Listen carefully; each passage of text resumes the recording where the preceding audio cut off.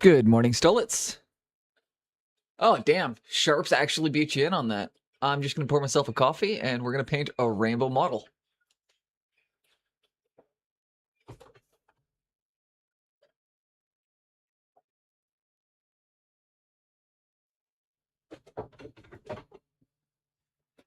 You know what, Stolitzer? I'm still going to give it to you because I like to show up like 3.5 hours into people's streams when they've got like 50 viewers and an active chat and then just yelling, "Burst!"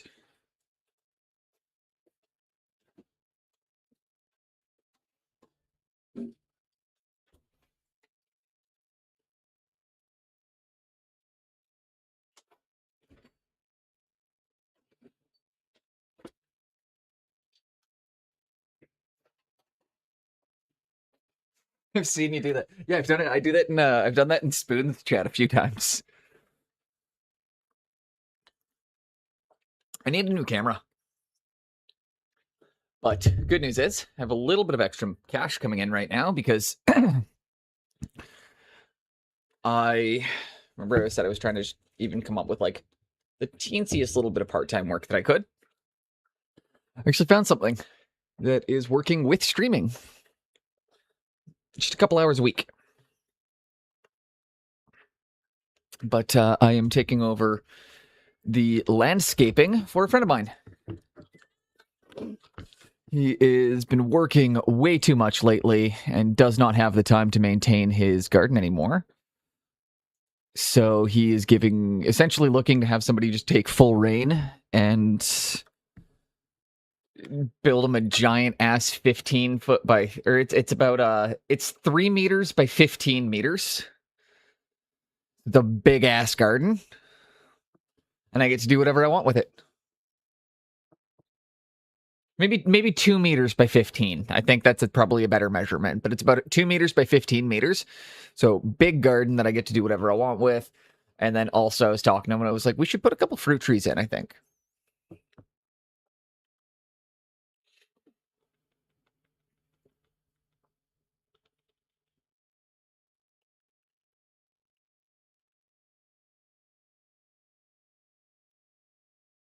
One second, sorry. Well, the ads are hitting. I'm trying to see if I can. There we go. That's better.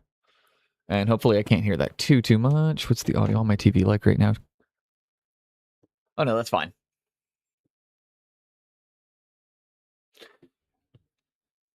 Okay. Yeah, I just wanted to put something on in the background. It was me. I put my YouTube stream on. I am my viewer. Although I will. Now I'm chill. I'm going to turn that down a wee bit.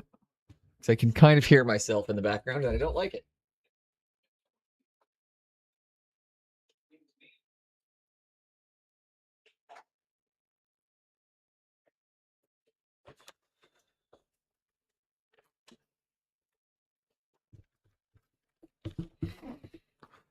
All right. We are painting a rainbow model today. Who likes the idea of that? Shit. Where's my black paint that I... Oh, there it is. No, no. No, it's not. Yes. Nope. There it's not. Nope.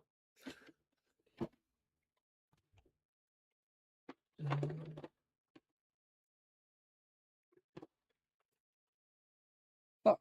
Where's my black paint? How am I already losing my shit? I haven't even started streaming yet and I can't. I've lost things. Oh, there it is. It's behind my light. That's classic boneless right there. Hasn't started. Already lost stuff.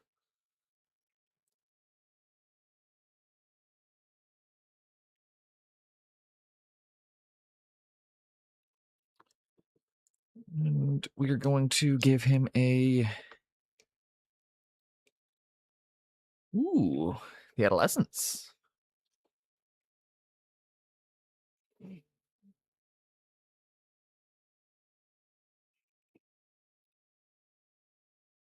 Because again, remember, Morgan Thorg plays on every team, so he has to have a lot of colors on him.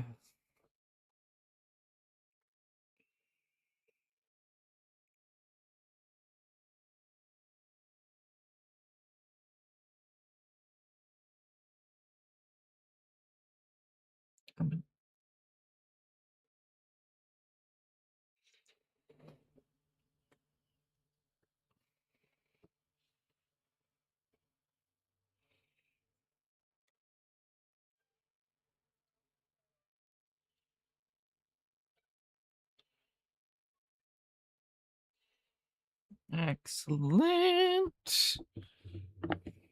Sigurd, could you not make that sound at me, please? Or do you just want up on the couch? I really don't know what you want. You've had breakfast. You have fresh water. You've used the litter box. Do you need me to open the blinds? Because they fucked with my filming.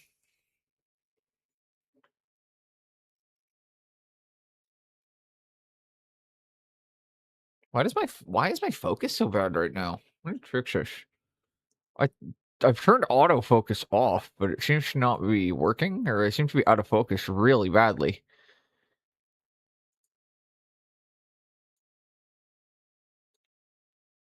Oh, yeah, my autofocus didn't save, and neither did my zoom. That explains so much.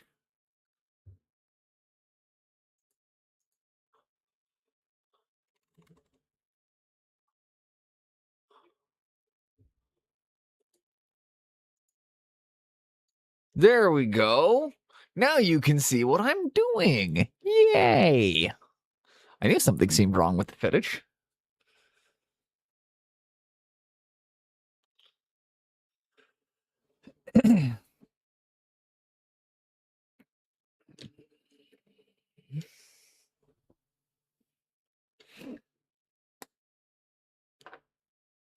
Okay.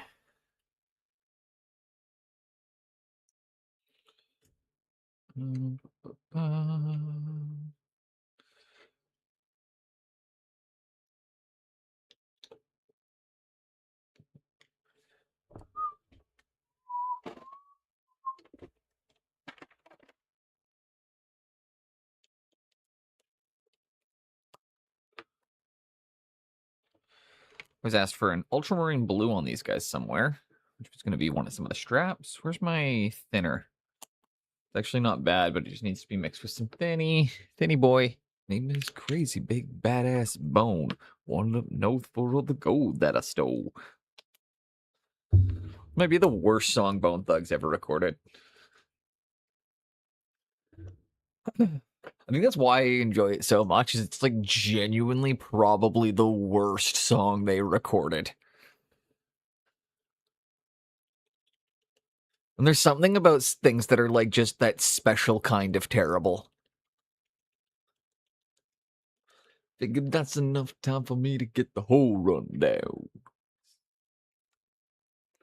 It's getting dark, so I'm watching for them damn engines. I'll catch you in that rob and split. I'll be there rootin' tootin' shootin' damn fool, protecting my chips.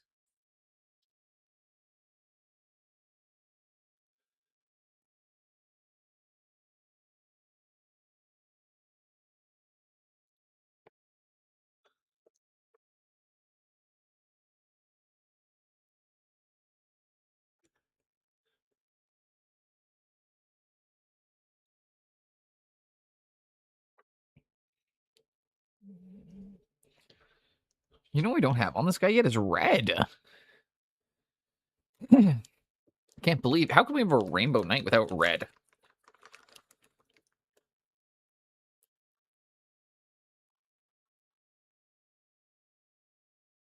And a little bit of pyral red on my palette.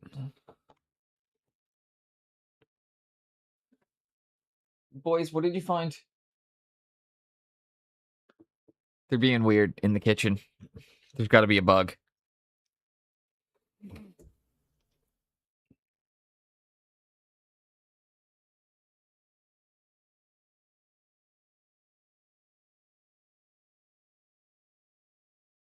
You better count your money. Better count your money. The goose! The goose! The most fearsome of all the Canadian animals, the great Canadian goose.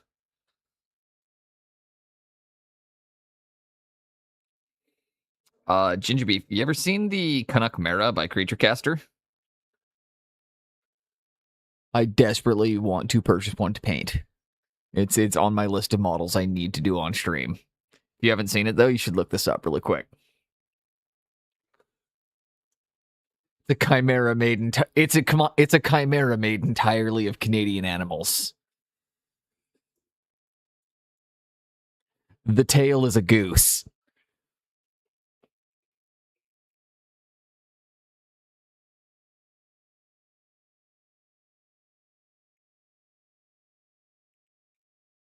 Uh-oh, right?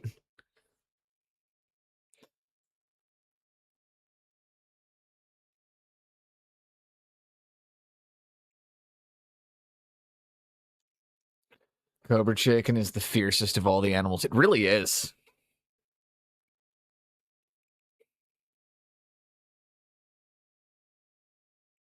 Stellitz, did you get to pick a color for this yet?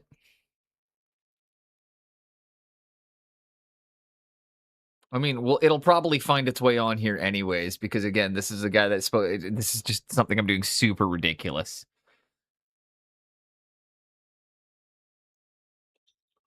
Just going through my kit, trying to be like, what colors haven't I used on him yet? Because I don't paint like this.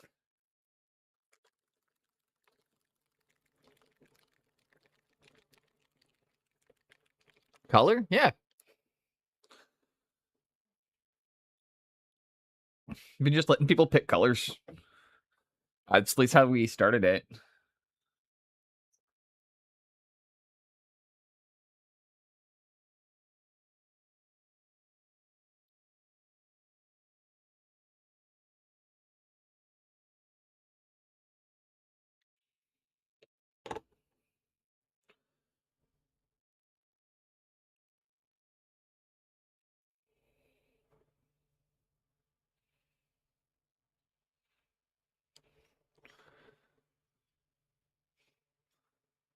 Which is a certain shade of blue. I've already got I've already got a couple specific blues on here, so I'm gonna try and I will might add some more blues later on, but for now I'm gonna try and think like I've got red, orange. I don't have yellow.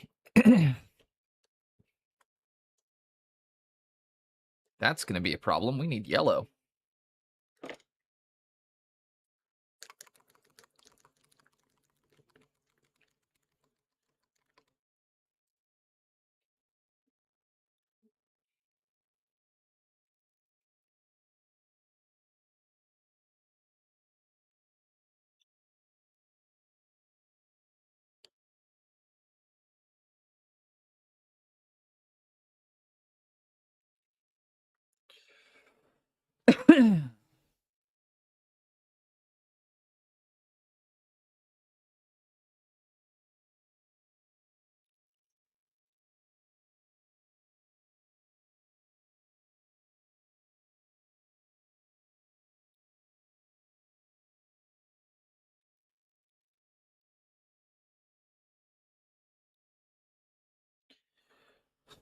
This is you need mint.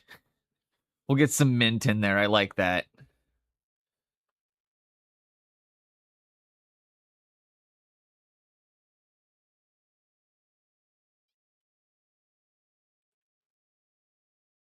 It's called rest.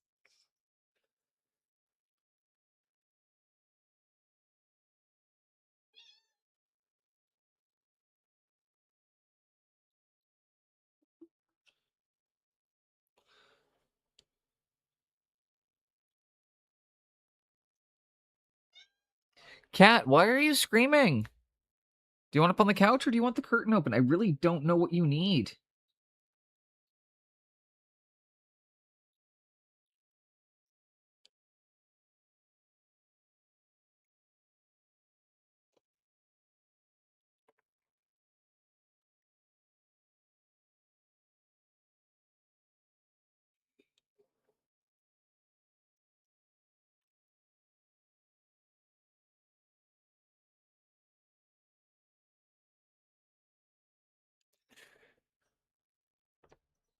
Ain't nobody fucking with me. It's the seventh day best for me, so God rests.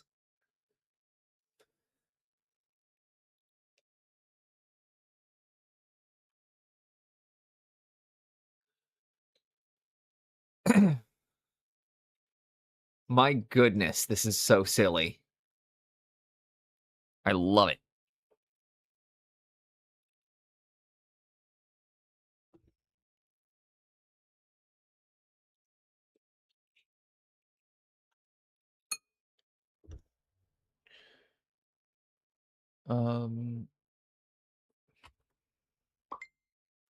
Fucking, that's not right. I need to turn that notification sound off. I had to take a phone call this morning, so I had notifications on.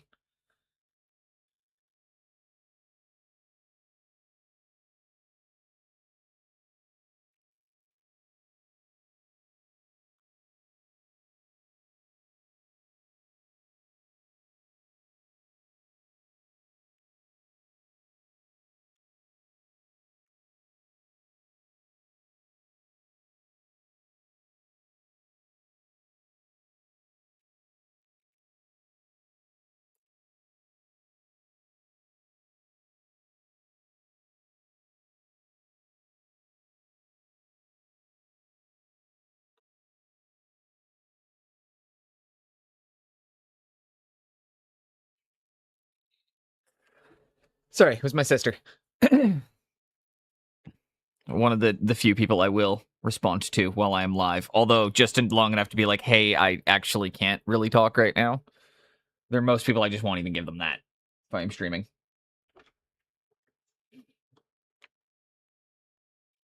Yeah, unless it's work related, I don't care while I'm working.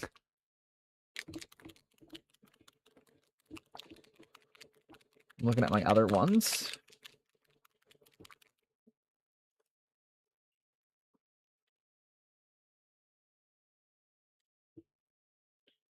I see something I've done over here that I quite like. I think I'm going to replicate. So I'm going to give him a big brass glove. There's my metals brush. I also should change out my paint water. Just realized, because I think there's metallic flake in there.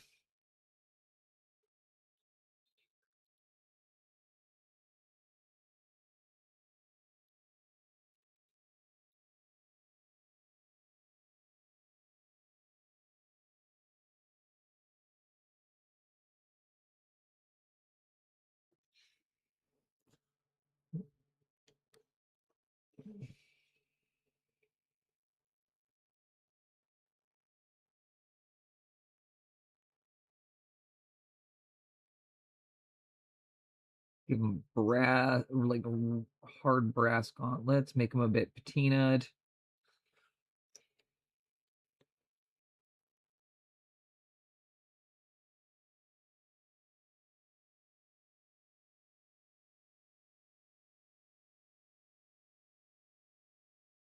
Because, yeah, now you can't claim Morgan Thorg doesn't play for your team. Bass Gauntlet. It's actually, it's a Bass Pro Fish Gauntlet. Man, that makes me miss my crop top.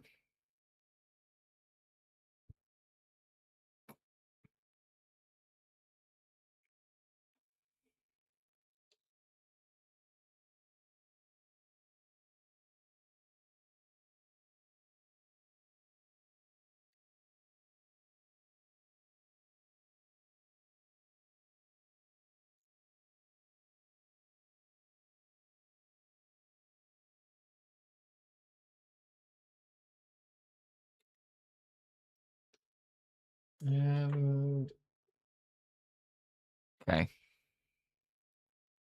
I do have to get that color out too. No, actual fish gauntlet. Exactly. Honestly, Ginge, this sounds like my upcoming D&D character. What has they done to this song? It's the unseen. Just a cover. But I can do this if it upsets you this much. Oh god, no, we're not listening to that one either. Hell yeah.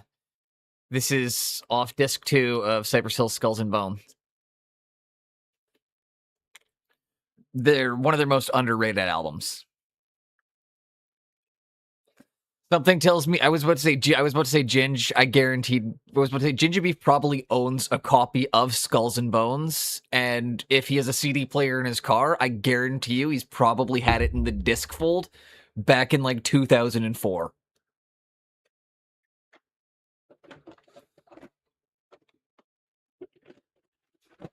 Just when you know, you know.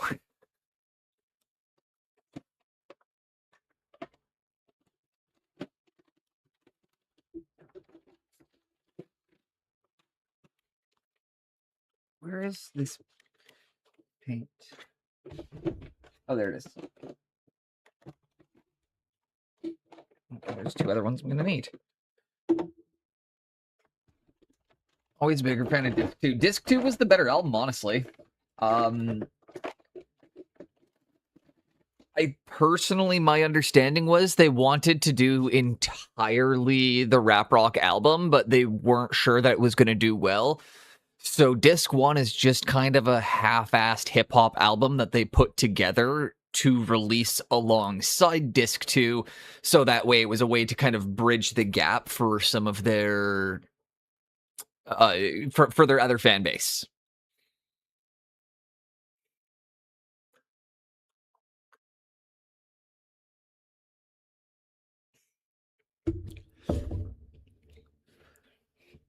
I think one of my favorite Cypress Hill stories is the fact that DJ Muggs did it's known DJ Muggs did the beat for Jump Around House of Pain.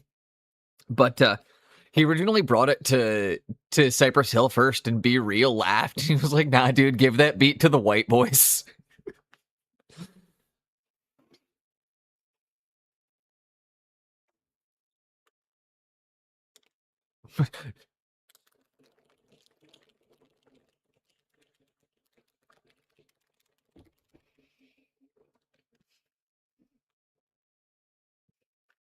Heavy metal. Where did my Cobalt go? There it is. And boom, mega hit. Good trailer. It was kind of why it was funny is it was the thing that brought them into stardom. Although I think Everlast is great. He did fantastic with his solo music. I like his stuff with La Coca Nostra. He's always kind of one of those musicians I appreciate because he always stayed very, very true to himself.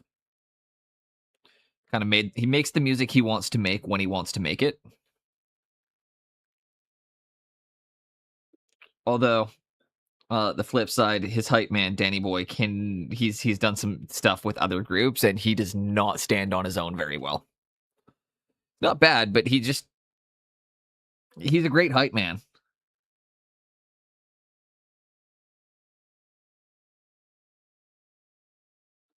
But it would be kind of like going to a Nate Dogg concert. Like, really? Or did you know, when he was, before he passed, like, it's like, yeah, you know, I'll go see Warren G with Nate Dogg hyping him. But, like, I'm not going to go to a Nate Dogg concert.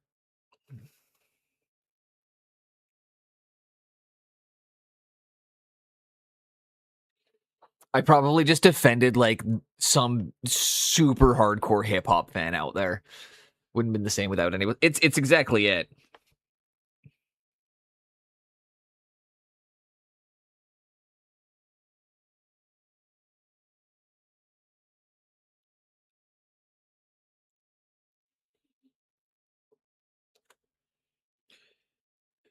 Okay, we got the cobalt blue on that one. Let's get fucked up. Love this song too from the Jackass sound. Well, it's off the Jackass soundtrack, but it's also just the Smut Peddlers.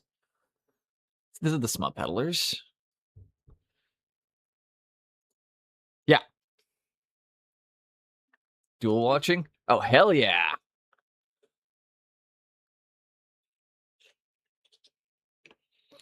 I have no idea how it does on YouTube, although the YouTube version does not have music. So if you ever want actually, that's a good thing to note. If you guys ever don't want to listen to my music and you want to put your own music on instead, the YouTube broadcast is available for that. And for VOD storage.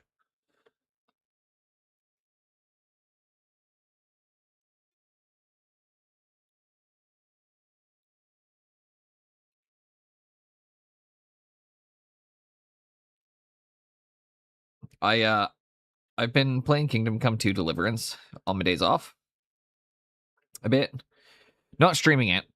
I am gonna go back to streaming it, but I was getting frustrated with like just not knowing how certain mechanics and things worked, so I went ahead, figured some stuff out so I could stop raging on stream when I do play it. So we'll probably start doing one of those a week again in a wee bit. Never mind watching the same stream on two platforms at the same time. Oh yeah, dude, that is not good for your phone. That is not good for your phone battery, especially if you're like out doing it mobily. Twitch also typically runs less battery than YouTube, I find. Decade I haven't even had a beer.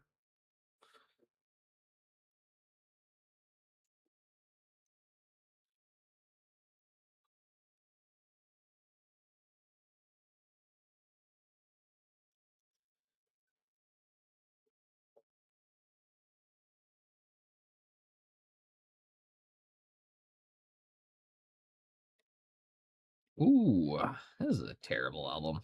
Loved it though. Dead Kennedys, I loved them when I was a kid.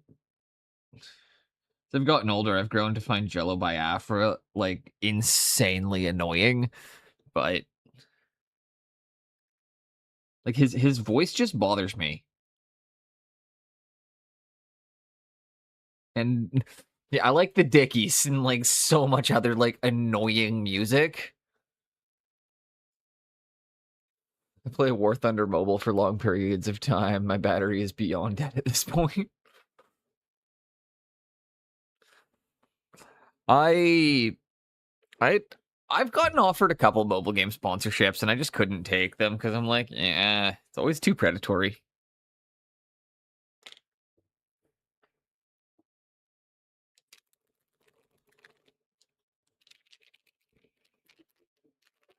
Some people really enjoy them, and just it's not me. I mean, I also don't really leave my house, so I don't really have a need to play games on my phone when I have a PC built for streaming that can run most modern games in at least 1080p, some of them in 4K. But I don't have a 4K monitor, so that doesn't matter, but I could probably run a lot of shit in 4K.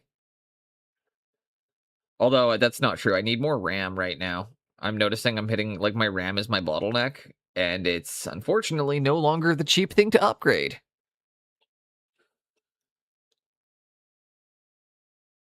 Remember back in the day when you wanted to get more RAM and it was just $100, and then your PC was fucking good to go for another like 3 years? Back in the good old days, my TV can't even get 1080. I mean, I'm running a very very new build. I've got a AMD Radeon 9070 XT 16 gigabyte, the Asus one. And then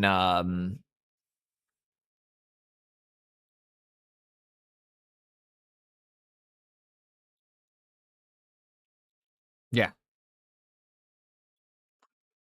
And then I think my CPU is it's also an AMD, but I think it's the 7700. Not the 3D or the fancy fucking super expensive one, but it was like one of the decenter ones.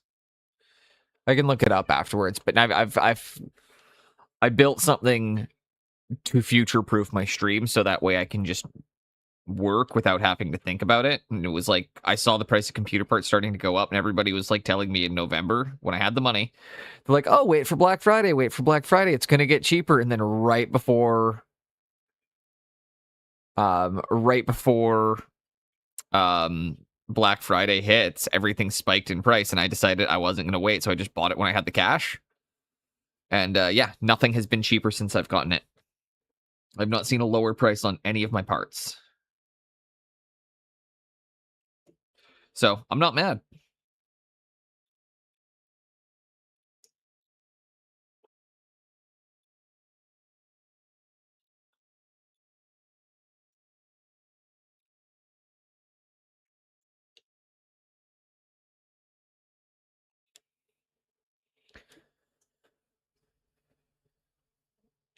What CPU do I have? I don't even know how to check that. God, I'm terrible with computers.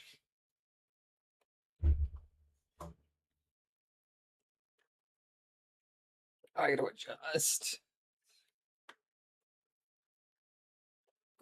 Stride.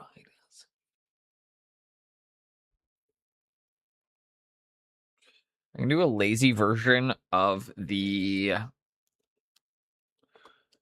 dwarf metal. So I'm going to take a hit of my Flesh Terror's red.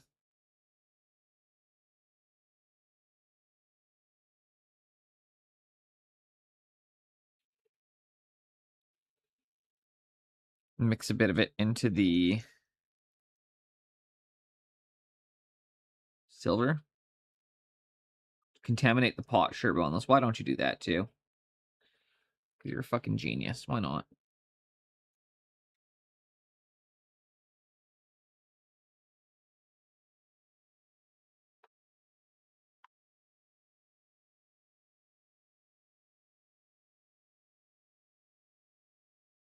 If you didn't know, you can just mix a little bit of contrast paint into any of your like bright silvers and end up with a colored metallic. If you want just like fast, lazy TMM. Ghost Riders in the sky.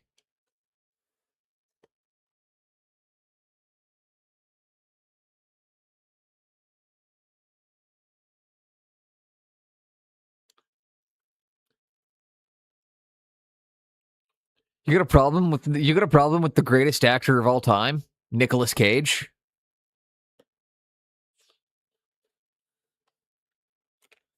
You can't convince me that there is a better actor in existence than Nick Cage. Nobody will ever convince me otherwise. The problem is that Nicolas Cage's face is so recognizable that you can always pick him out. But if he had face swapping technology, like in the movie Face Swap with Nicolas Cage.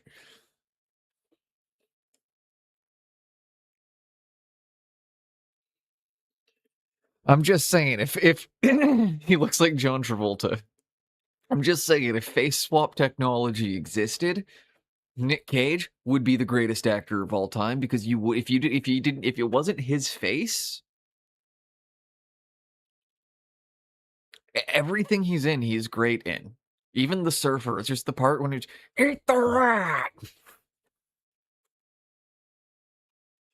If anybody doesn't know what I'm talking about, you're missing out. Watch The Surfer, the terrible, terrible, terrible movie that was not worth watching, other than one scene when Nicolas Cage is drowning a man and trying to simultaneously feed him a dead rat while screaming, "Eat the rat," which also completely improvised, I found out, because he had the prop rat and apparently he was bothered that it was just used in the one scene and then it never came up again, so he stuffed it in his pocket and decided when he was going to use it later in the script.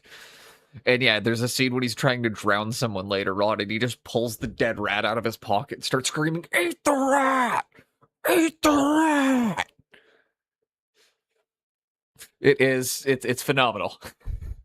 Mania, come on, Paint Meister. I want to see paint dry. You're going to see some paint dry. I got to talk about Nick Cage feeding a man a rat, though.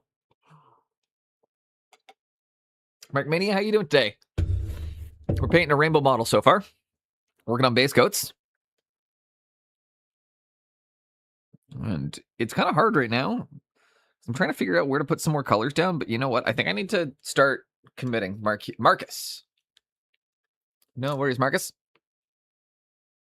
That actually makes it easier because there's also a mark in here regularly. That will help differentiate. There's Marcus, Marquis, and Mark. Jim, yep. Jim, yep. Jim, yep. All three of you are Jim, yep.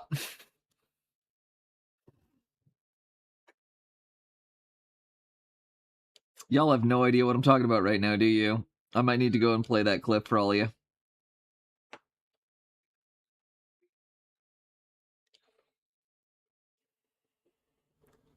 I just lost to Ogre Spearhead, and it was fun. I hear Spearhead is terribly unbalanced, but one of the craziest fun systems. It's one of those ones where I've heard it's like it's not very well balanced, but it doesn't matter because it's stupidly fun to play. Which is kind of nice, honestly, to see GW having, for once, a priority of fun.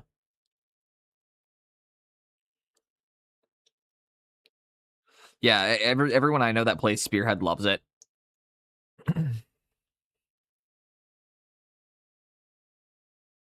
Hi, Sid, Gert. What are you doing, buddy? What are you doing? Hi, Mimir. What are you doing? Why are you both staring at me? What have I done? What do you go for a few hours? No worries, Stillets. I'll catch you in a bit. Age of Sigmar is more casual. Yeah, I've got some AOS stuff, but honestly, most of it I kind of want to clip off its round bases and put on square bases.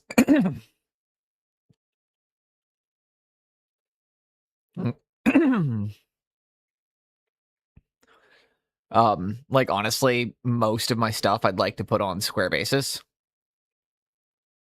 But I got the color scheme for my Chaos Army.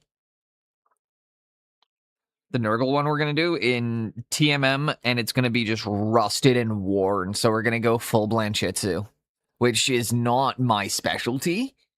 So that's going to be really cool because I don't paint that like grim dark style. They're preparing the molds for Chaos Dwarves. Well, they've already got Chaos Dwarves for AOS. So it wouldn't surprise me if they're going to bring them into Old World. It's such a strange faction.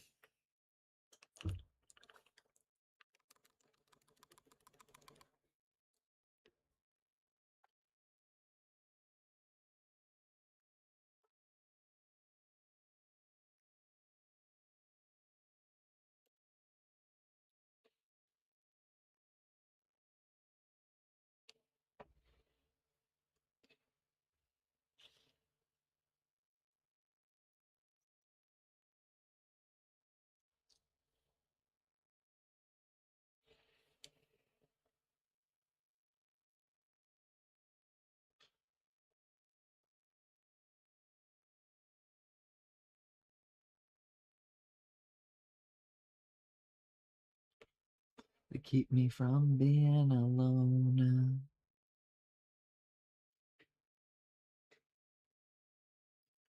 Once we got all our base coats applied, what we're going to do is I'm going to use a wash over this because there are too many colors going on. So we're going to have to take some shortcuts on a few ways of doing things, or else this model will take forever to do. Yeah, those are proper Chaos Dwarves. No, it's like...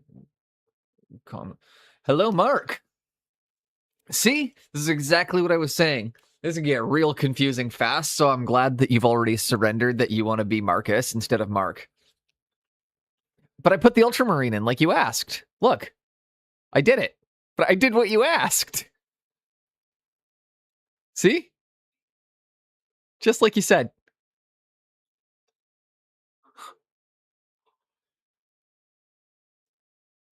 Yeah, he's the original Mark. Exactly. I appreciate... I'm just saying, I appreciate that, Okay. I gotta... One sec.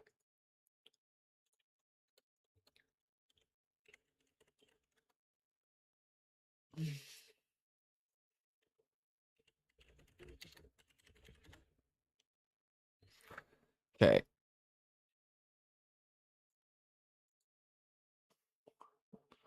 I need to put a clip on for y'all here. Just give me 1 second.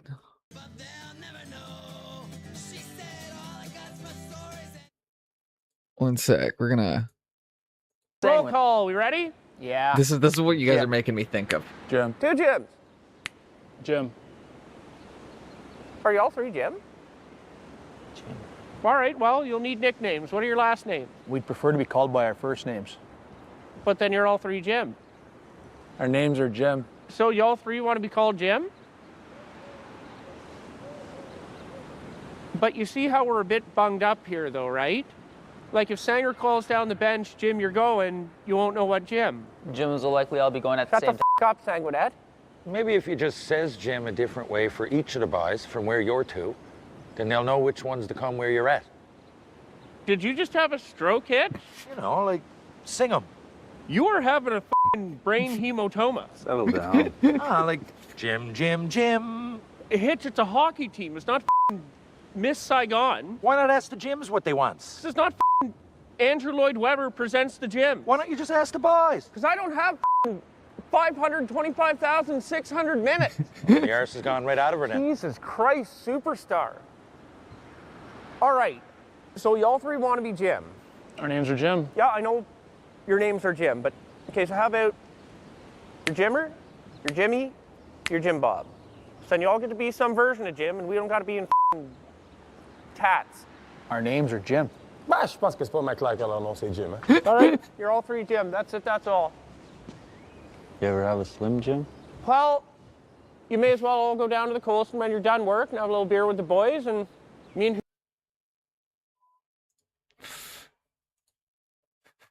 Yeah, sorry. That's all that's going through my head when with oh, that played the wrong one there. We're gonna go back to that.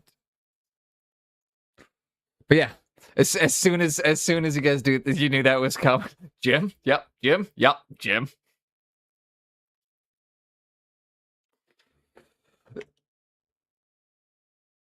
Fuck you, Shorzy.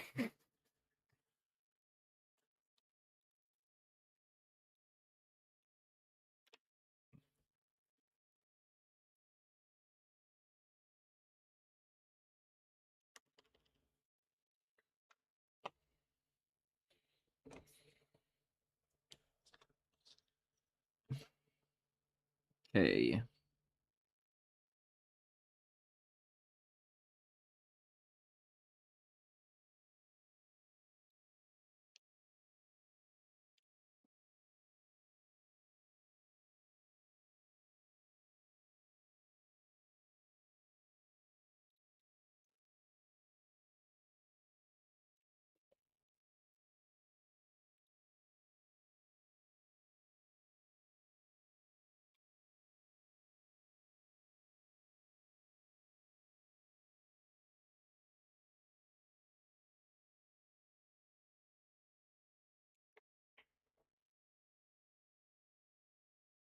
Clean the red up afterwards. It's easy to do, but the green looked bad, so we need to get a second coat of color on that. And then, just the cloak. Also, see, it hates the pants. It's a lot more muted. But not the cloak. What do you mean CA hates the pants?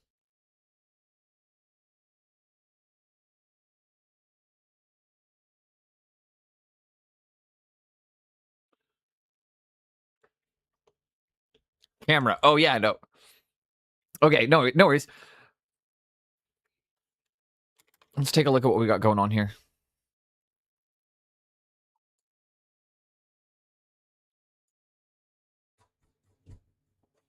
Oh, shit, missed a bunch. Fucking Jinx's work is great. Love that, Waylanders.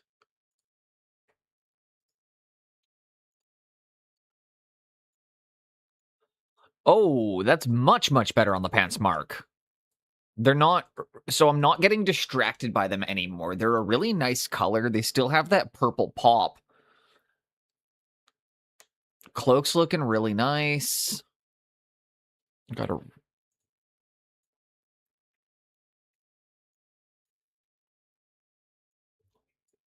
It's a really nice improvement on that. I like the hard shadowing you've got down the boot right there. That's a... I'll pull this up on stream so we can show this off here.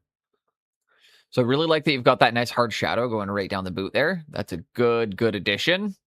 It really helps capture the lighting effect of the fact that it's coming down from the front kind of here. So you've got that nice cone of almost like 3 o'clock facing the sun, maybe 4 o'clock facing the sun. So it's casting at a slight downward angle, which is giving us those really nice lines. I like that you've got some texture going on here. We've got much more of that leather texture happening. You can build that up as much as you want, as you know. Like, leather's one of those things. The more you texture it, the more realistic it looks. So, like, everything you've done, you could repeat. Like, it reads now. It looks good now. You could repeat it as many times as you want, though, and keep reworking the texture, and then just pull a glaze over it, and then rework some texture, and then pull some glaze over it until it ends up like bleh. And and that's just how leather goes.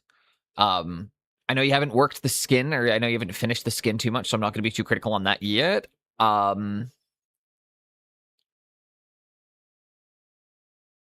Your shadows are nice. You've got much softer shadows on your skin, which is nice.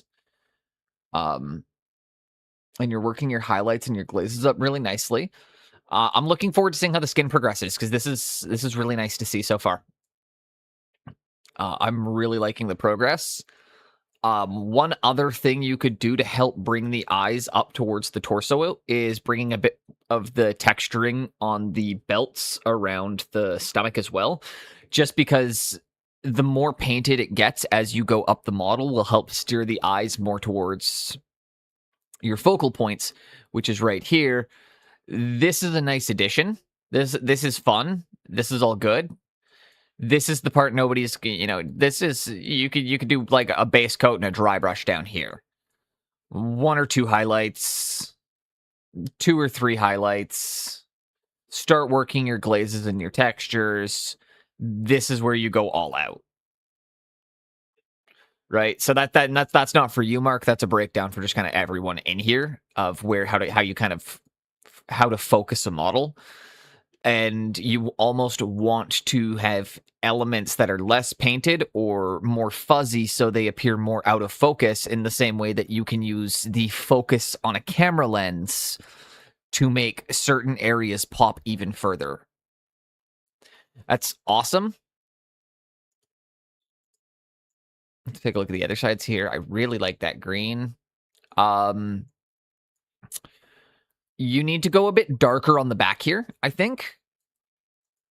Because your light source is from the front, correct? Like, as we're establishing here, that if you have this hard line here, the light is going to be casting from in front. So this whole area in here needs to be right. I see the color you've got almost at the back of the hood here. I would use that same color palette along more of the back of the dress and really knock out more of this and really kind of silhouette it a bit. That's me personally. And then same thing, because like if the light is because I see you have it here, so it look kind of, your lighting is hitting from a couple too many angles, unless you're going one side and the other. Because again, I like that too, because if it's hitting here,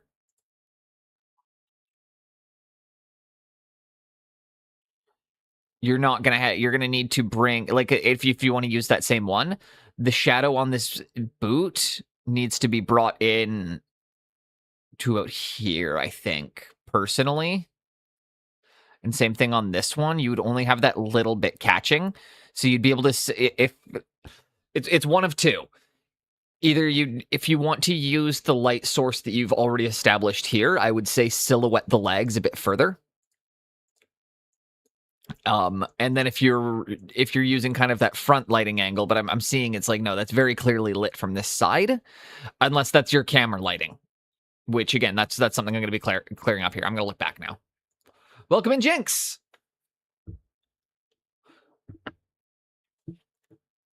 You need to do the laces though.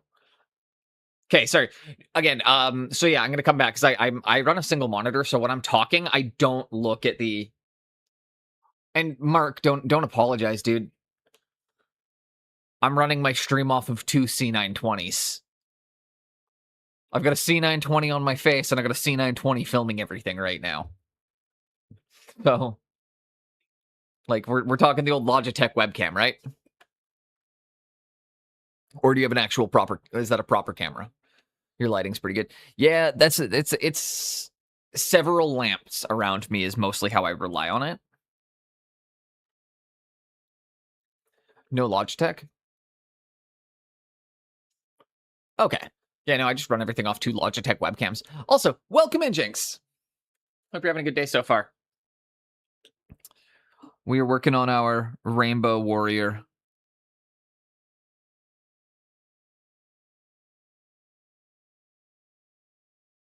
Gotta figure out the last few details, because I feel like I'm at the point where there's... About the blue and the normal fire mains. Okay, let me look at that really quickly and think here for a moment. The mains are looking nice. Like, you've got a really nice texture on them.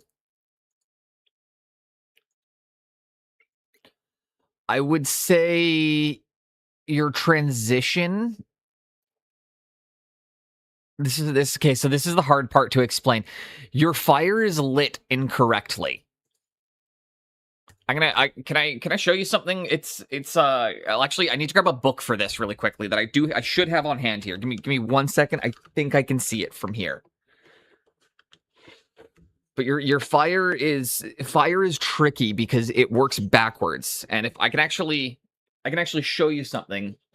If I can't find the book, I have a canvas on hand that I did where I made the same mistakes. Where is Elemental Magic?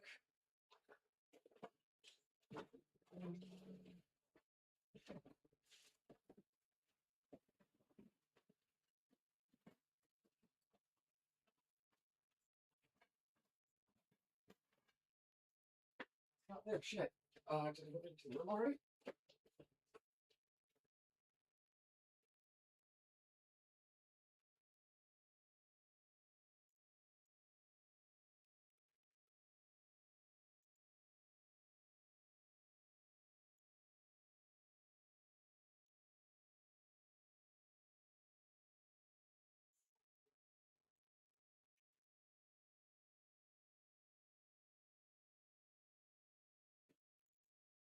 Okay, sorry.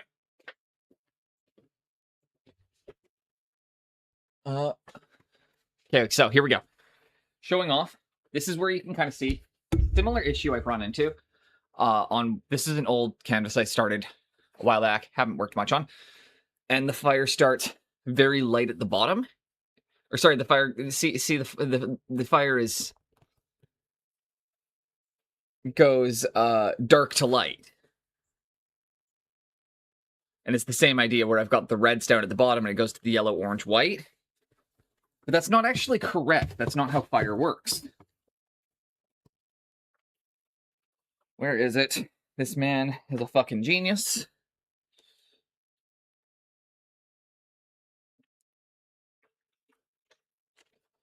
Here's one section where you can see, like,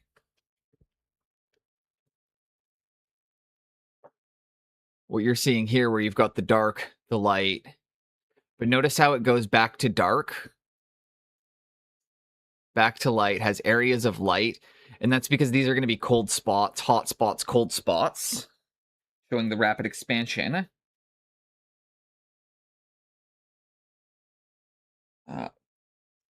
Where is it? Show it best here. But fire will typically burn hottest at the center and go colder as it gets out. So it often wants to be lighted in reverse, where you want to have the brightest points closer to the center bottom and bringing it darker as it goes towards the outside. As it would cool the further it gets from the source.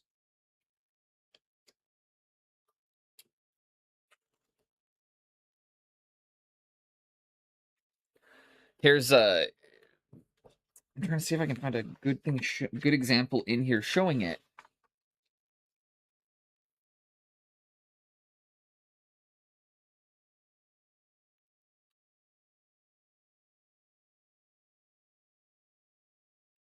So you can, same idea. You can bring a lot of your lights in, orange, light, but you always go darker towards the outside again. It's weird. It's weird. It's also, again, same thing, is part of it is when you animate fire, you'll also light it incorrectly. So there are things done in animation where you will do things backwards for the sake that it looks better. But it will usually be brightest at its core and get darker as it goes to the outside. So you can almost bring it to blackened tips. I think Duncan Rhodes does a really good tutorial explaining it, actually.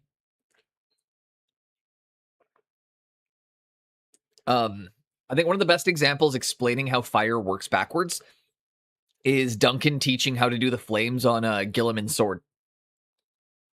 Hope everybody is having a wonderful day. As I was scrolling there, also Jinx, your guy, he's looking fucking awesome.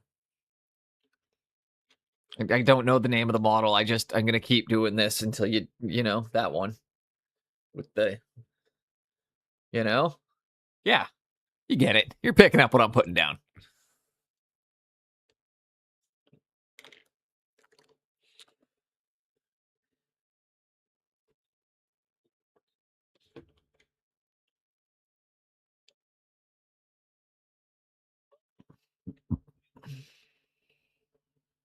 I'm probably going to contrast paint a couple details on this one to get through the last elements. So we can come through and do some highlights.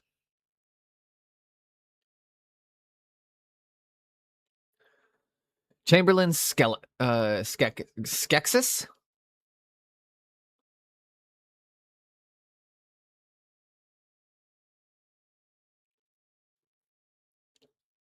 Looks really good.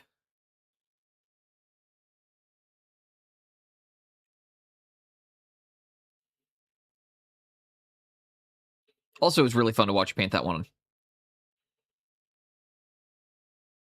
That was a busy and bumping day.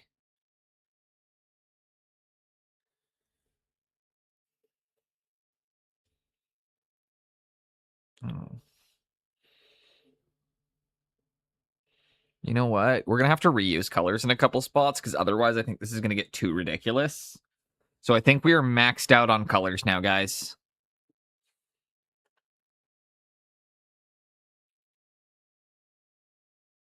I'm not sure if everybody's going to feel the same way, but I think we gotta say this is where we gotta call it on colors. Otherwise, we're at too much. Oh, never mind. That's pants sticking out the bottom there. That makes more sense.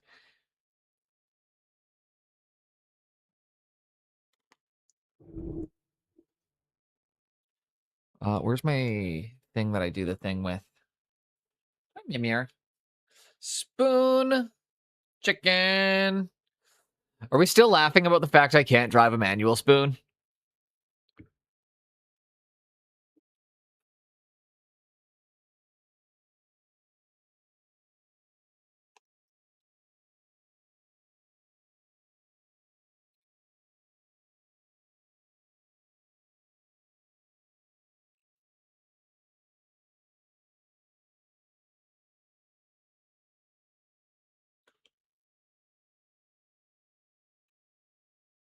I'm finding all these little supports that I missed as I'm painting. I just kind of really want to remove. I mean, time to double the colors. I mean, have you taken a look at this yet?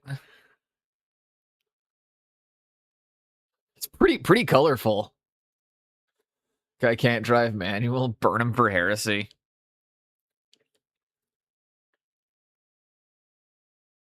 Never learned.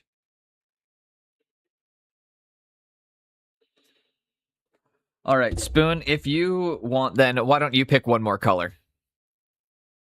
You can pick the last color. How's that sound?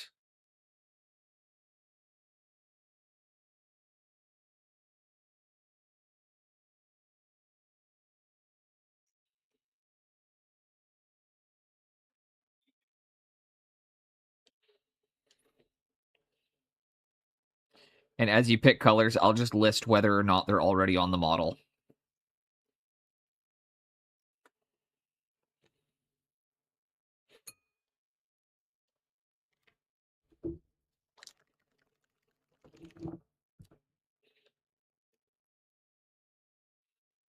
This is the most maximalist palette I've ever used.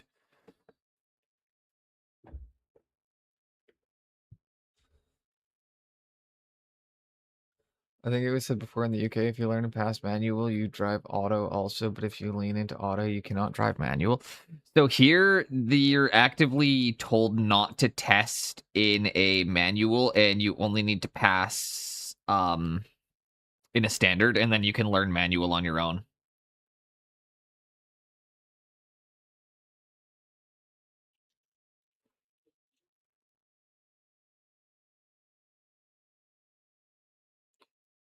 The reason for that is during your driving test, you get 1 demerit every time your hand is off the steering wheel for more than 2. I think the timer on it is 3 seconds. So the time it takes to manually shift the car is a demerit. So that's one of the downsides is shifting is a demerit if you're testing in a manual.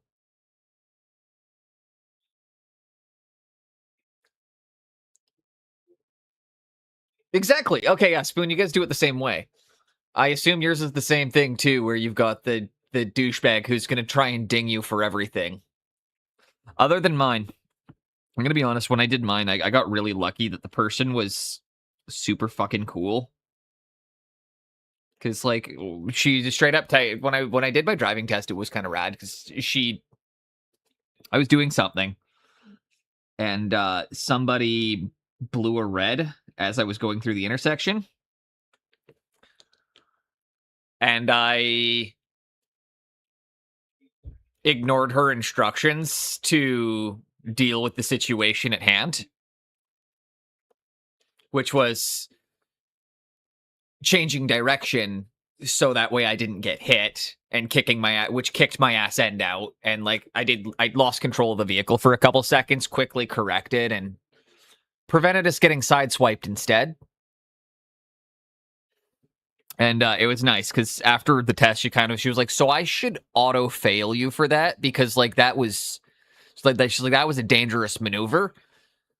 She's like, but it was also the correct maneuver, so I'm not gonna fail you for it. She's like, but don't like. She's like, she's like, most people will fail you for that. Like, it was like that's good to know. So it's interesting because there's a lot of stuff like that. I've been in one car accident. I was somewhat at fault. I took complete fault for the accident because we have no fault insurance here, so it doesn't really matter if I say I'm at fault or not. And by self-reporting myself at fault, the insurance company was actually just like way nicer and more willing to help me out because I wasn't trying to dick them around on stuff. So when we were doing that, they been rear-ended a couple of... I rear-ended someone. And it was because a bus in the middle of it, we have a merge lane, but at about halfway up the merge, there's also a bus stop, and the bus will just swing in and out of the merge lane, and it's about once a week the bus causes an accident there. Like once every week, the bus will pull out and 2 cars will collide because of the bus. I don't know who decided to put a bus stop in a merge lane. And I'm not talking like, off to the side. I'm like in the middle of the merge is the bus stop.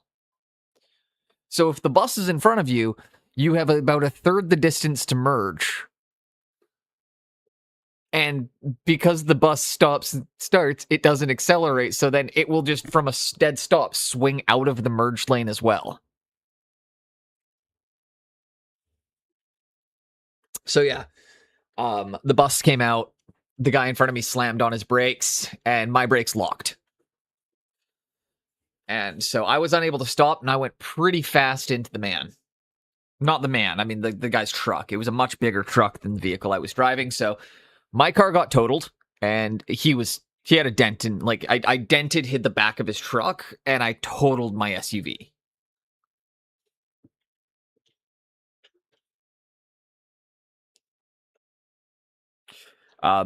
he was stopped and I was going about 60 when we collided. Kilometers. So I was about, he was about 35 miles per hour. It would be a dead stop and I was going about 35 miles per hour for the Americans in here. And that is not a pleasant amount of force to stop into. But thankfully, the good news is also my airbag didn't deploy. It's not good news. But the good news is that I have a really thick skull.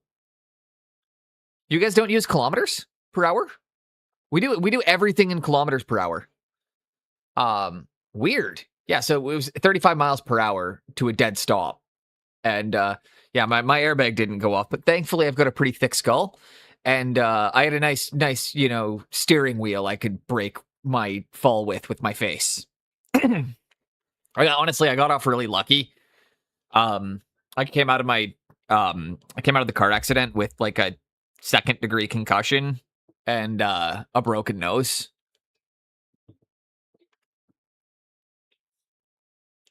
So, considering I bounced my face off a steering wheel, worse things could have happened. It could have been way worse. A concussion and a broken nose is fuck all. I've had a few conkies.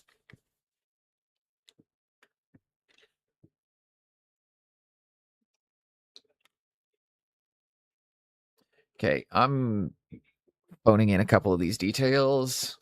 Jinx is just like, what the fuck is your life, Boneless? That's I was coming home from a graveyard shift, and that was also a big part of it. It was like 7 a.m. I hadn't slept, I hadn't eaten, my medication had worn off, so I was extra tired. So my reaction time was also poor. So I'm not gonna. That's why I took full responsibility for the accident, because even with the bus pulling out, if they did any investigation into the situation, they would have immediately known I was not fit to be behind the wheel of the car. So I took full accountability and full responsibility for it. I was just like, yeah, I shouldn't have been driving. I was too tired. And driving tired is one of the leading causes of accidents other than like drinking and driving. But pretty much just as dangerous. Do not drive tired, people.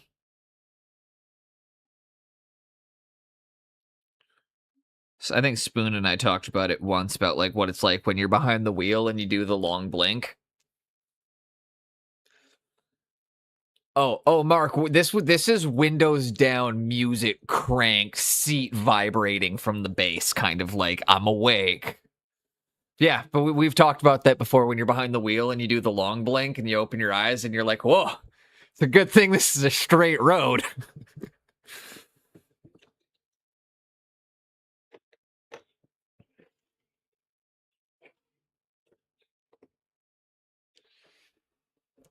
You just gotta be in Ginger Beef's case, where it's Alberta, where, they can just... So, the roads in Alberta are so fucking straight. This is not a joke. The roads are so straight that when they have turns coming up, they've built the roads to just tilt. So that way your car, you don't actually have to steer it. The angling of the road will just manually keep your car on the road. Like, it'll just turn your car for you. It's really funny. And yet you still can't go 30 meters without seeing a truck in the ditch. My brain stopped processing vision for who knows how long. That's how I felt during the 48-hour stream. More than once. Oh, man. One of my teachers in high school had narcolepsy. And it didn't bother him anymore. Like, he hadn't had issues with it in a while, but I remember he was telling us about it once. And, like, he gave up his license for about 10 years because he fell asleep, and then, or, like, I guess he nodded off behind the wheel. And when he woke up, he was, like, parked in someone's living room. Oh, Spoon, this isn't corrective steering. This is the pavement being literally adjusted to turn your car for you. It's the grading of they grade the road in a way that turns the vehicle for you. It's really funny. Because when you drive out there, we've tested it. You can if you can just not hold the wheel. So if your wheel alignment is correct, you should just be able to sit in your lane with your foot on the gas or in cruise control. And because the turns happen so slowly and so gradually. Because it's prairies, right? Like if you've been it's like the desert roads, except less desert and more prairies. I guess more like the prairie roads. Yeah, I recently discovered that was an invention of Young Gravy's dad or grandpa. The rapper. Rumble strips.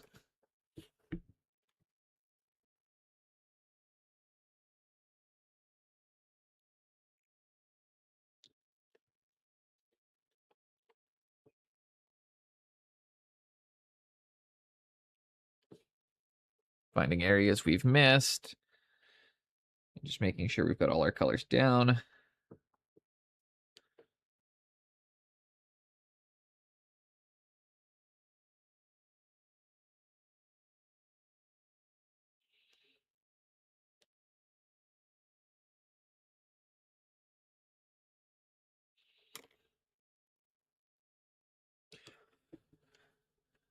Where's my hobby knife? That's the real question.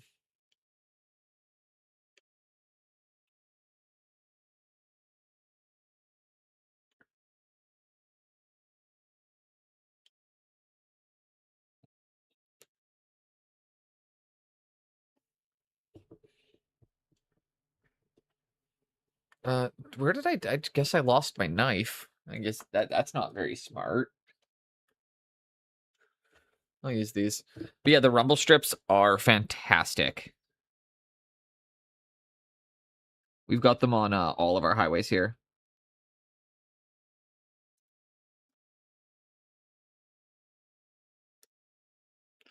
It's also weird to think that there was a point when they weren't there. Because, like, the whole time I've had my license, they've existed, right? Honestly, since I was a kid, they existed. I know, because my grandpa used to drive on them to wake us up. Well, on road trips, he'd hit the rumble strip. He'd hit the rumble strips to wake us up if we were sleeping.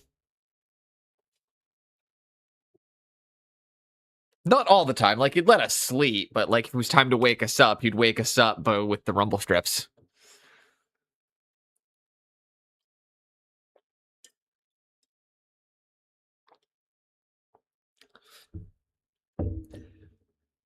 There are certain inventions that are just so good they never need to be advanced, right?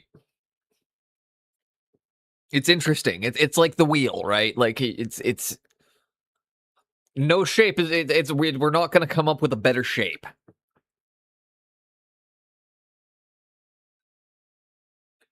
You know, that's the concept of, you know, don't reinvent the wheels. You're not going to find a better shape than the circle.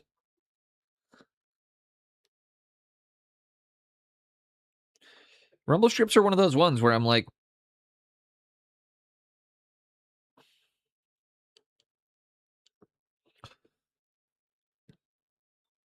they are just such a good invention. Especially because the vibration helps slow the car down a little bit.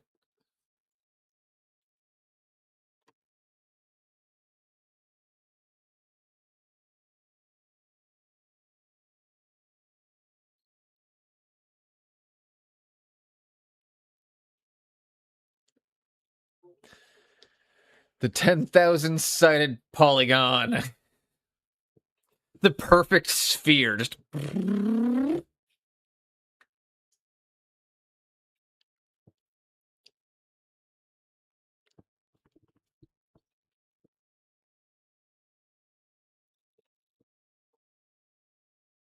No.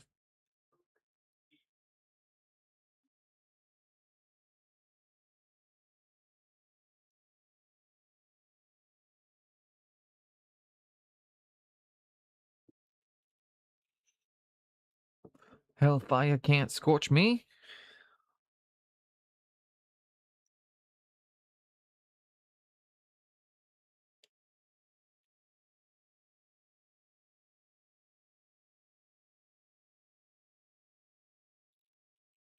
I gotta do this cod piece. Shit. Maybe purple for that.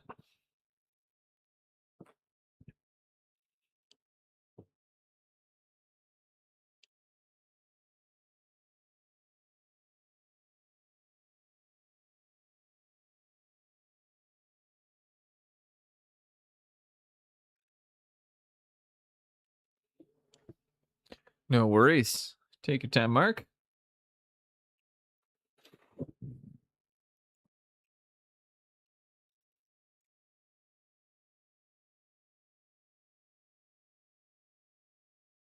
You know what? We're just gonna go red for the rest of the belly plate. Get a wash on him. Figure out where the rest of the colors are gonna go. And then start highlighting them up one little bit at a time.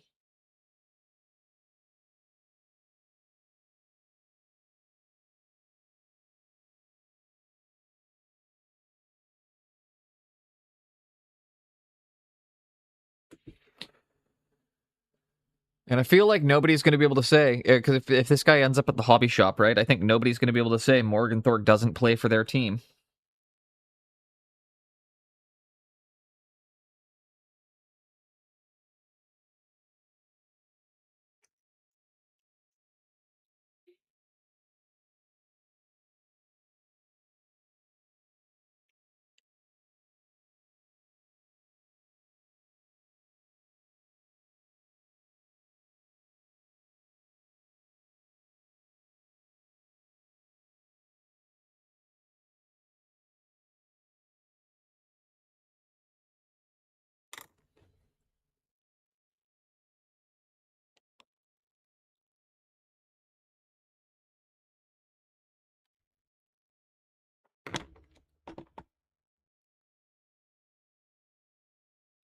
There we go.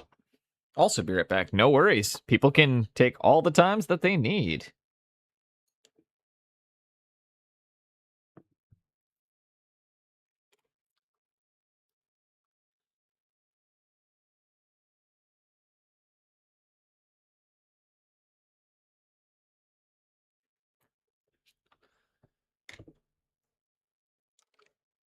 Put the magenta back down.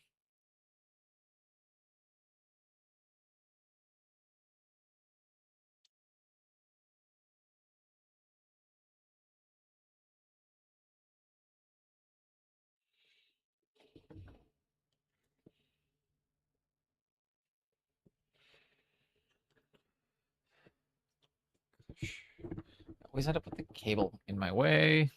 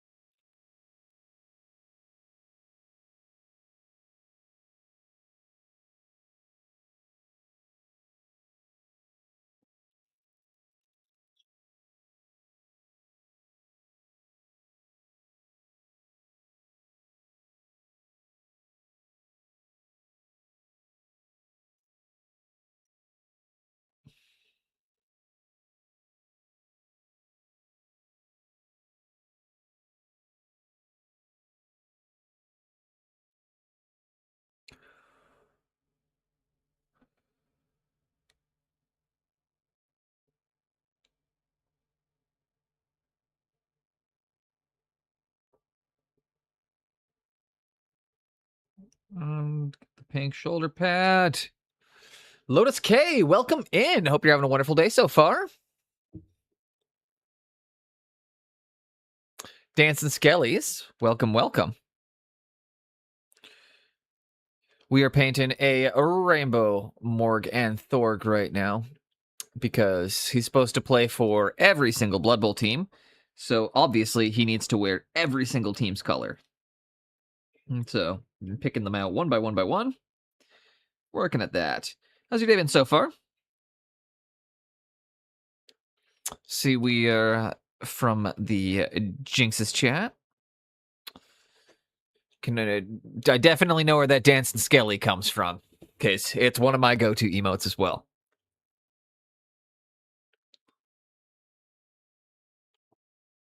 Been good? Excellent. That's awesome to hear.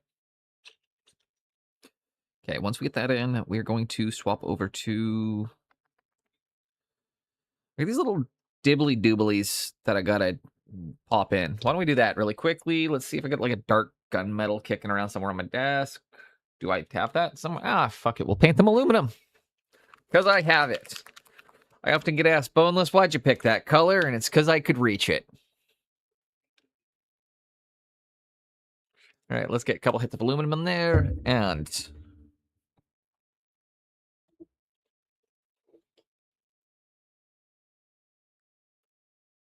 woo, that's bright.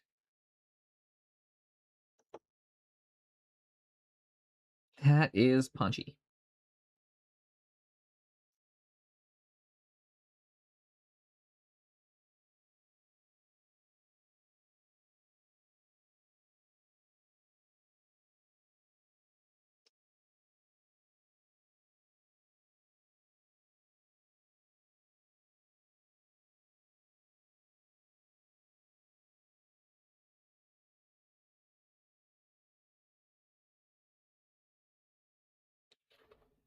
And there we go. Got the pants. Have we missed any spots on them? I don't think so now. Hell yeah.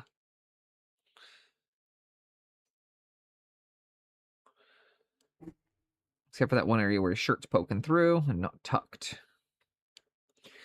Then we'll throw a quick wash on them because there are too many colors to individually deal with everything. And because it's like a GW model. It's going on the table, right? It doesn't need to be the best. It's also just the only model I had prepped and ready for today. So that's part of why I was like, I'm going to do this because I'm a little overwhelmed with the troll right now. I'm hitting a bit of a painter's block on him. Goblin, we are... Also, actually, I should say, Lotus, have you seen the Astaroth I've been working on alongside Jinx when she paints hers? She got me to pick up a bunch of Pedro Fernandez busts. Converted me onto large-scale painting. So while she's been doing the monster in the closet, I've been working up mine as a clicker that's getting shot in the head.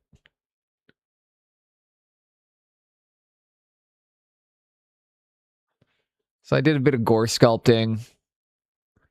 Again, the gravity-defying piece of skull I got flying through the air is probably... Because for those of you that don't know, we can't get Uhu glue where I live. We don't have access to Uhu glue.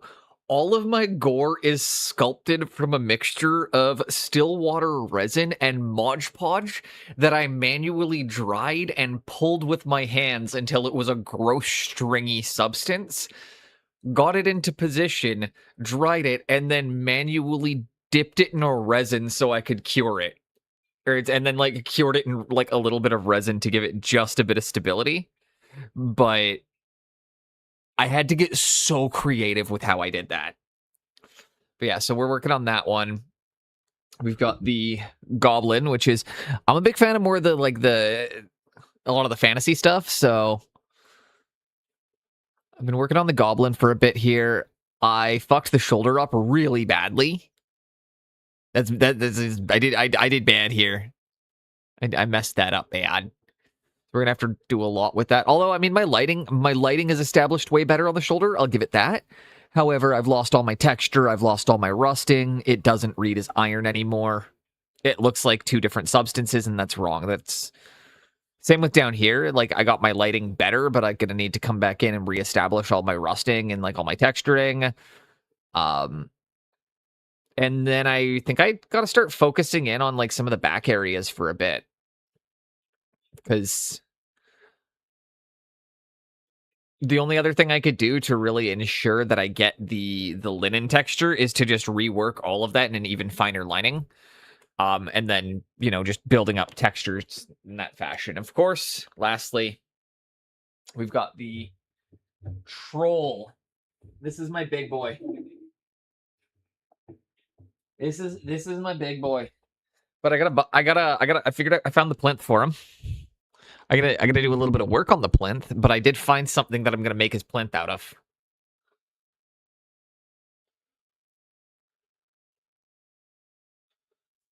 So this is the troll suffering from the plague of madness.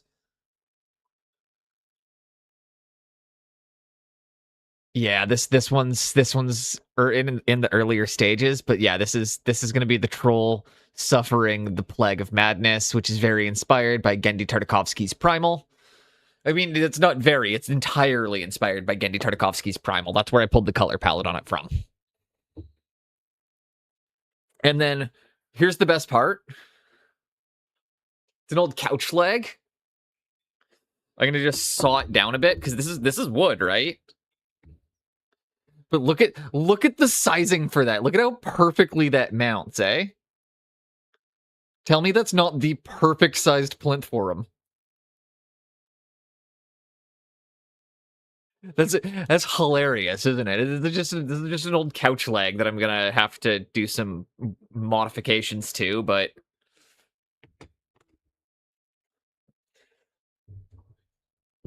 I every now and then you just find random garbage around the house and you're like, this is perfect.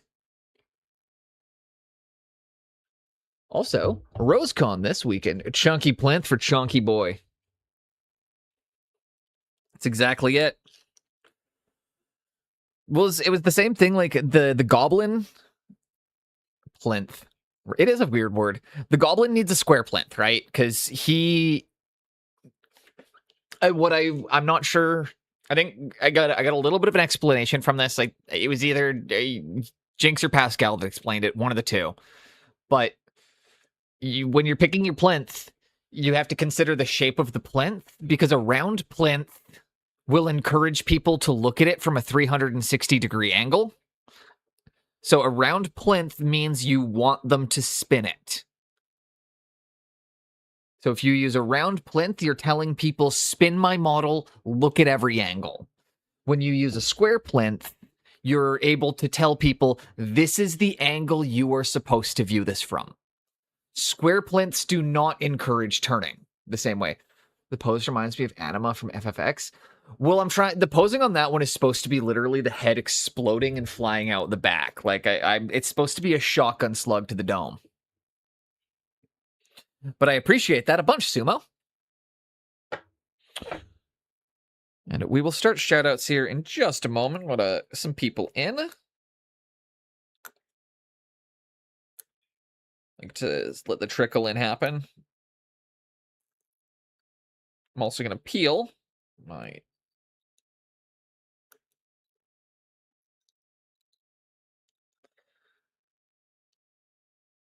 Scheiße. Fucking... You know what? It's fine. Whatever. It's fine. It's fine. It's fine. It's fine. It's not bugging me at all that I can't get the shit out of the bottom of this cup. Also, that I can't remember what I did with my wash. You know what? We'll use the palette. We're going to use soft tone on the palette, and I'm just going to essentially dip.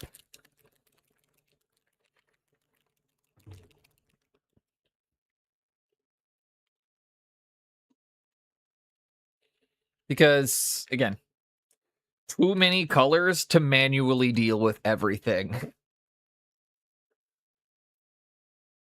This is when washes are your friend. When you want to just like, eh.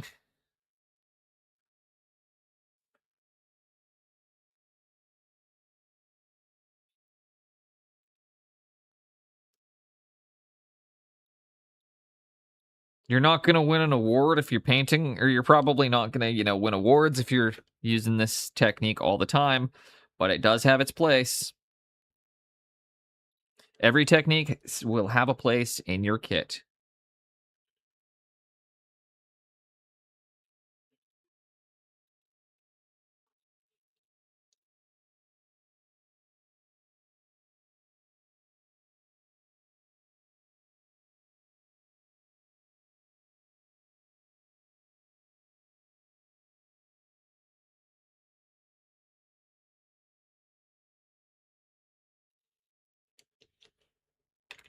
And more soft tone, because we're apparently going to use a lot of this.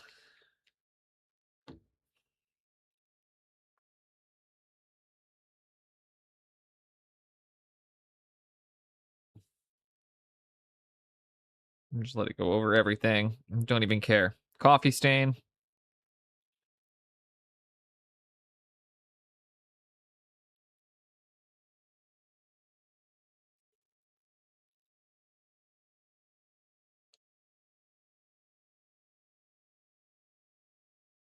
We can highlight everything again, right? Like, so this is the thing. You can always highlight. You can always add more shadows. So don't be afraid if things look like they're getting too dark right now. This is one of those times where Boneless is going to say, trust the process. I know what I'm doing. Especially when it comes to that, like, GW style painting. When we're getting into, like, high-end display painting, maybe don't trust me on that one as much. But yeah, if we're getting into, when we're just talking about the basic the good old-fashioned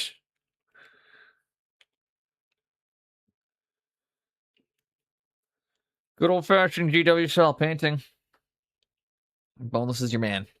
Living gale is after us. Thank God we're homeward bound.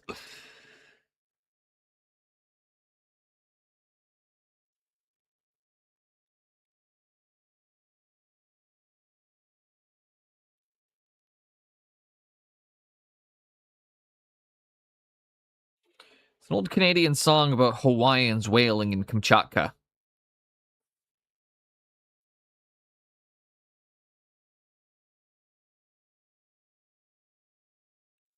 Glades is awaiting our return. Even now, their big brown eyes look at, hoping some fine day to see our baggy sails rolling for the gales coming down to old Maui.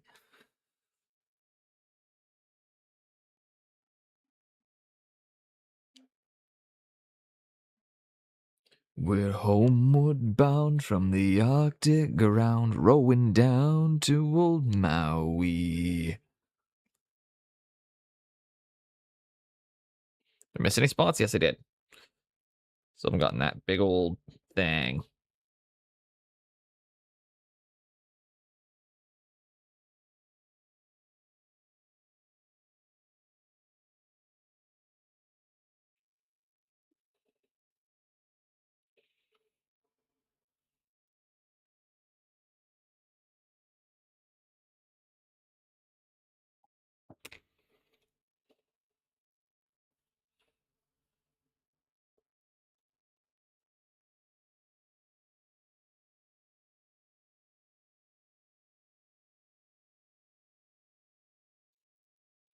Whoo! That's actually really good.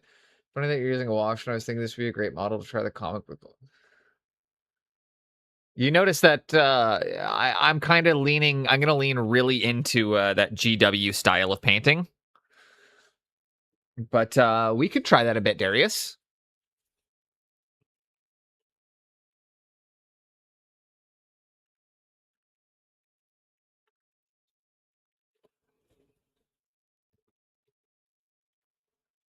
We could try something like that.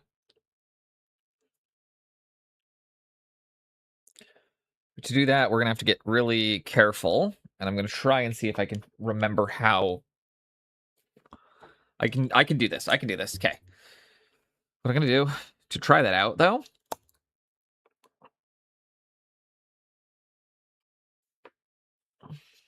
it's still going to work this way.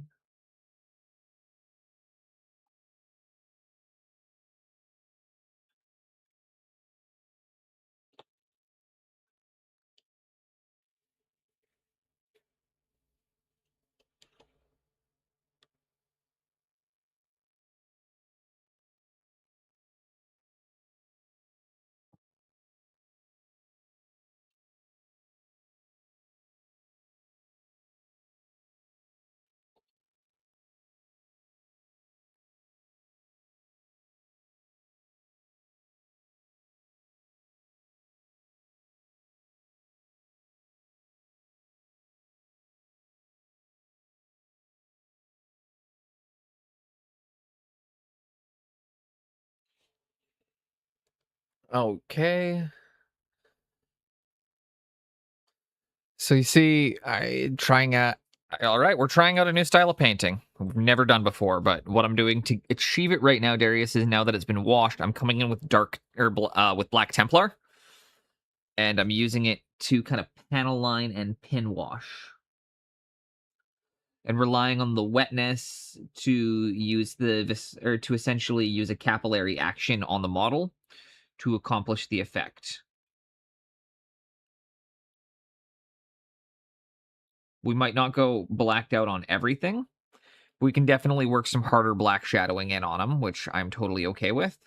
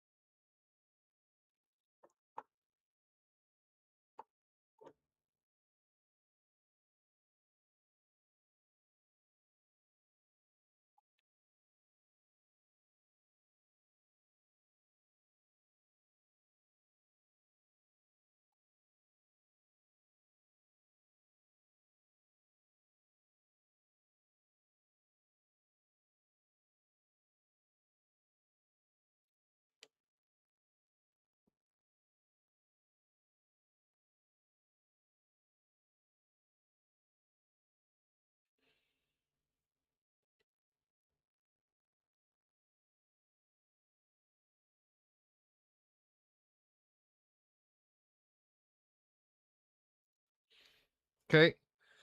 Hope this works. It might not. Who cares? We're just painting, man. You can always put more paint down. You can always take paint off.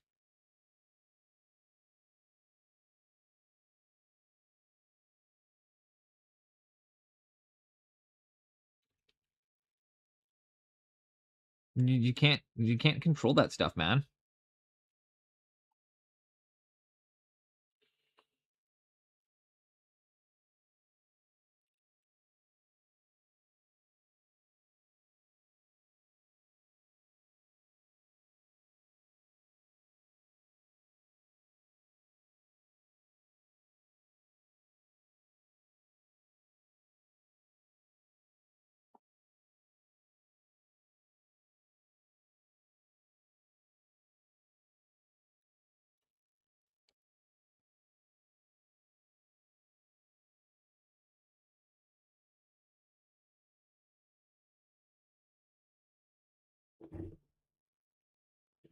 Yeah, voila. Okay. Give it a moment to dry.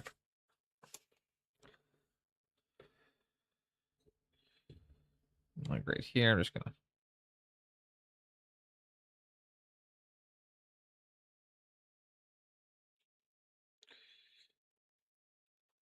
Where's my hair dryer? Do I have that set up still? Should see if I can find that.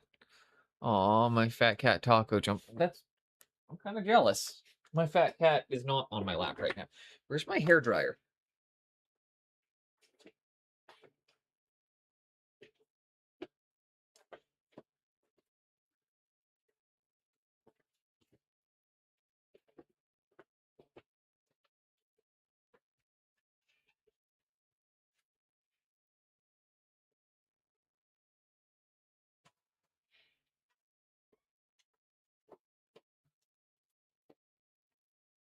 Found it. Just 1 second. I'm gonna go quickly dry this bottle.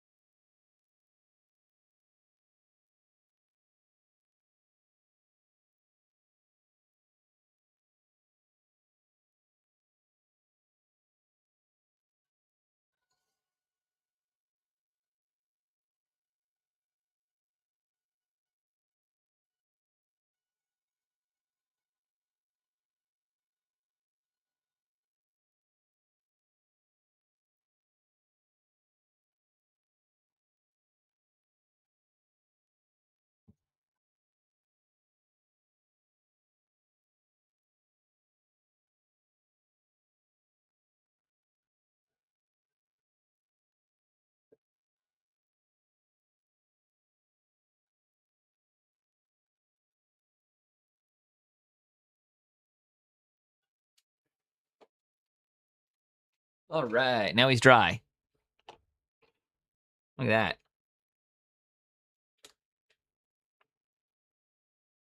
Can make all the details out on him. Doesn't look great, but give it a moment.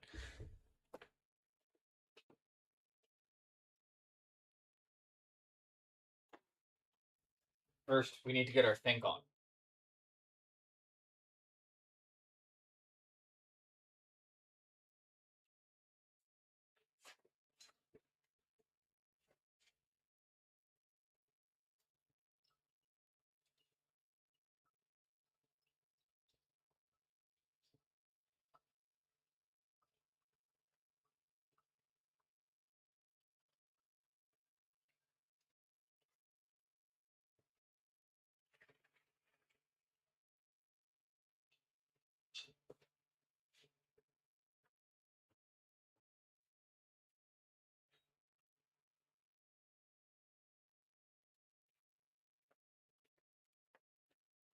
All right.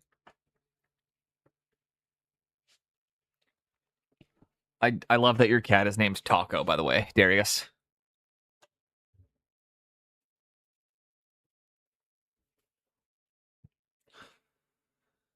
And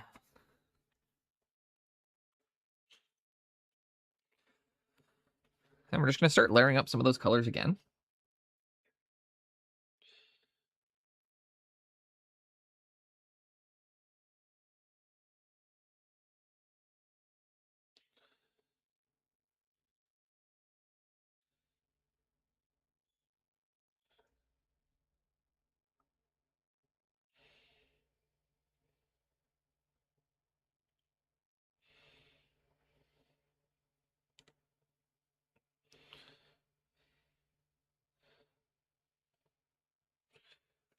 Okay. She's technically Taco Cat for the palindrome. That's fantastic.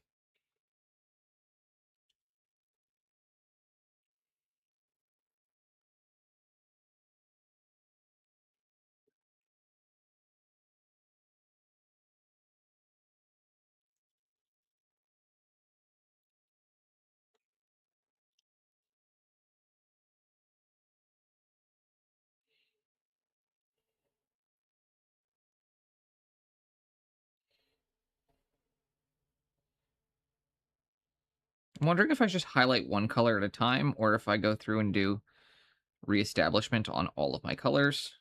What do you guys think?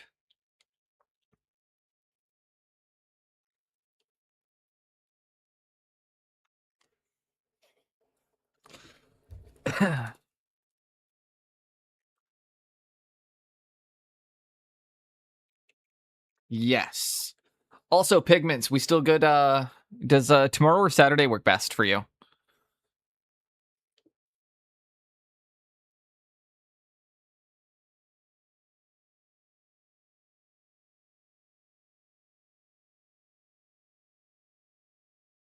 We're gonna get pigments on again, and we're gonna play. We're gonna either or, just him. Well, it's up to you, man. I'm gonna be on both days, so. Well, I got you here. I was gonna say if there's a time, or if there's whichever day works better, because those are days where I am available to go longer than usual. So we go past schedule. It is not an issue.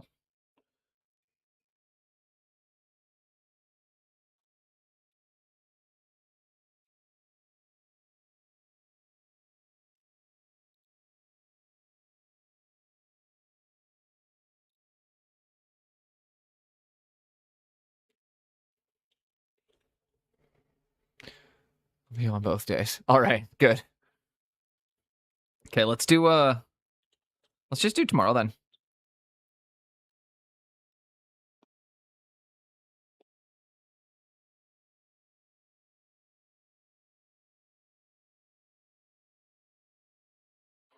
Because it'd be nice to get a couple. It'll be nice for me to get that little bit of a tutorial on how to use a few of these paints that I don't maybe fully understand.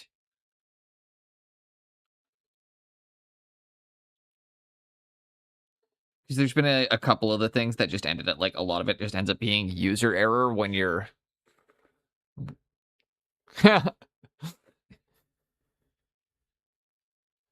It happens.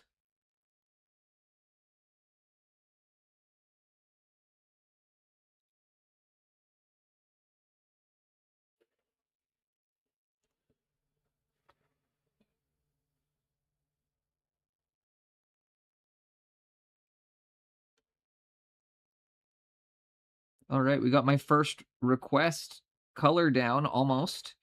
We'll need to go one brighter than this, but I think Jinx was the first one to suggest a color on this model. On Monday. And her request was bubblegum pink. So here we go. That is a... What are you thinking about that for a bubblegum pink shoulder pad?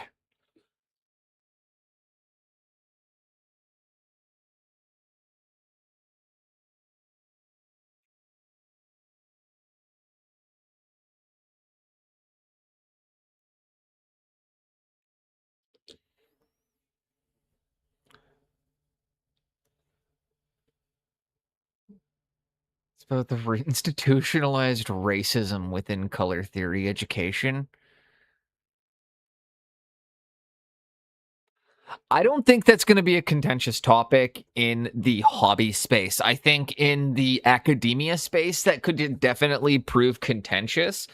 However, in the hobbyist side of this, I will say artists overall tend to be pretty, like, you know,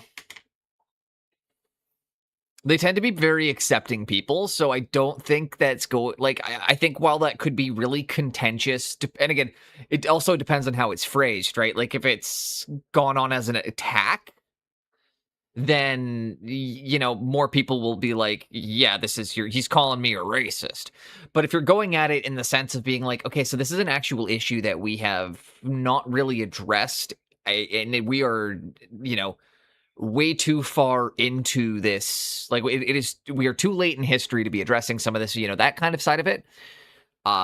That's very interesting, and I don't think that's going to be as contentious as you'd think, because again, like, artists just tend to be, at least in the not academic side, well, yes, snooty, but also very accepting.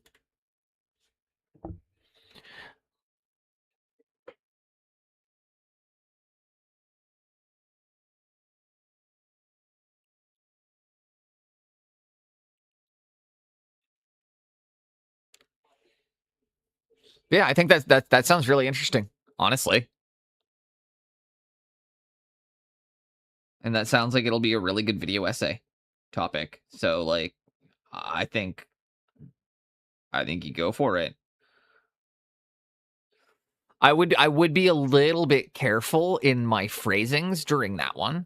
Look at that blend that I just whipped up out of nowhere. Look at that. Look at that. Just nothing.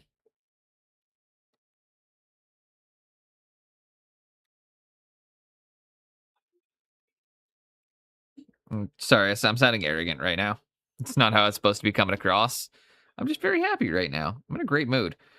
Doing the part-time gardening for my buddy has been making me feel very in tune with myself these last few days.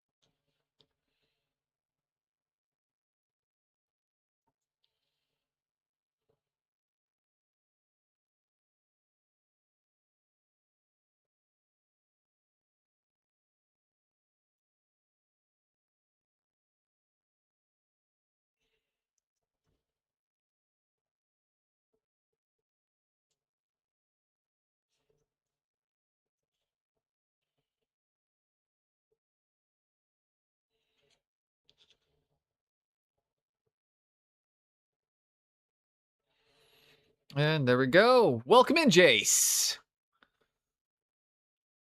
Got the bubblegum pink. Done. What color do we do next? Do we do the green? I've got the green ready.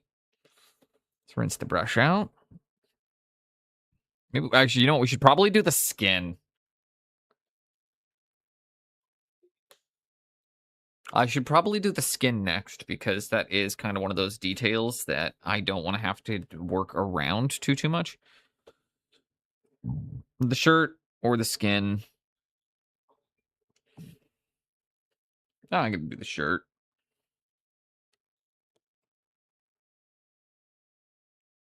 Yeah, how you doing tonight, Jace? Oh, everybody's having a good one? Start doing some.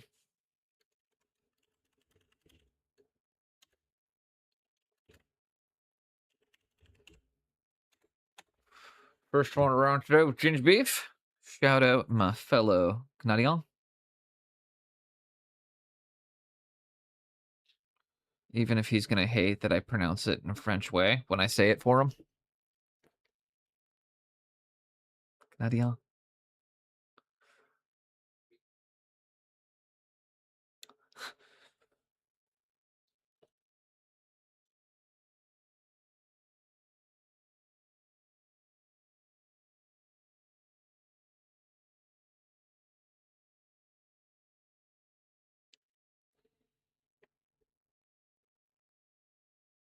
Oh, shit. Oh, well, that's fine. We'll clean it up afterwards. I think he prefers it that way. Absolutely, he does. We know he's a Quebecois sympathizer.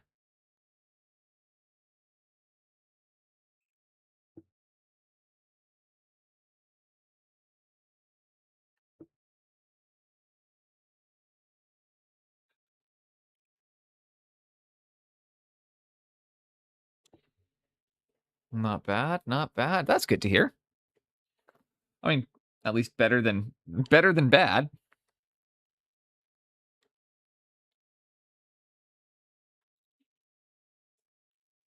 I'm currently in the process of painting the most colorful model I've ever produced.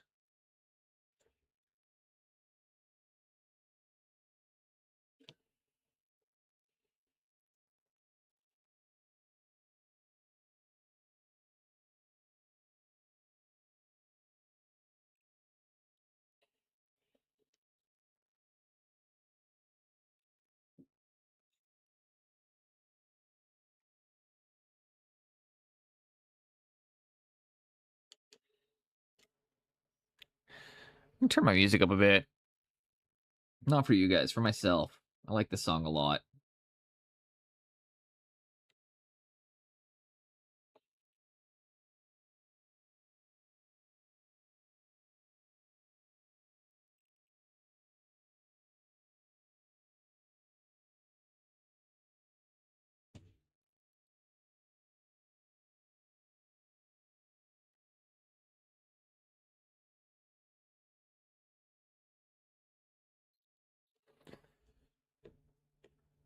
And voila. Got the green shirt. You look like a cut of fuckable meat. Are you? Thank you for the follow. Shut up, Meg.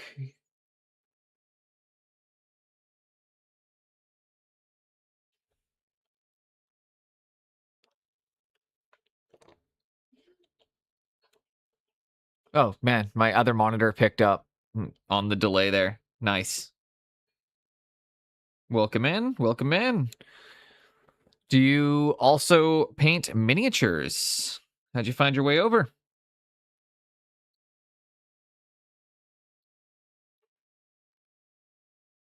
Take this. No, I've had this one sitting around for a while. We started them on Monday. But yeah, I got frustrated that pre-order got shut down, or like that they closed the pre-order off because the website was not working like the last 3 days of the pre-order. And when I emailed them about it, they like even acknowledged, they were like, "Yeah, well, we've done this, but like you can get it at other retailers." And I was like, I don't want to have to buy it third party now because Yeah, it immediately became one of those like, So, no, I ordered a new team. It's one of the undead teams, and then we've also got two of the Palanite, or the two of the Palanite Enforcer expansions, and the two squat prospector expansions for Necromunda. So 5 boxes total.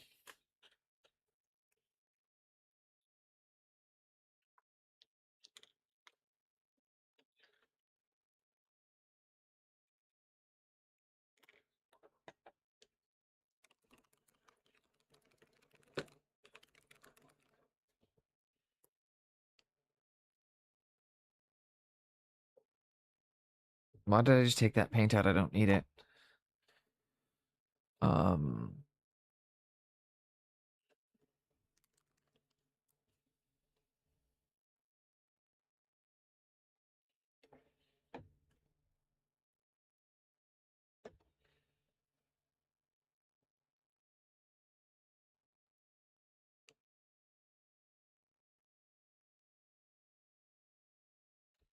Okay.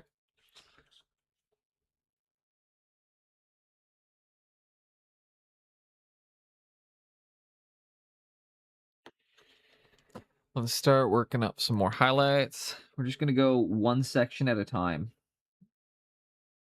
I used to call this method danger painting because you're painting every area, highlighting it, and then moving on to the next detail. Which is kind of risky.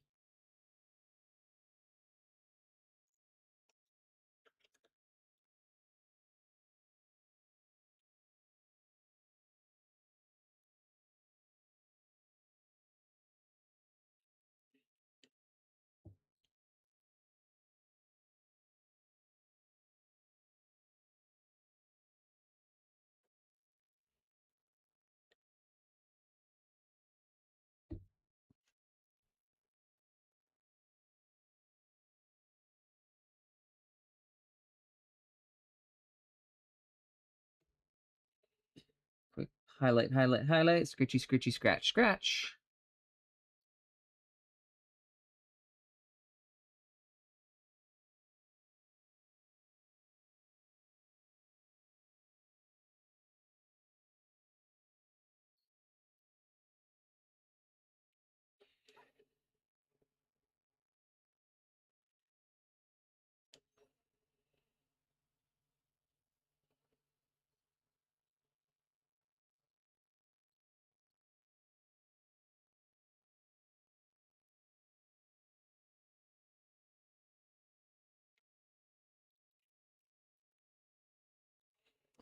Got the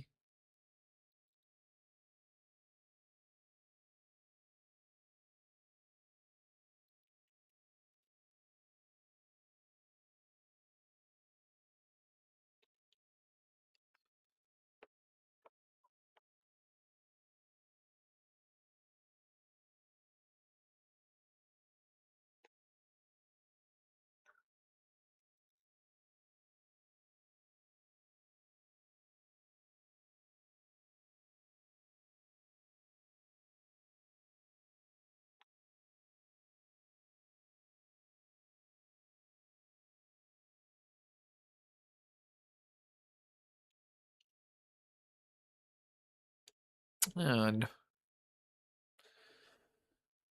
there we go.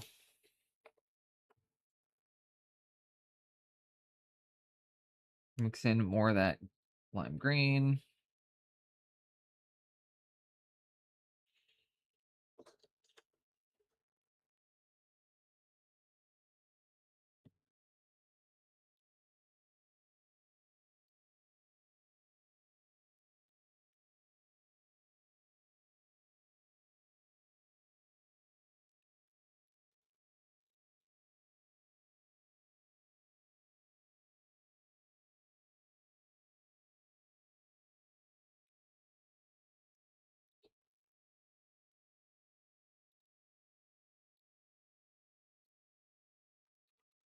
And there we go.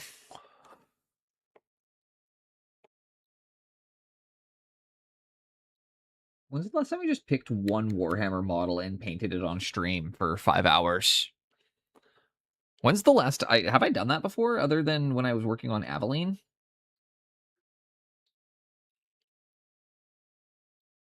I don't even think I did an entire... Like, even when I was working Aveline, I don't think I would spend one whole stream working her. Usually it would just be I'd poke at her for a bit on a stream.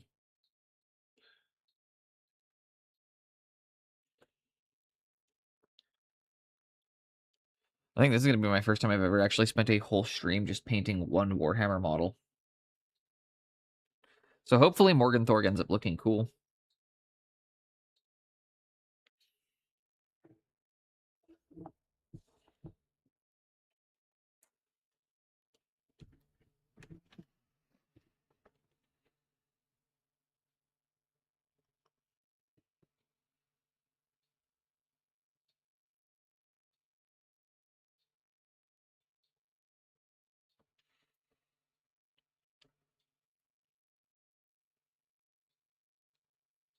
Okay.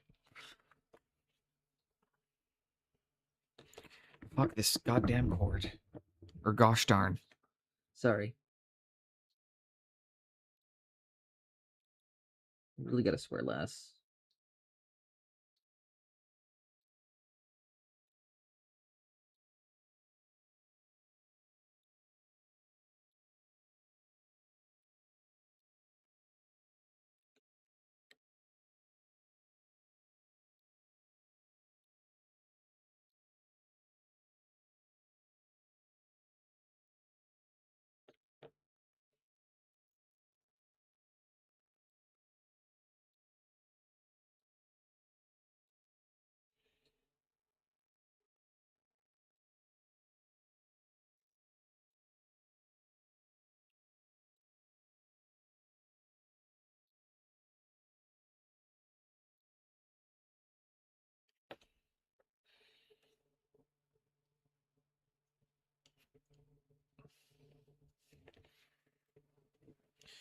Take it. Yeah, no. Sorry, I've already read that one.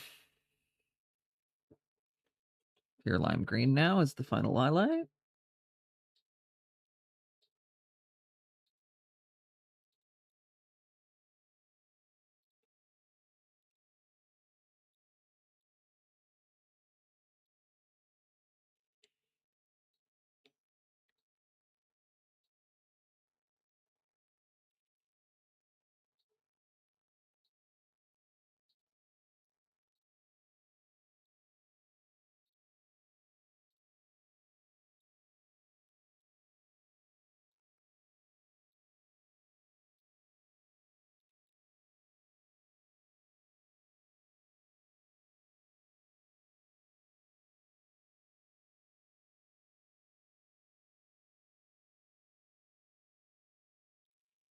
And there we go.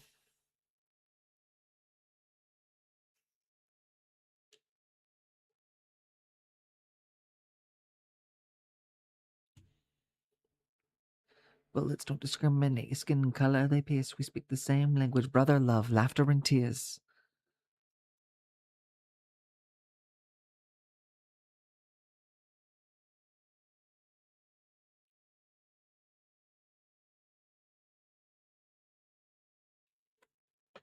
There we go.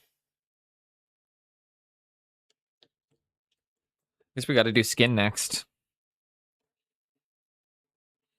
Guess we gots to.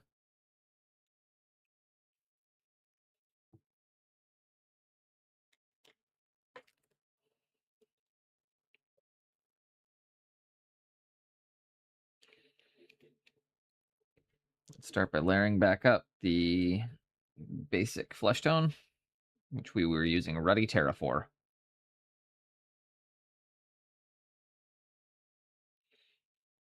It's pretty thick paint, so you need to add a bit of water to it to get it to a workable consistency.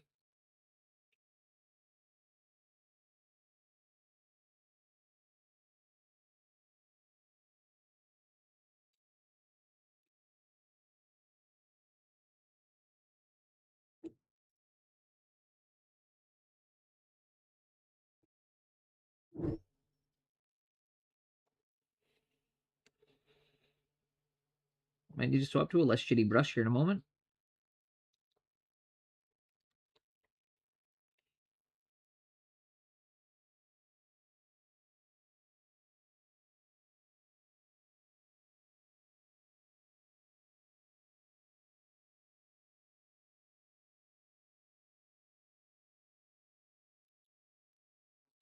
Also, my next Blood Bowl team is going to be black and orange.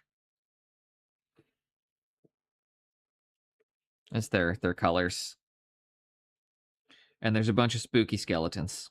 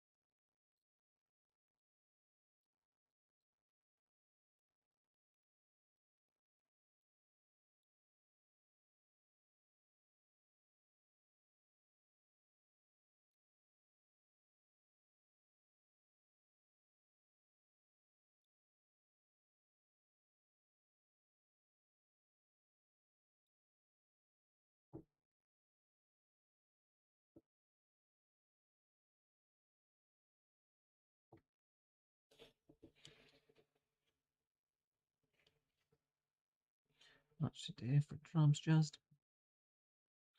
We're doing the shambling horror team.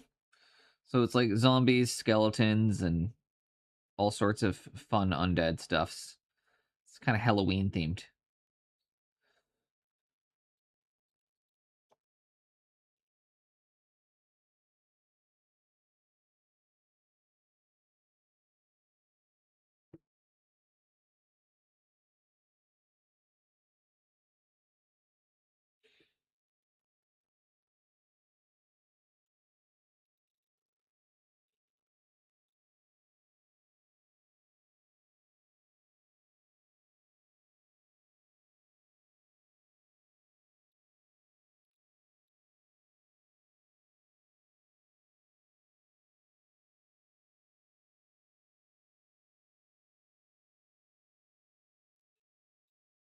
And then let's start highlighting up this fucking face. Because it is a face only a mother could love.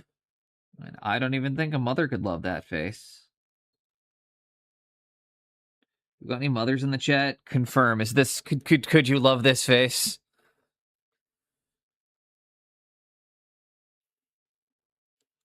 I don't think so. Morgan Thorg is not a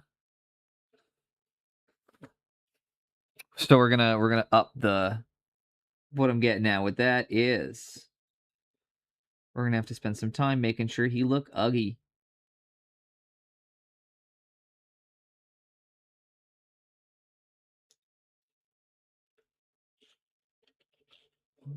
Back today. And that song just one more fucking time.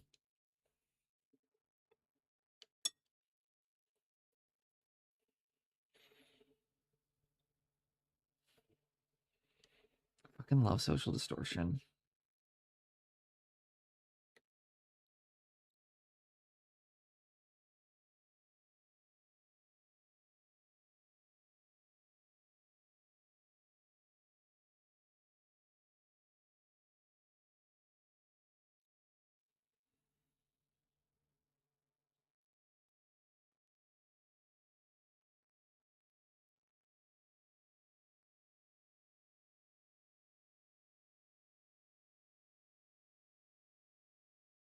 Shite.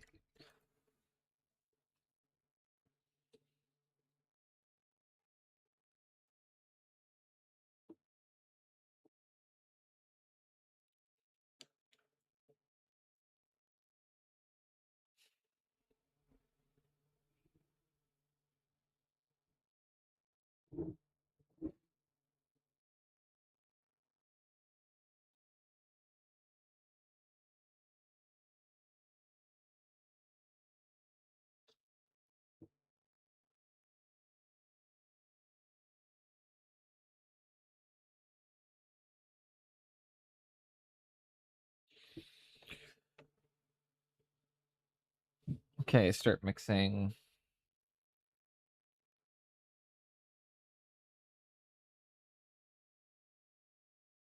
Like, yeah, that should be good for the next color. You can't jump your highlight too much, but it needs to be enough of a jump that it's worth doing.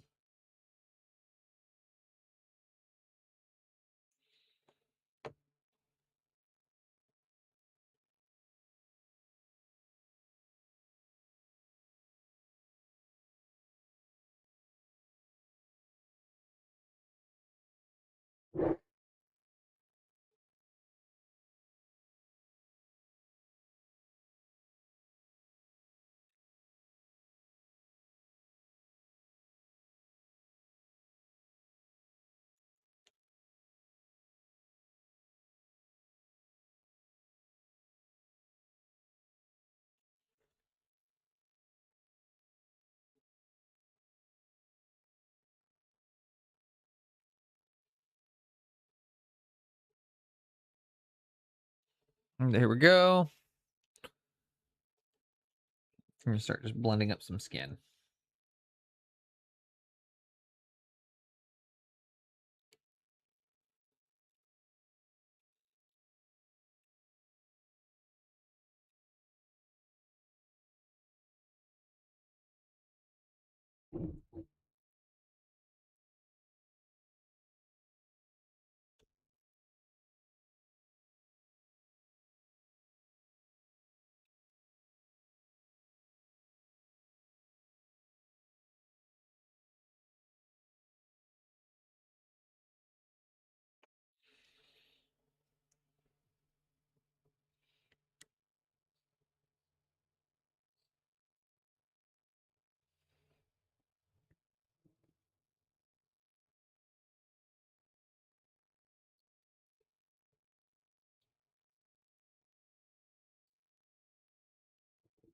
Same thing.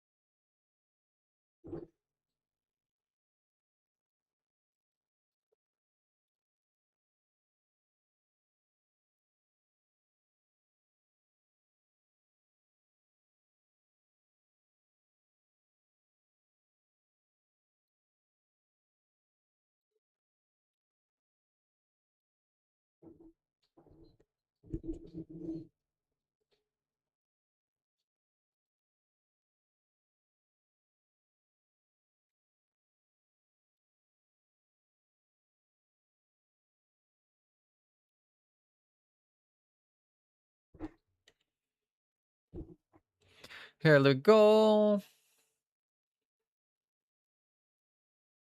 I'm gonna start getting his ugly ass face.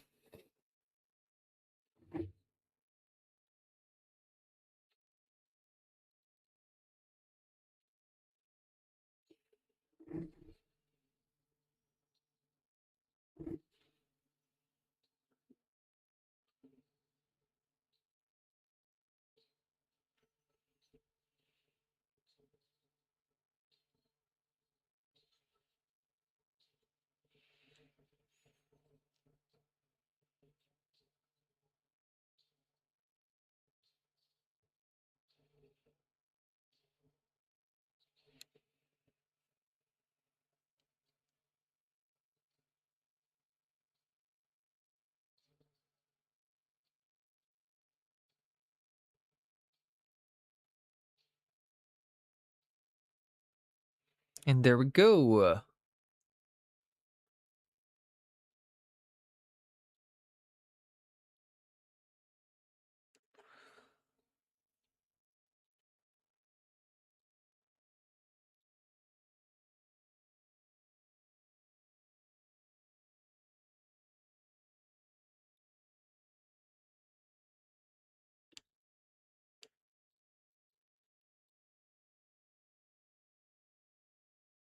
And we're just scratching away.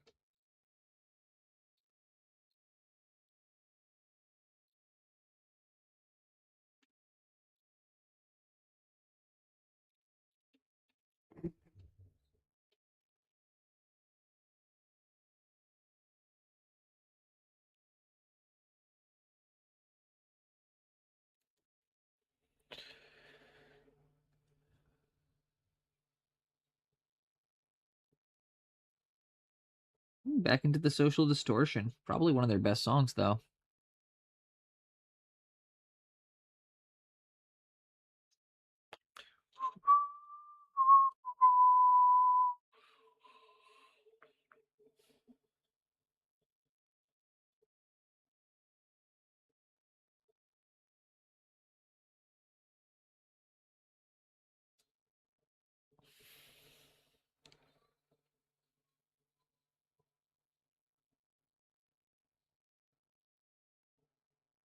Well, I'm going to a place where all the tough guys go.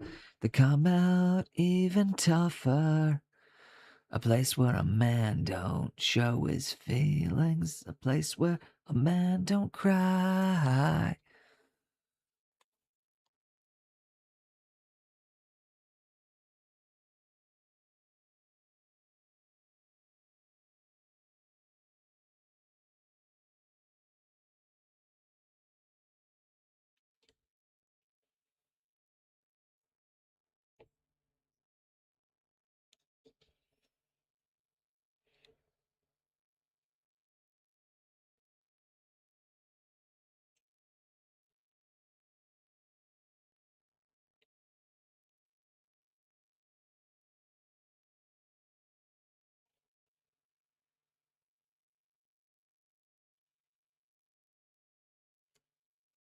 I'm going to start focusing on the face bit here.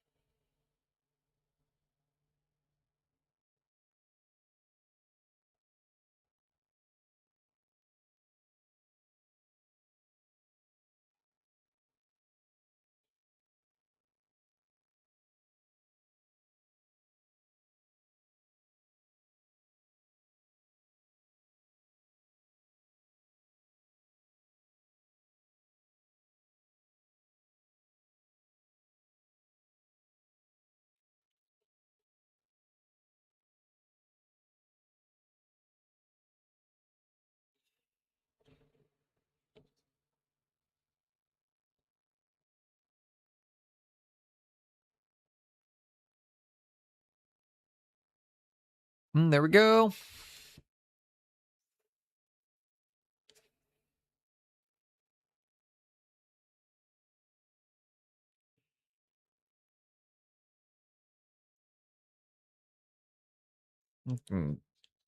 Rinse the brush out.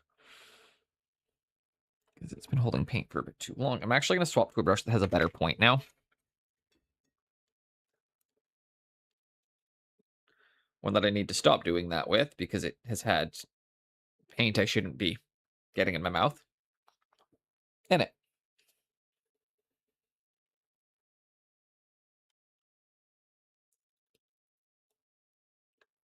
Even if it's just trace amounts at this point, still don't really want to be ingesting it, so gotta be more careful.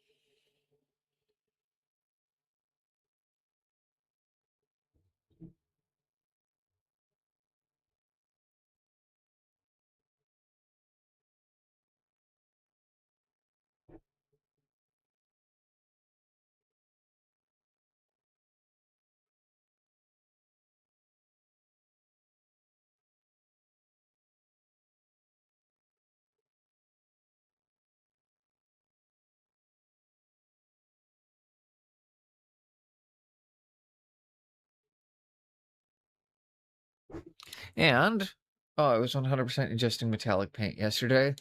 Oh yeah, no, I just licked a brush that I'd been using for cobalt, so I'm just like, that was bad.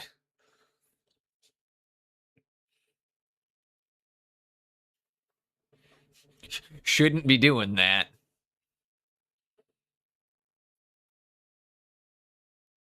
Don't lick your cobalt brushes, people.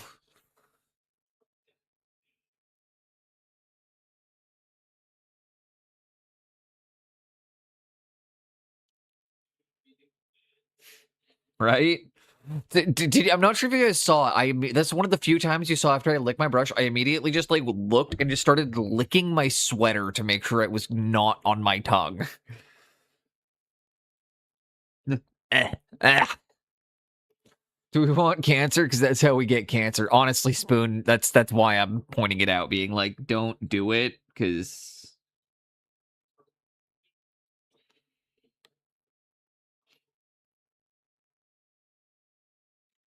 it's exactly that. It's not safe. It's not.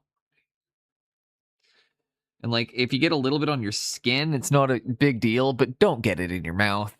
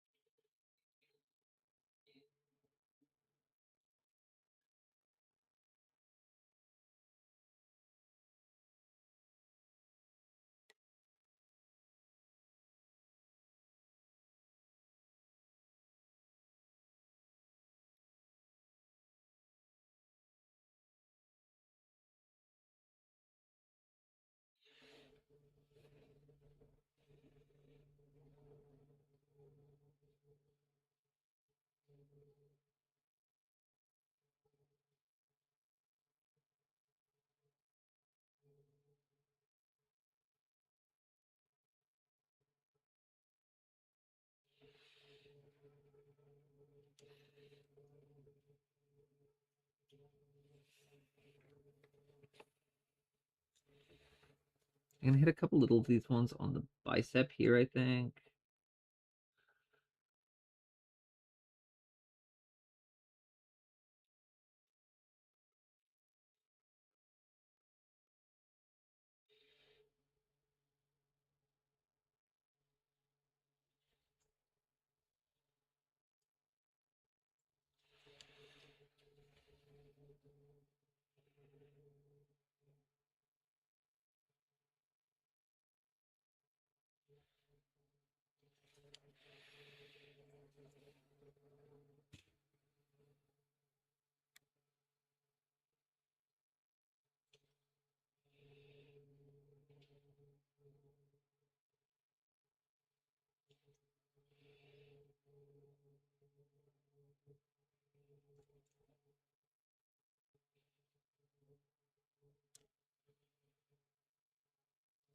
There we go.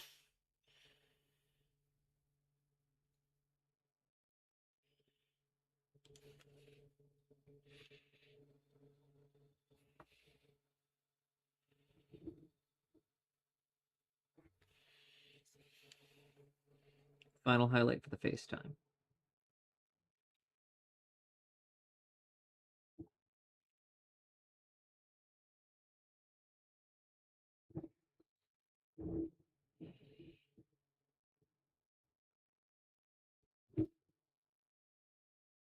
And notice, guys, how I'm making the face brighter than the rest of the model. That is intentional.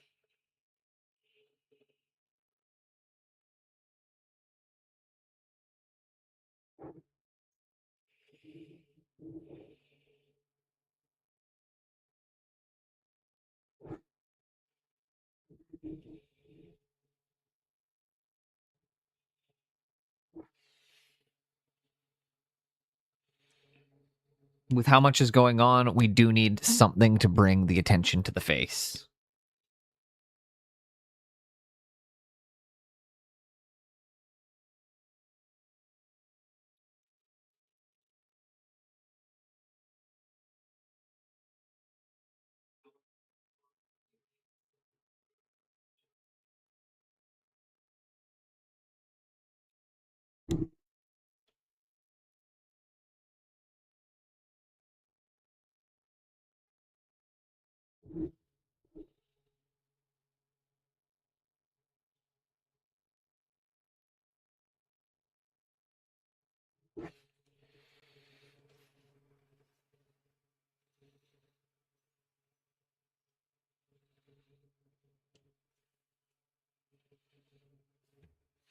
And you guys can see the face is... Actually, that looks much smoother in person, I'm going to be honest. The camera's washing that out a bit.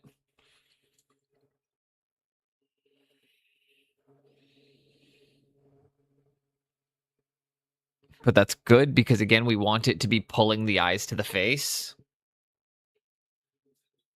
Because there's so much going on with this model.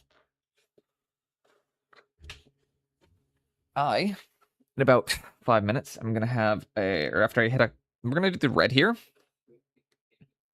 We're going to start some of this red here, I think.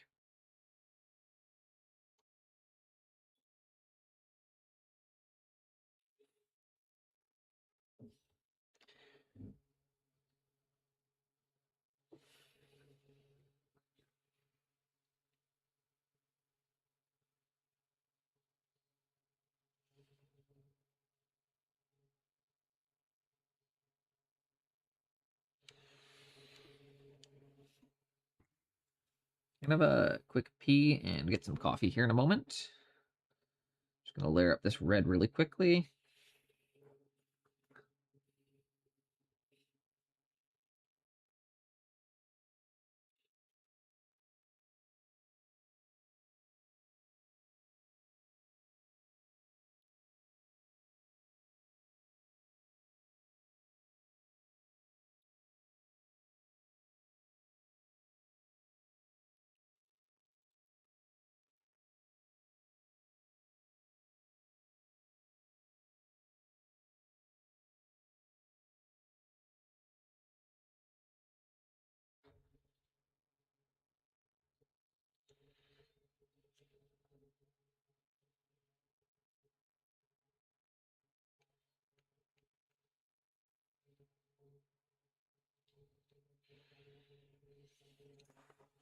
Okay.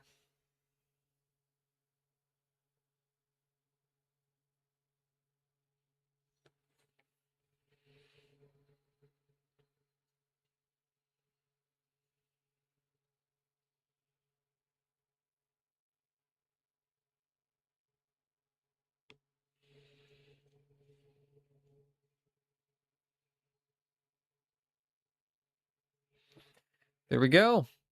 First round of the red is hit in. I need to, take a quick pee, heat my coffee up. So we're going to take a quick 1 minute break, 2 minute break. The trick is timing it out. You put the coffee in.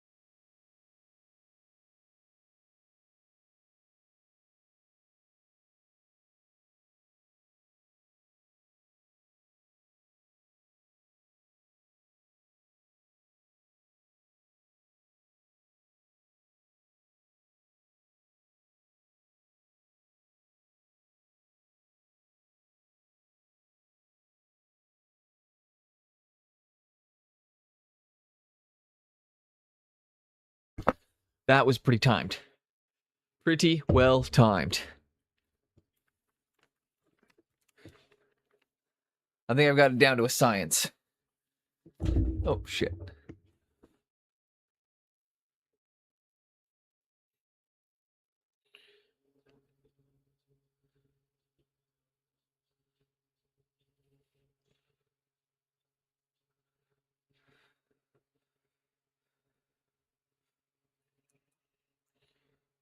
Okay.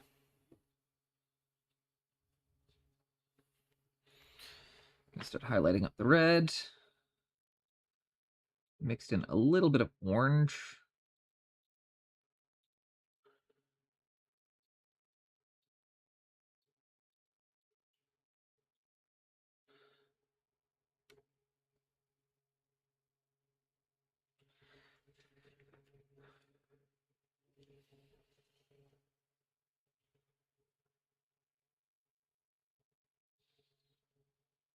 Ooh, one of my favorite Guar songs.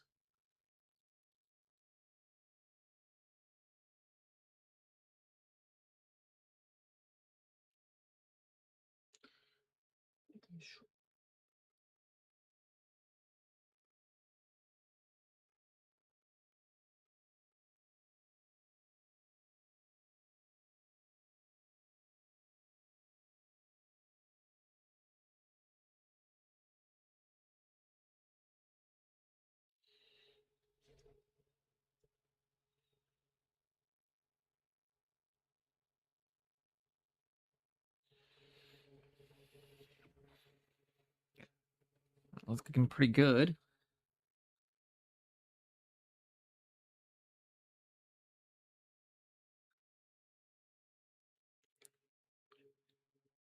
Come join the war party.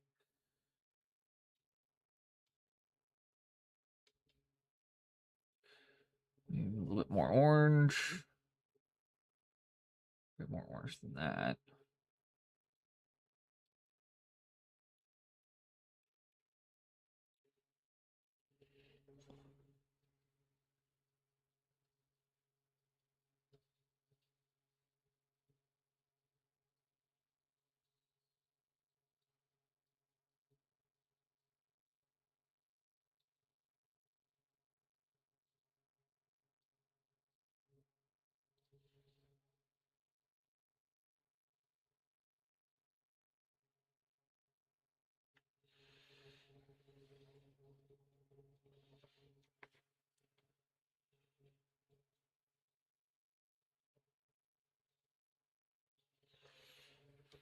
And what are we guys thinking about that red? That looks pretty good, eh?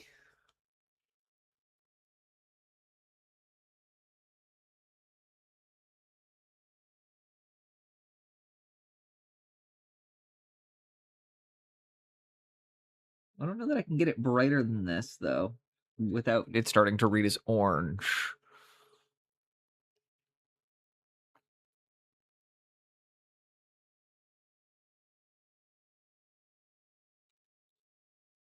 What if I tried this? Actually, I might know a trick for this. Nope, that didn't do what I wanted at all.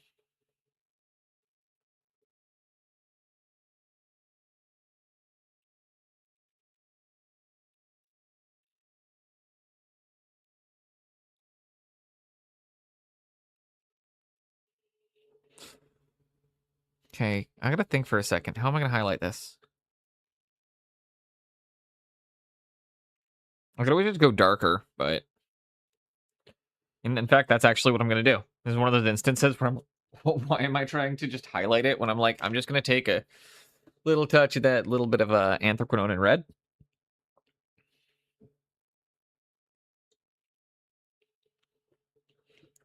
Sometimes it's like, why am I fighting to get it to go in this direction when I can just do something super easy here, like this? Watch. A nice translucent color as well, so.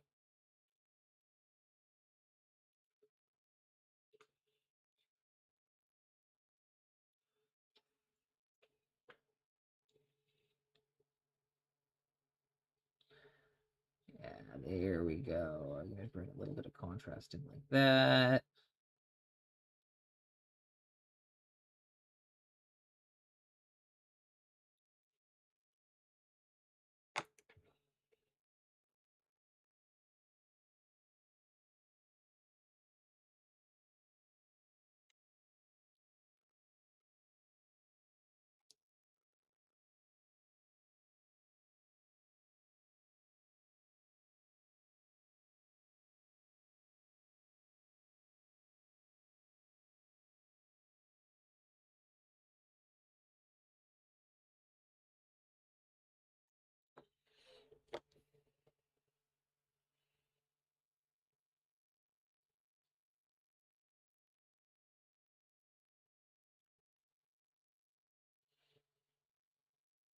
I think I started doing shoutouts and then completely forgot.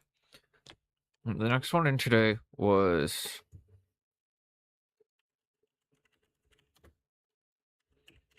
or no. Shout out Jinxed Art.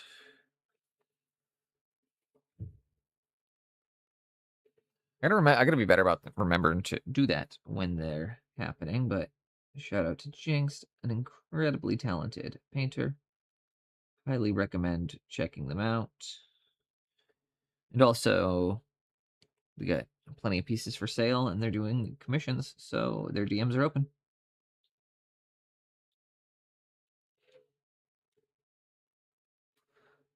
Yeah, I think darkening the red instead of just trying to fight it was the right call.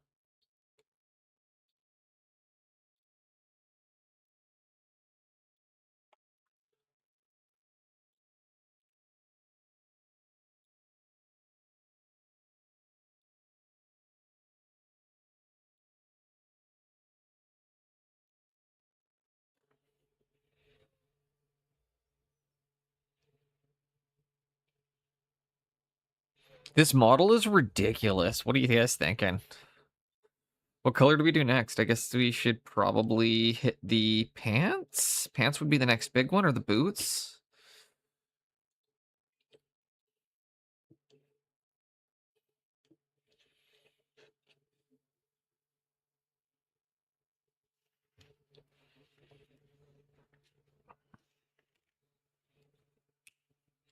Yeah, let's grab the sky blue. Pants. Time for pants. Hey, we gotta have a good day.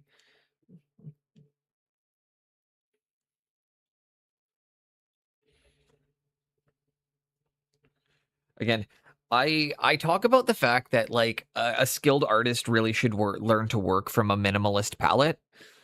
This is the most maximalist palette I think I've ever used on a single model. It's kind of fun.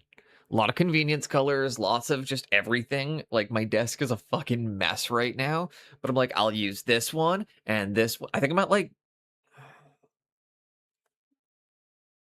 at 19 paints so far on this model, and I haven't even highlighted most of it.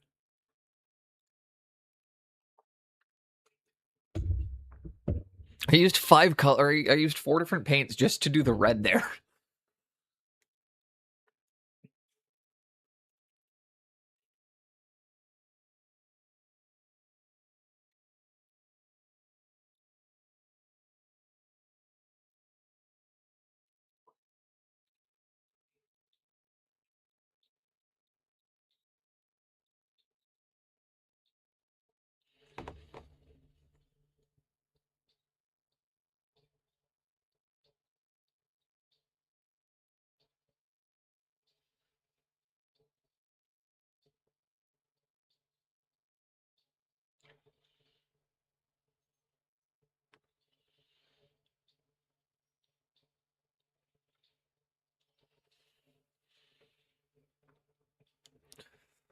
There we go.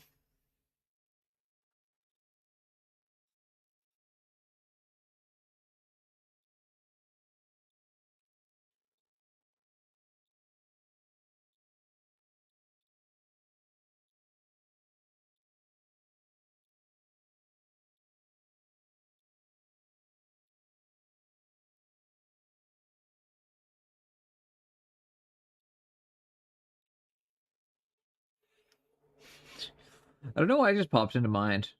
Probably because we're about to shout him out here. But I thought it was really funny back in December, maybe late November, when Mr. Spoonhandle, who's next up on that shout out list, when he was doing his Christmas giveaways. And I remember winning a draw. And he's like, "Congratulations, Boneless, you won this, like, Space Marines Heroes character thing." And I was like, I mean, that's cool, but, like, I'm going to pass it off to the next person. I just wanted to put my name in the draw. I just wanted to be a winner. And everybody had a laugh, and, you know. But then I made the comment that I was like, when I found out what the other prizes were, and I was like, yeah, also, I'd like to save my luck for the draw when you're pulling for that one tomorrow. And we all just kind of laughed it off, and then the draw pops up tomorrow. And I think, if I remember correctly, Spoon, I only bought like one ticket for the draw as well, because it was exactly my thing. Was like, yeah, it's a 50-50. I win it or I don't. And then I remember winning that one as well. And it was like, just that moment of everybody's like, well, what? But my buddy absolutely loves the models, and they're getting tabletop play. They're actually a part of his 40K list now as well. So, like, loves the models, loves all of it, and I had an amazing time painting it. So, like, I really love that you got to make multiple people happy with one gift, because I got my joy out of painting it. I'm certain many of you guys got joy out of the content I made painting it. And then, yeah, because I painted it in salamanders, I gave it to my friend that plays salamanders, and now it's a part of his list, because that's an extremely expensive box in Canada.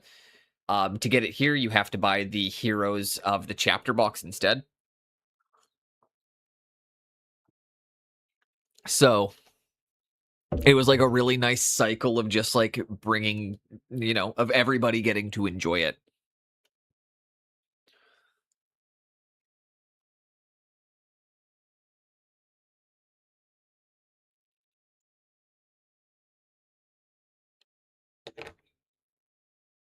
The circle of life. Yeah, Sigurd, the circle of life.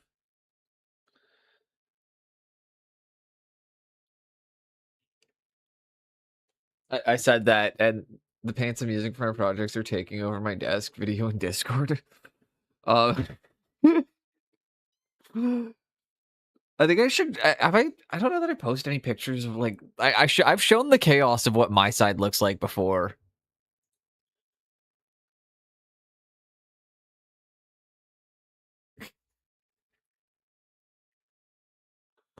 My God, Jinx. That's what my desk looks like, but that's just because I don't put my paint away. I've got paint from about 3 different projects out, because I'm like, but what if I want to work on this one? I try to limit myself to 9 or 10 colors per project, because I find it helps my understanding of how to blend and how to think in color. That makes sense.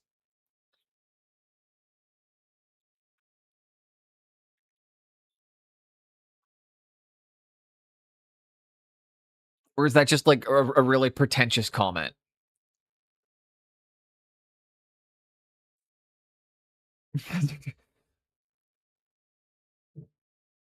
Jinx, not that's always nice when we're just able to. Oh, that's not too bad. Don't worry. Proceeds to show actual chaos.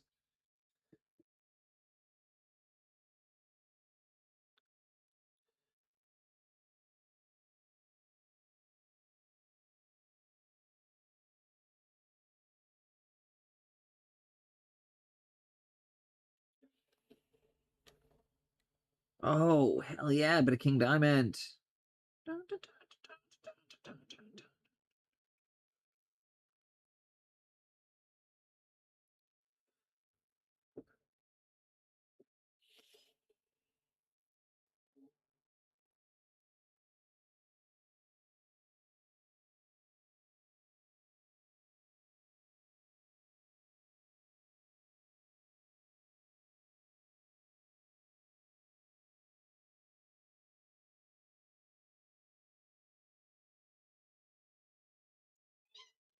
Why are you squeaking, Mr. Squeaks?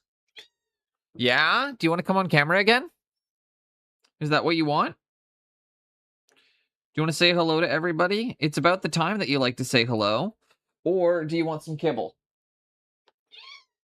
It's kibble? Okay. No, it's camera. No, it's couch. Okay. God, he's an needy. 1 second. He wants to go on the couch. Just fucking squeak, squeak, squeak. Yeah, squeak, squeak, squeaks. Okay. Let's go. Let's go. Is there anything you'd like to say to the stream, Mr. Sigurd? If you have any comments, you can make them now. The floor is yours.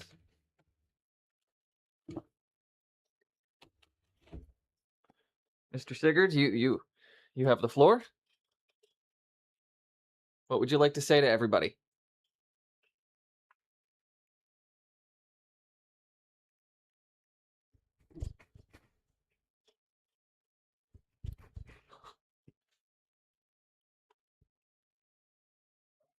Yeah? Yeah, you give him a little chirp there? A little trill? Hey, Sigurd, kisses? Hey, kisses? Give me a kiss. That's the most adorable trick. If you say kisses, he will put his nose to your nose.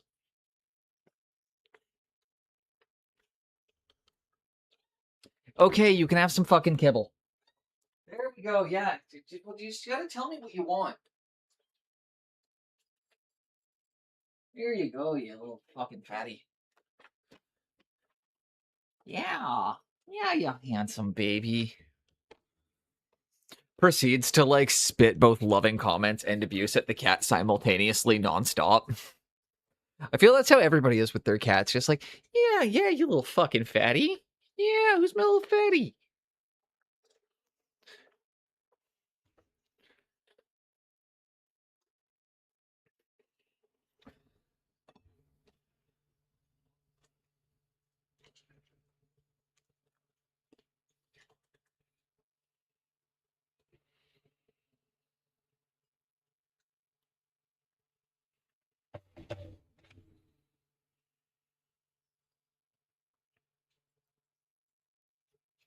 Welcome in, Nemesis. Also, I missed that.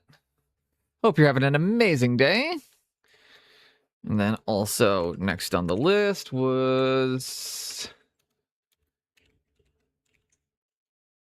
Mr. Jace to Face.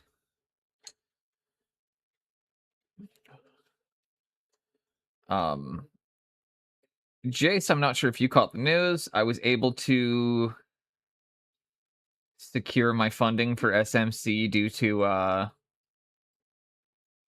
just the moving situation because of where we moved.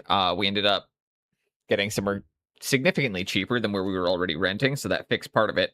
But then on top of it, because we got the full damage deposit back after I was an absolute fucking hellion, that was enough to cover both the flights. So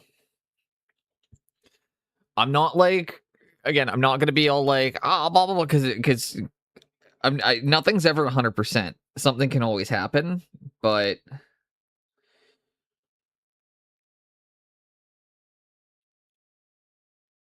it's probably happening.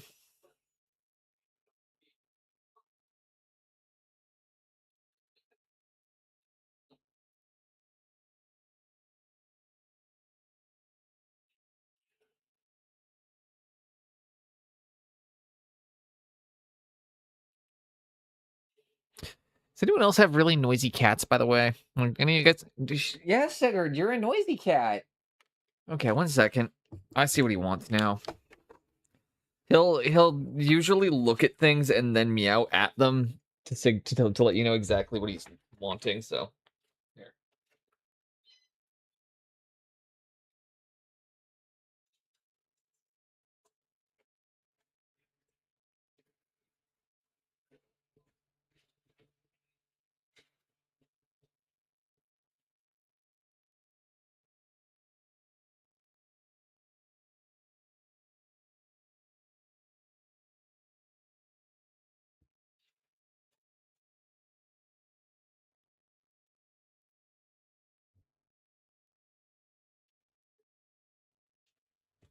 Okay. Titan likes to talk loudly. I think the problem is that I started talking back to him, and then he learned that he can get my attention that way. Although it's funny because it's my other cat too. When we first adopted him, never meowed, nothing. He used to purr like crazy, but he was always a very quiet cat. And the longer I've had him, the more chatty he's been getting. And now I should see if I can get. I'll see if I can get him to do the pathetic sounds for you guys sometime. I don't even know. It's the only way to describe it is because he's my kind of fatter cat, so he's on a bit of a diet, whereas the orange one is a bit underweight, so he needs more food. So the other one, when I'm doing like the specific feedings for his brother, he'll just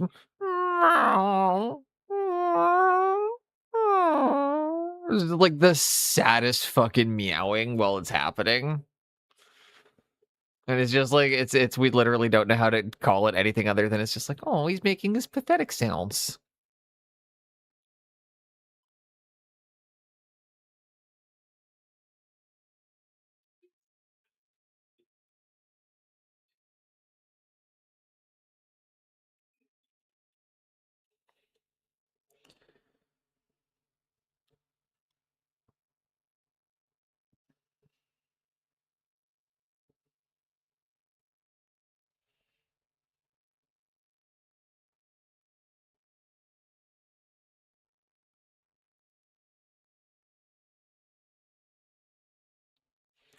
And there we go.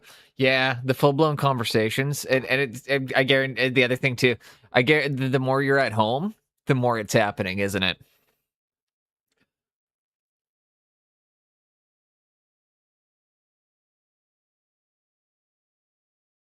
Me and my cat started talking way more once I started working from home. I mean, not that we ever didn't like talk. But Sigurd's kind of funny because he has like specific meows for things. That's why it's like the one he kept using was the I want something, but he wasn't making it very clear what he wanted.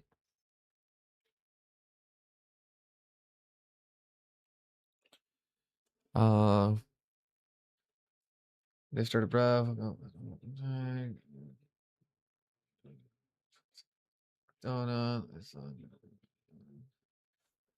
Hopefully it gets significantly better from their nemesis.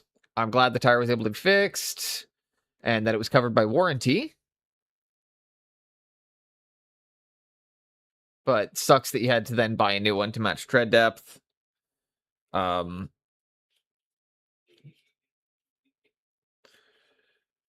That's really unfortunate, but yeah. Getting a full-size spare instead of a donut is also a really good decision. So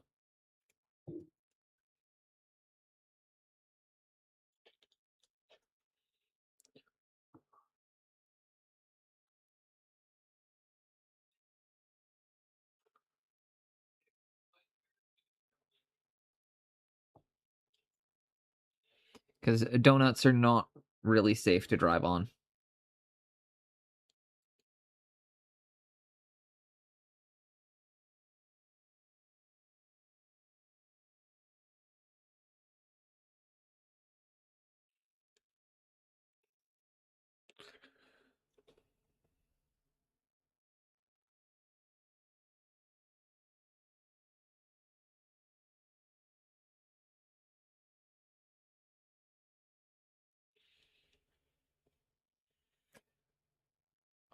This guy is so ridiculous, but you know, it's kind of funny. It's as we get more and more of the colors on him, he's actually looking okay, as despite looking like super silly in his like how colorful he is.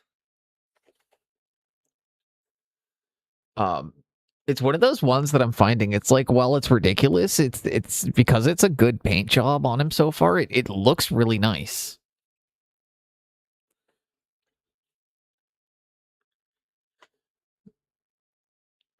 Hell yeah.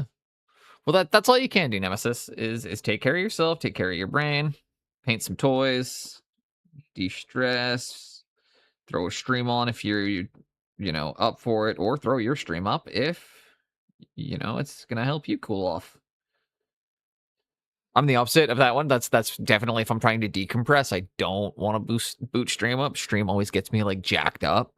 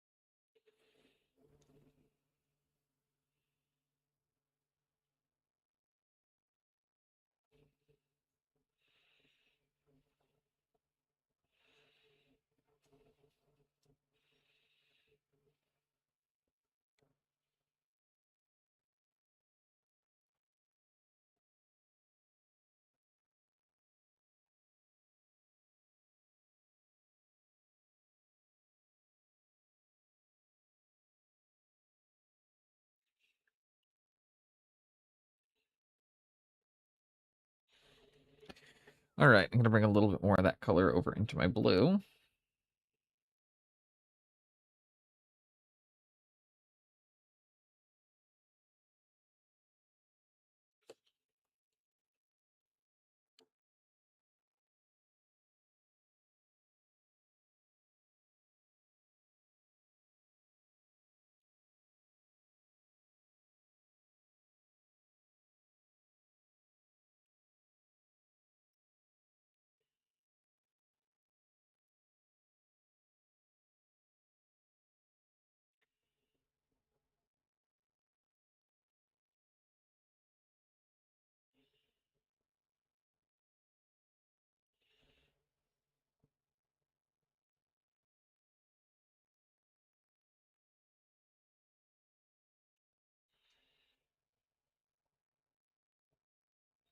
Here, we're doing really good on this guy today.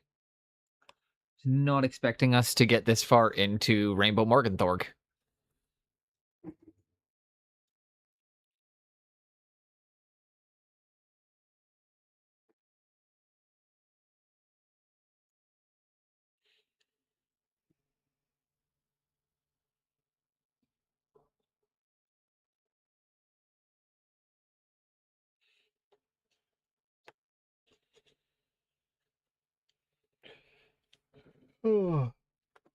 Stretch for a second. Honestly, painting that green makes me realize I should use that as a primary color for one of these armies.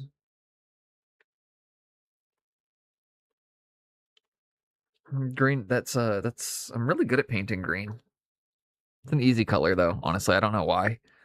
Probably because I started my art self with orcs, so I was good.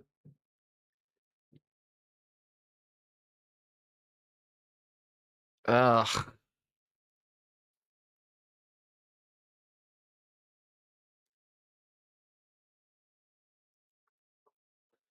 Yeah, that sounds like a stressful day, man. I'm glad you can be away from it now.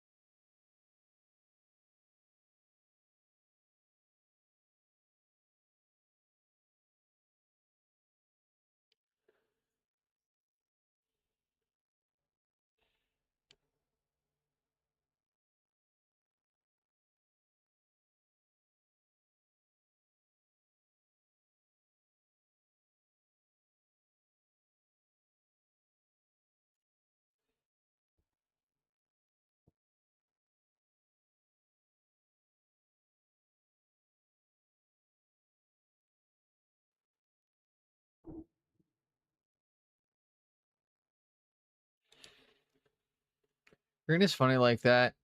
I feel like any model I paint that's green is like the best looking thing ever. It's honestly, I feel the same way, Spoon. It is a very forgiving color. And it's a lot of fun.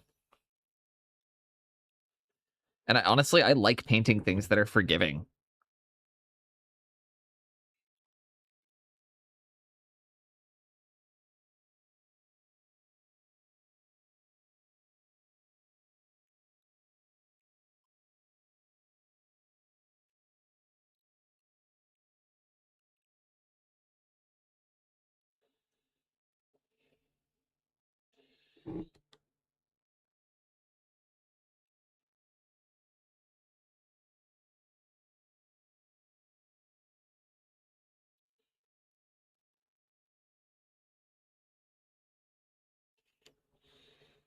I swear sometimes when I'm driving, I feel like I mean, that sounds like a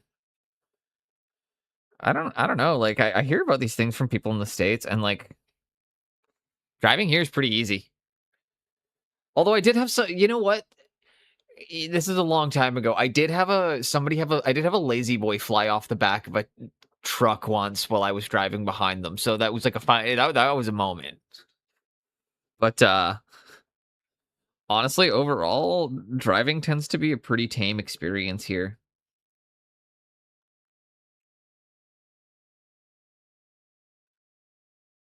I also don't live in the city though, right? I live in like a large town. Counts. I mean, I guess it's a city, but hey, to people in California, a town of 100,000 people isn't gonna feel. That's not a city. You know, like that's to the people who you live. It's adventure driving.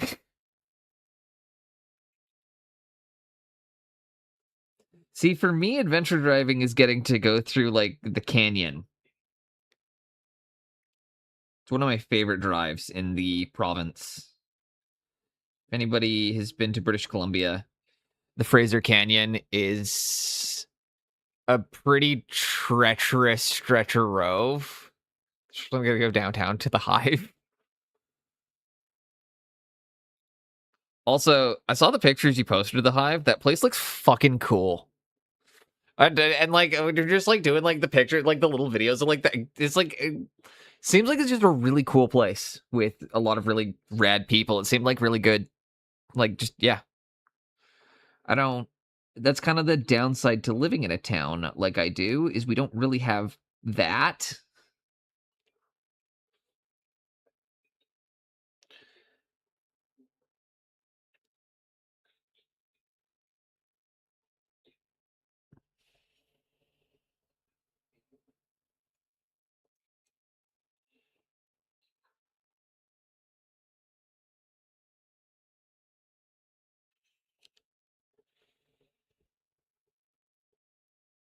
My gosh, how much sillier could this get?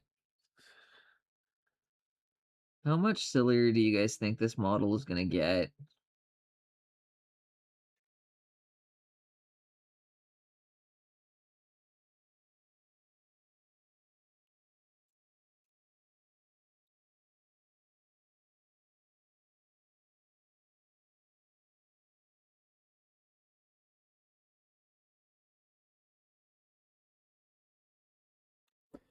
I think pretty cool. All right, next on the shout out list.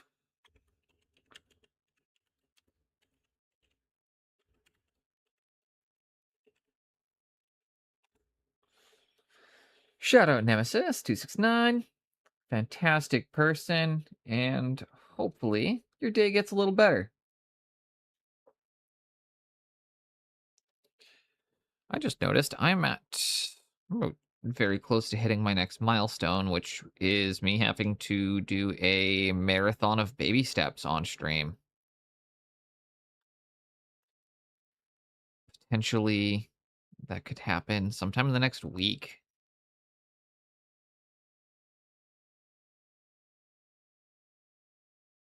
We are getting very close to my next milestone, though.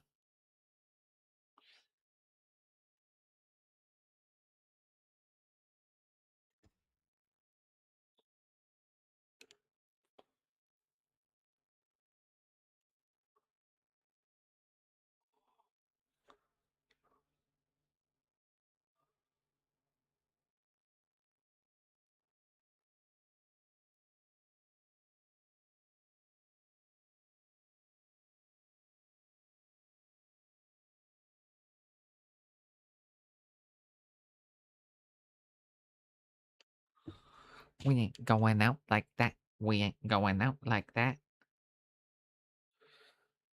Oh no, baby steps.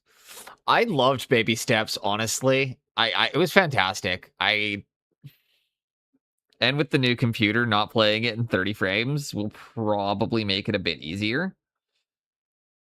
That or you guys are just gonna hear me fucking rage, which, you know, both happened.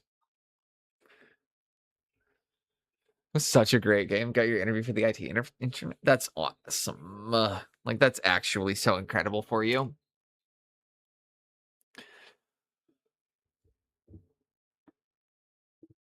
Just go in, be yourself, be the rad guy.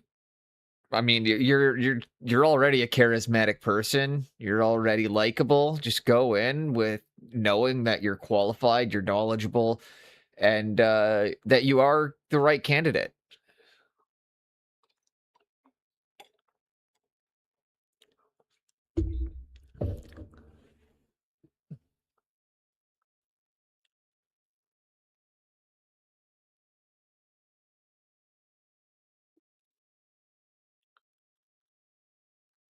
What am I doing now?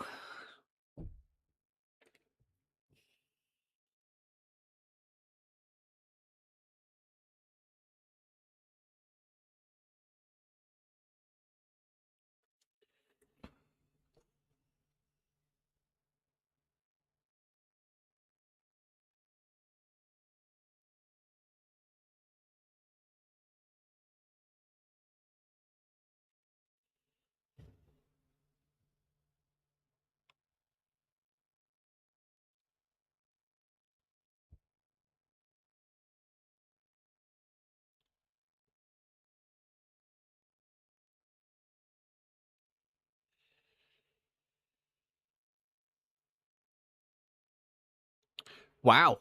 I can't believe this doesn't look like shit, honestly. I'm really surprised. I was not expecting this. The fact this is not looking terrible is blowing my mind. You just got to trust the process and even understand that you can, if you know what you're doing, you can even make the most ridiculous of things look kind of fun.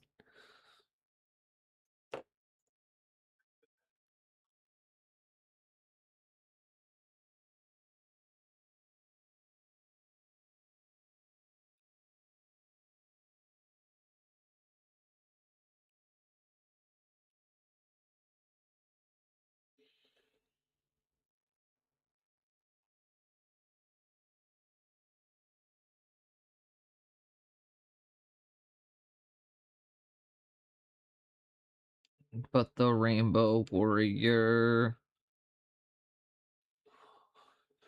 I also made a simple Tetris game on Python yesterday. That is the best thing you can actually do for going into an internship interview. Something I have. So I follow a couple like video game designers on YouTube, and they've talked about like one of the best things you can do when you're applying to something like that is like, so if you want to work in the gaming industry, it's like, okay, well, start by making a mod for a game. Make a successful mod that works, it's good, it's functional, you know, or build something to show them that it's like, this is my level of understanding. Like, I can just do this kind of fucking around. But that's a really good way to be able to demonstrate your knowledge of the subject matter.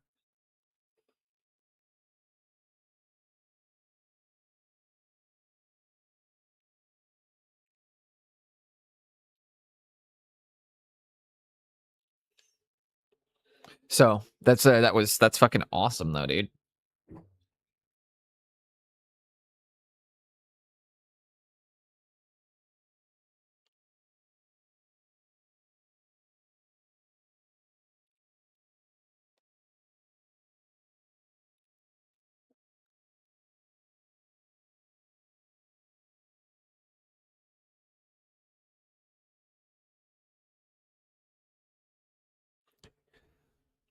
Now all you have to do is find a way to add Gamba to it and then sell it on the App Store.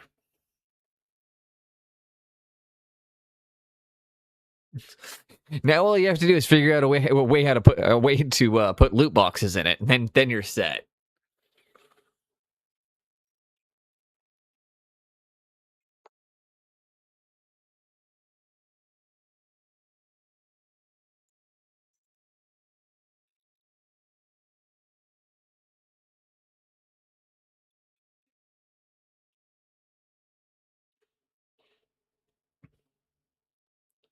I also I have this point where something that always bugs me is the term microtransaction, because when like you look at the cost of cosmetics, oftentimes they are like half the price, if not the full price of the game. And if it's anything more than like $5, that is no longer a microtransaction, that is just a transaction. And if it is like the same price as the game, like no, that's a full blown fucking macro transaction.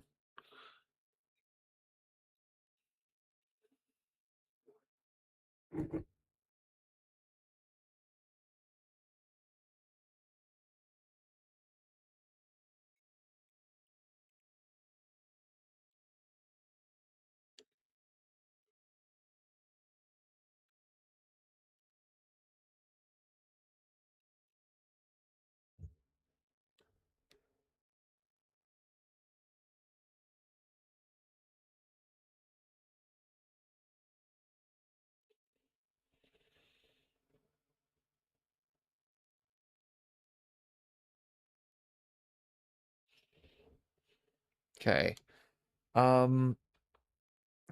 Where's my ice yellow? Or I'll just use a bit of Titan buff for this, I think, actually. Thank you, Mr. Pigments, for giving me a good mixing white. Or a good mixing. Is the Titan buff supposed to be a mixing white? I don't know. It's what I typically use it for, though. It's because I don't know what other purpose it would have. But it's a really nice mixing white. Battle Chess was great. The idea of making a full 3D chess game with human... Dude, that's awesome. Back in the good old-fashioned days of you put a disc in your PC and you just had to trust that installing the game wasn't gonna brick your hardware.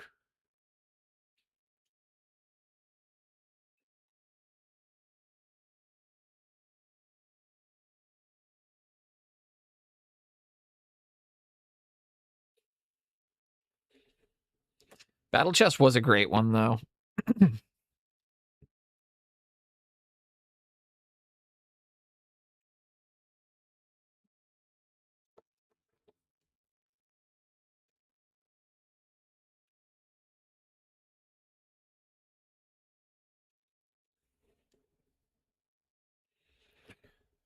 Yeah, just pulling a bit of that brighter yellow in now.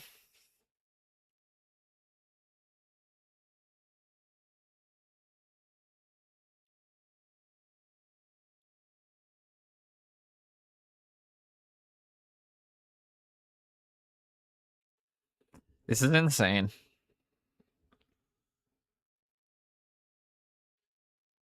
This is such a silly model. I just need to learn Unreal Engine. Unreal Engine is probably going to be... You just learned how to use Linux. I'm going to be completely honest, man. Unreal should be in no way, shape, or form daunting if you just manage to get 100% A+ top grade in your class in Linux. Just... Linux is harder than Unreal.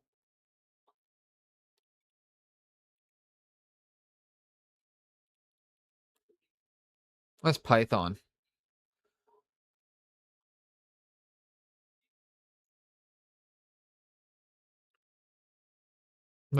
Yeah, see? Point is, I'm getting at is that it's your 100% in Python. But yeah, the point I'm making is that like you're getting with the grades you're getting in your courses, with the level of understanding, with the level of comprehension.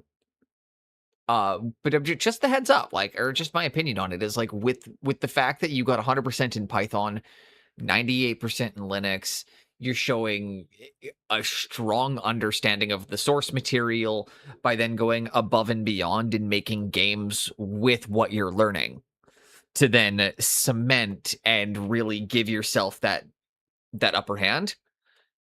When I describe this outwards, I know it's hard to see it within yourself, but you hear it from you hear another person saying it, and it's that moment of going, it's like, huh, I probably do have the qualifications to learn Unreal pretty easily.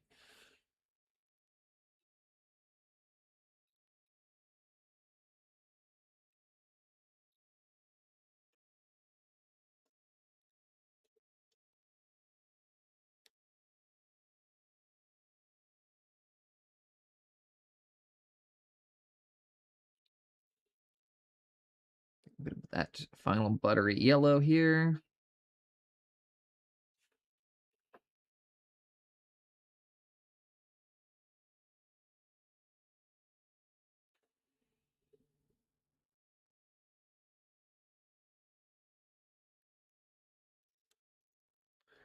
Just want to do some game designing as a side project.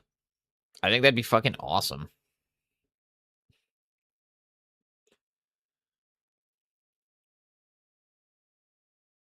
Game design's one of those industries that I've always wanted to be involved in, but just,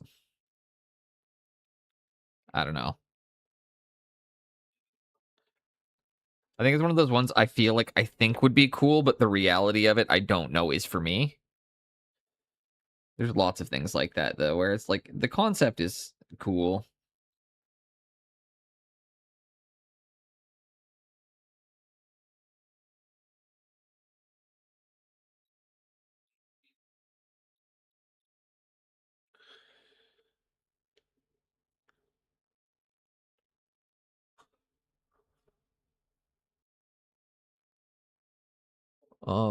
We'll hit the final highlights on the orange here now, I guess? Or we'll start highlighting the orange up?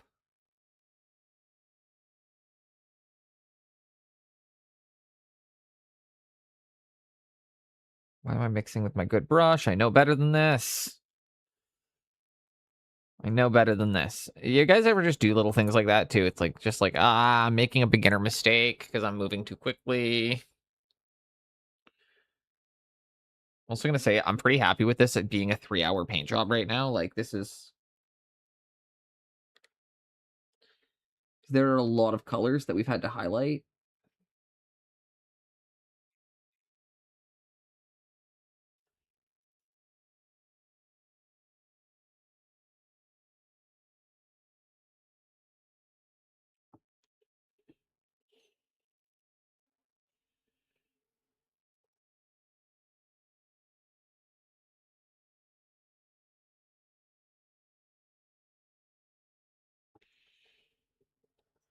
And if I can't get this orange enough, what I'm going to do is I'm going to then come in and reinforce the darks with the darker orange. Because sometimes, again, as we've been finding on this one, highlighting it is just not doing the trick, so you got to come in and hit the darks back in.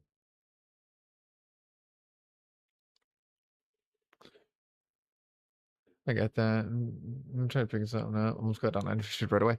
It's not that I feel I'd get uninterested. It's that the lifestyle is not conducive to how I live or how I want to live or the life that I would like to lead. And the reality is to be a solo dev, like, that's a 10, 12-year commitment usually to your project. If you're trying to do something like of scale, that's often a 10-year commitment and a lot of time, a lot of effort, a lot of energy that for me is time I would probably usually be better spent painting. You know. However, I would sell concept art for video games, or I would sell scripts or stuff like that, or I'd have no problem doing like some like freelance art, but I would not want but I wouldn't want to be that kind of, in that kind of a position.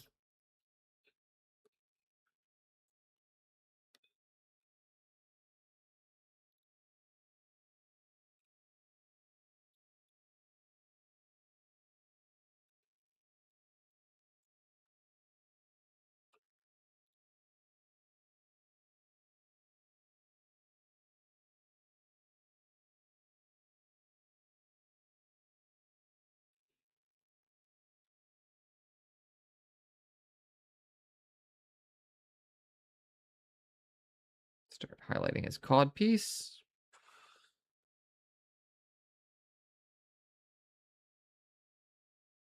And then let's go with the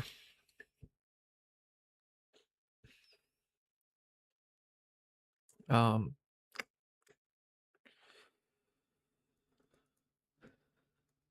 do I need? What do I need? What do I need? I need to grab another paint. Darker orange.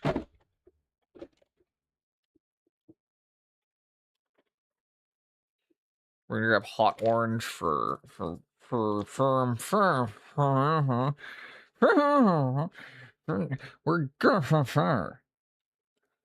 We are going to grab hot orange from Vallejo.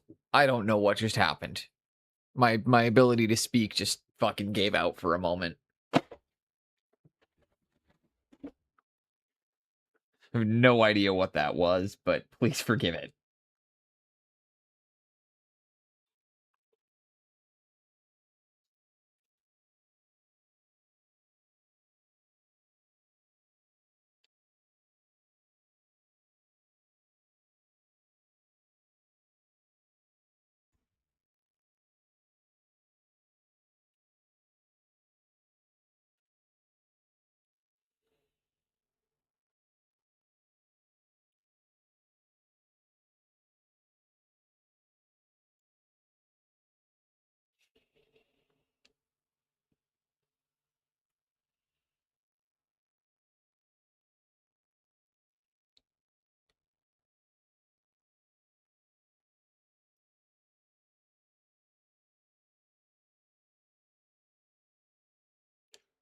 And then I can come back into my original orange.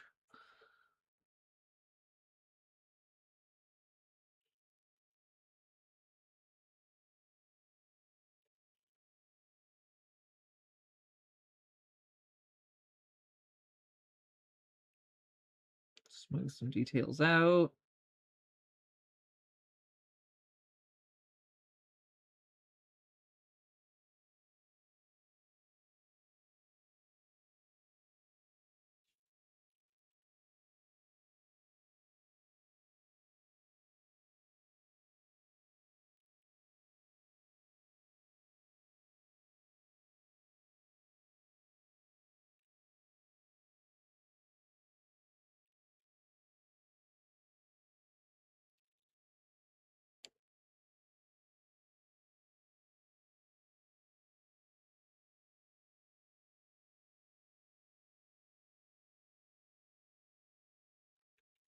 There we go.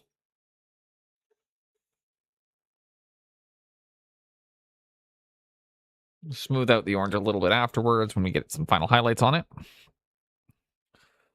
Probably do it this way right now.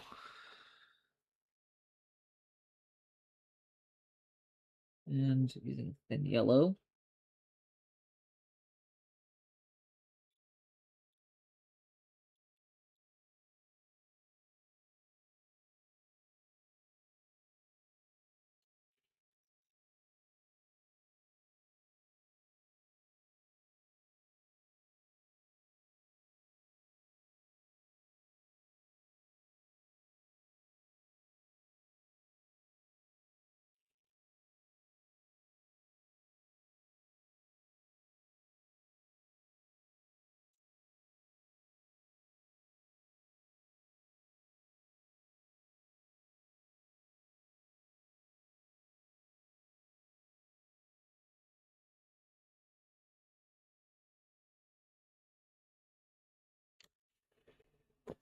And there we go.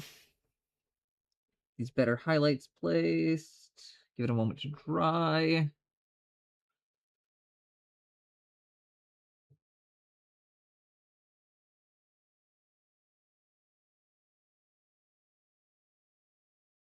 And probably reapply that color once. Just to really get that bright orange.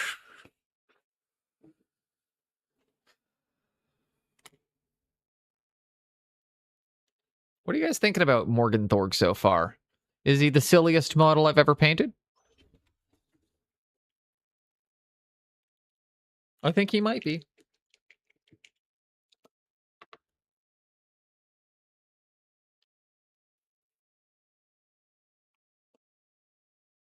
I think he might be.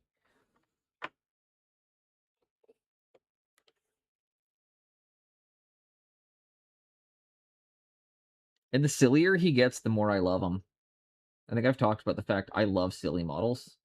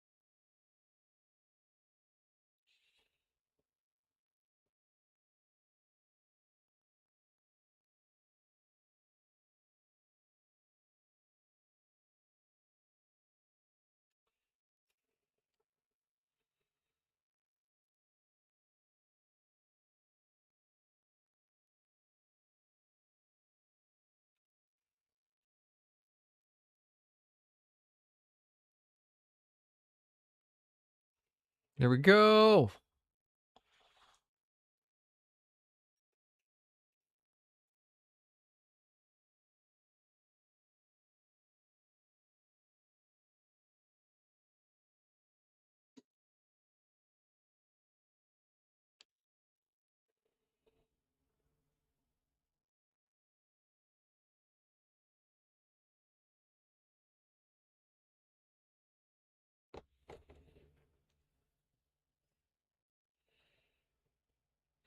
There we go. We do one more highlight on those? Maybe. Why not? There's no reason we can't. Big women, big women, big women, fill my eyes.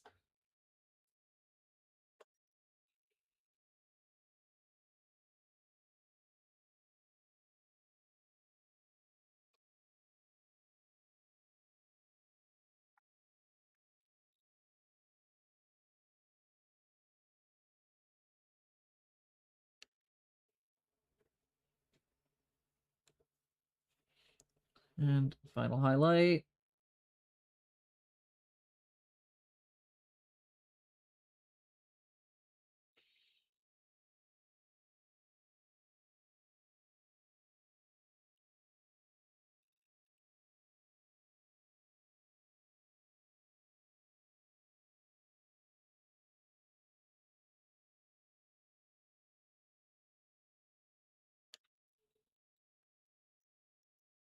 There we go.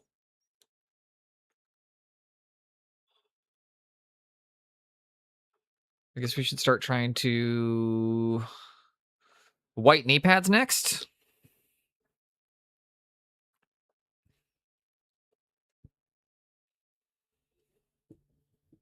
I guess we should do the white knee pads next.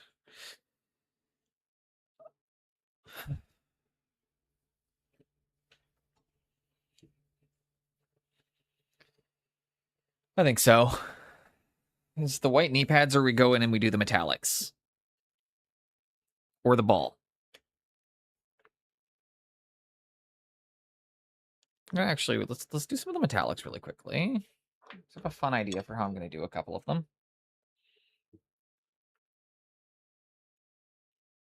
Let's start by grabbing my Stipply voice. Where do the Stippler live? Where did you hide on me?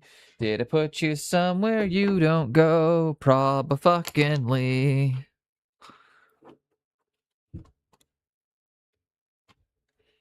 Oh, there you are. Haha, I found it.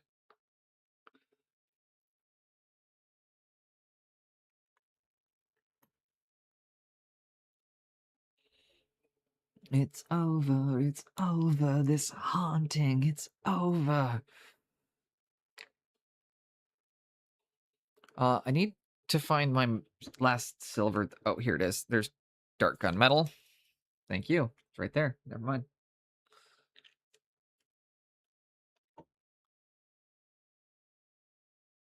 The darkness waits by the side. Purges from within a death that holds you in its arms and kisses you goodnight. Going over the black bootsy bits here. We're just gonna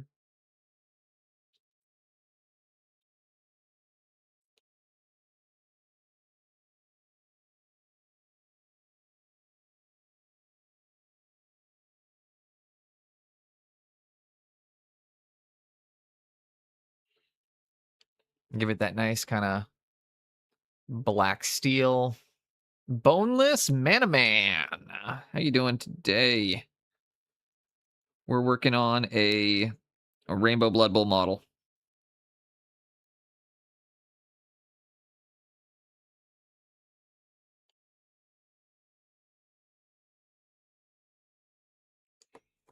What I could even do then next is I could highlight it once further with like heavy metal, and then but still what I'll do afterwards is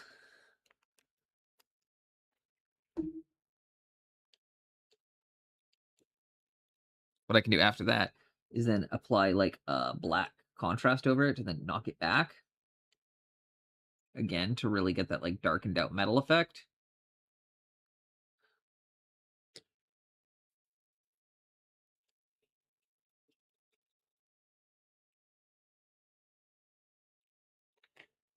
Let's start working. I'm doing great, man.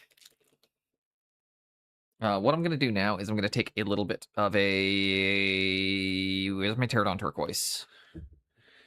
Bit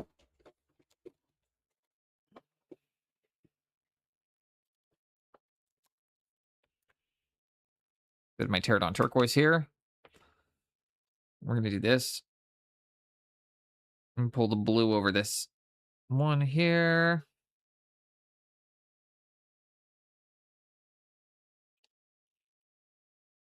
Teach you guys how to do the casted. This is how I paint like actual cobalt. Or like a TMM cobalt.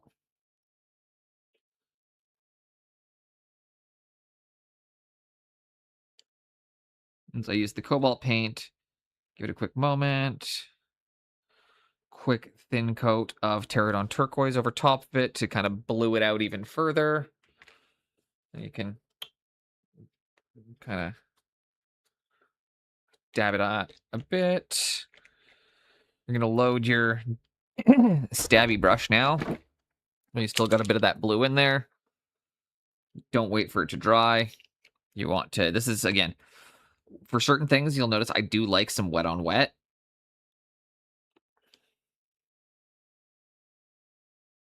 Yeah, having a great day, man. We are doing really well. Been doing some part-time gardening for a buddy of mine, which is really rad. Nice little way to bring a bit of extra cash into the studio while also not impacting my ability to run things.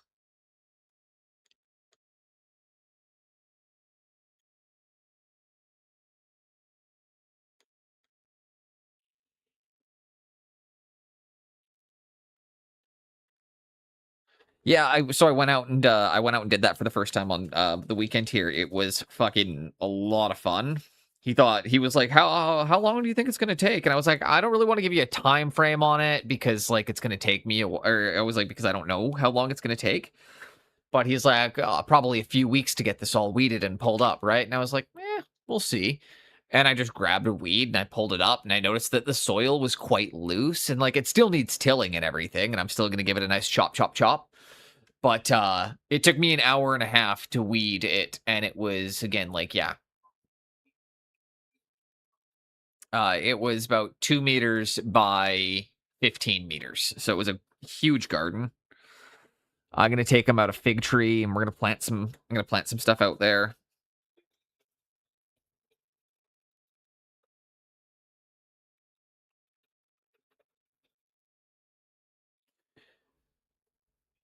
And then was essentially trying to figure out, it's like, okay, do you want to do organic? How do you want to go about this? And he's like, yeah, definitely an organic guy. So we're going to set up a nice little organic. We're going to do some organic produce and organic fruit. I did tell him it's like, if you want to go organic, we shouldn't do cherries. As you need to spray cherries where I live.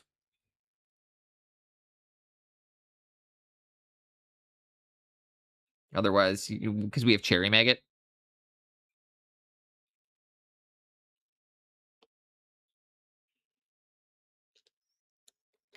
But honestly, that's exactly it, man. And I was telling my partner that when we were out there, that it's like, you know, the hardest part about, or the thing about my job and everything is that, like, I practically am inside all the time.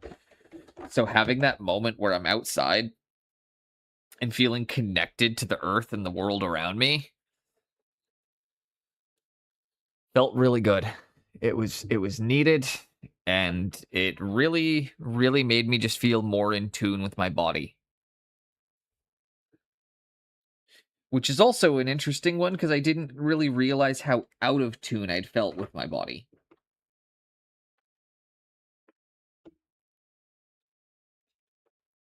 If that makes any sense.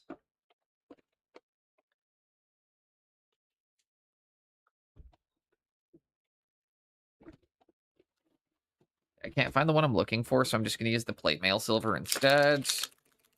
And then I'll use a little bit of the aluminum. I was tempted to sit in the park when I was out shopping. Groceries needs to get in the fridge. I do know how that one goes. I do love going to sit in the park. Or a nice little stroll through the woods after work. It's I think 18 degrees Celsius here right now, so it's not far off. It's a really nice, comfortable temperature.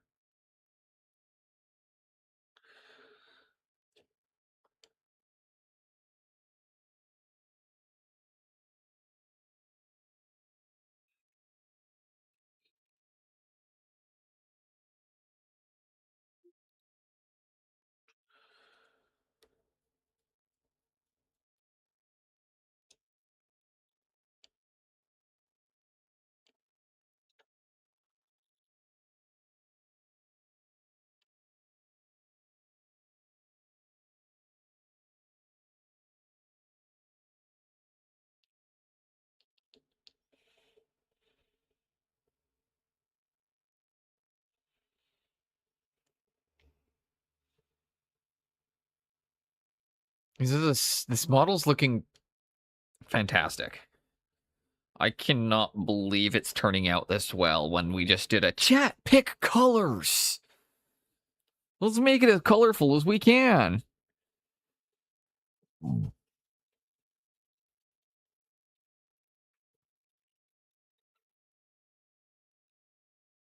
I get a bit of the aluminum down. It's my final highlight. Be nice if I had my other paints, but this is what I've got handy, so that's what we're going to use. Actually, I would prefer a different one right now. I'd prefer my silver by Vallejo, which just has a bit more, or let's like my bright silver, which just has more control. But the aluminum is still very good.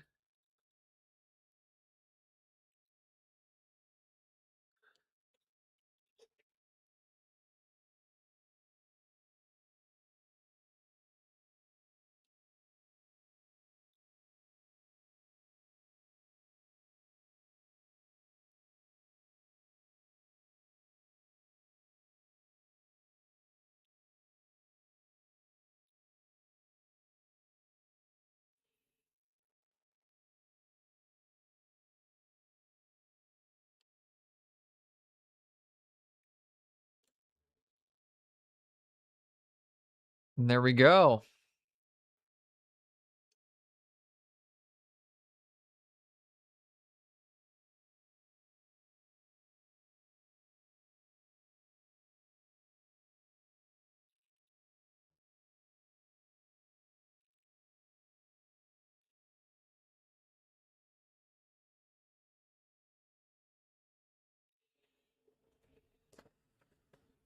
I think we do the gold. Shorzy, you ready? Give your balls Oh, a Ray tug, from tit Mediocre fucker. You Hobbies. going? Welcome in. Frankie, you ready? You're going. Yeah. Judy, you ready? Let's Fucking goal singer. Good, because you're going. Yeah. Hitch, you ready? All hands, Good, boys. because you're going. Yeah. Dolo, Run them up and fill them in. Informo, Good, Senga. because you're fucking going. Yeah! The best goalie in the no-show, Michaels. You ready? You damn right, Sanger. Good, because you're fucking going. Yeah! Pack mentality, boys. Mediocre hobbies, welcome in. What were you working on today? Would absolutely love it. Love to hear, love to see. If you got any Instagram links, socials, anything you want to share, you know that we're link friendly in here. For those of you that don't know, my name's Studio Boneless. I paint toys. Sometimes I play video games. Mostly I paint toys. Busts. I like to paint. Today we are doing Morg and Thorg. He is been painted by chat, and what that means is chat has picked out every color and every component of him so far, and we have ended up with a rainbow model where people got to pop in as they wanted to, pick a color, and see how it panned out. And my job has been to make it not look terrible. I will say, this has been an absolute blast. Guess who's back? Back again. Stelitzer's back. Tell your friends. So, yeah, I'm having an excellent day. Welcome in, everybody. If you got a raid and run, I totally get it. I also know I've got the world's longest raid alert, and I will never be changing it, so...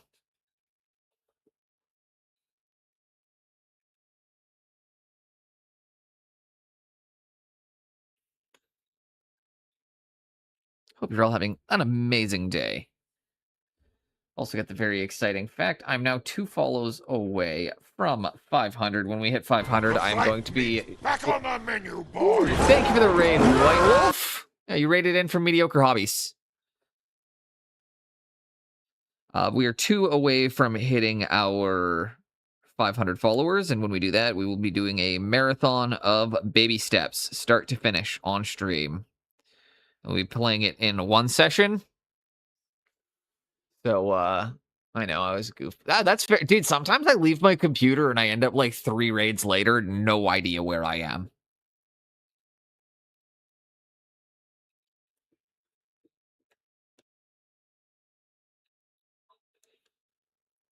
How are you liking, I know you popped in and he's working Lord of the Rings models. Oh, hell yeah.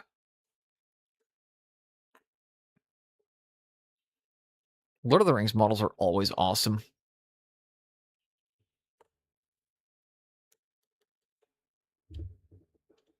Do I have a darker purple?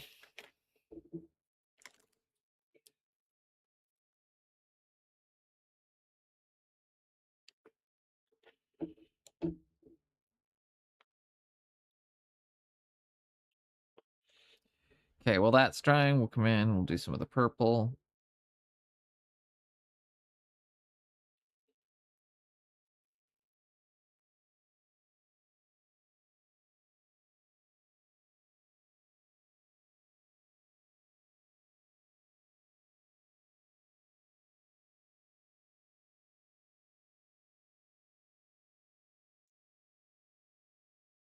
Let's royal up that purple a bit.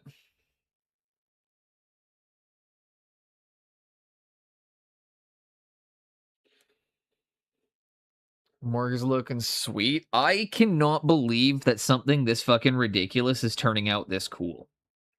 It's blowing my mind a little bit. He's a silly boy. He's a real silly boy.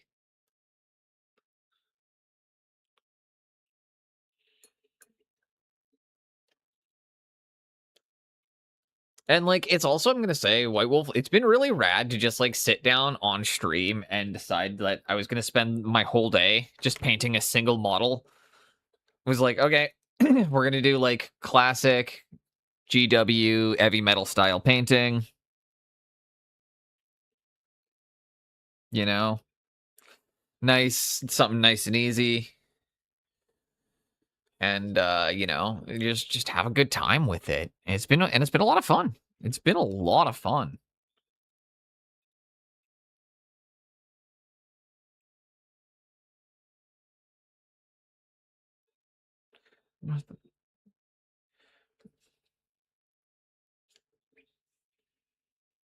I did paint as much of a model as I could in an hour. It came out pretty solid tabletop quality. See, I mean, I take a bit long. Mine's just like 5 hours, but even then, like, I normally batch paint, right? So, like, I can't remember the last, what I think for me is because you paint such stunning work all the time, White Wolf, right? Like, that I mean, for you to just sit down and work on a single model for an extended period of time is kind of your norm. But for me to even kind of, on like, especially for something like of Warhammer scale, to sit down and paint it for like 5-6 hours. No, I'm aware, probably not. But that more the comment I'm making with that is that, like, you get to you typically will spend a lot more time on your pieces than I normally do, even for something of a smaller scale. So then it's kind of nice right now that I'm getting to really sink my teeth even into this, even though it's a smaller piece.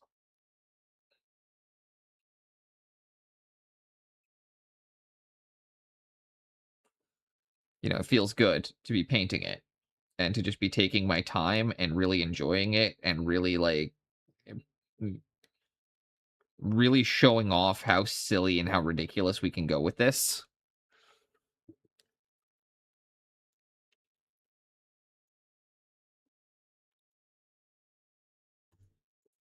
That looks like my commission work. Honestly. Honestly, like White Wolf, that looks like most of my commission grade stuff. Most people don't want to pay for anything better than that. Hilariously. It's funny because, like, again, I can do this, no issue.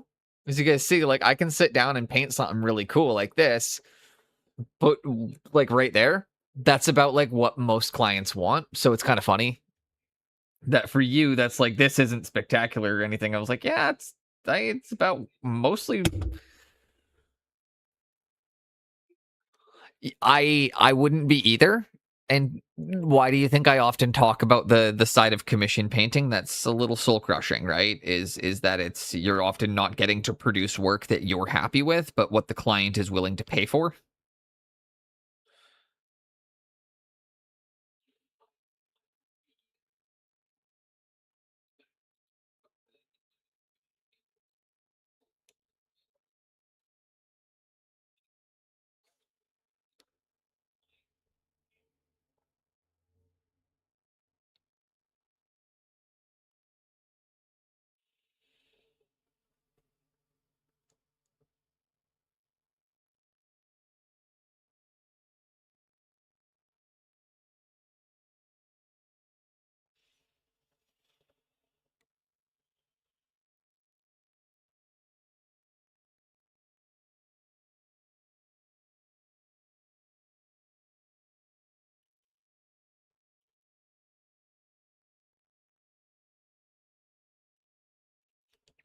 There we go.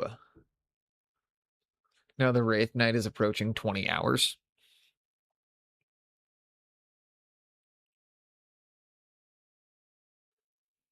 And, like, you know what's funny about that piece you did in 1 hour there, White Wolf, is, you know, you've got really nice sketching in. Throw one more layer of highlights on everything and glaze all those colors once. It'll take you 30 more minutes, and then all of a sudden, you'll be happy with it. Genuinely. You, from, like, knowing how you are, knowing what you can produce, it would probably take you 30 minutes to, yeah, do one more round of highlights, one glaze, and then you'd actually be like, you know what? This is a nice gaming piece. And as well, like, it's good to not always paint your gaming pieces to the best of your ability, because you don't want, like, your perfectly painted gaming pieces getting fucked up by people.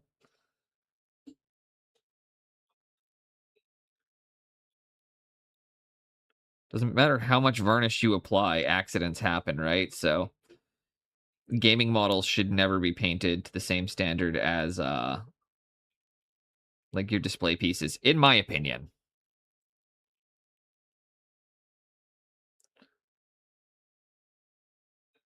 But I also kind of prioritize durability on those, on my commission pieces.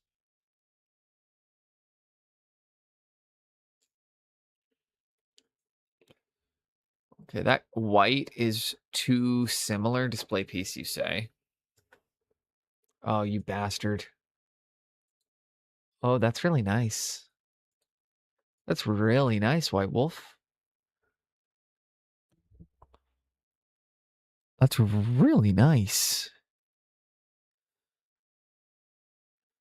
20 hours in, that's going to be another 80, isn't it? I can tell that. I can tell because you're just taking your time going one panel at a time. I kind of love that, actually, because like when you're looking at it, you can see you're just one panel at a time, paint, enjoy. I don't want to say you can see every brush stroke in that sense, but it's in the sense that like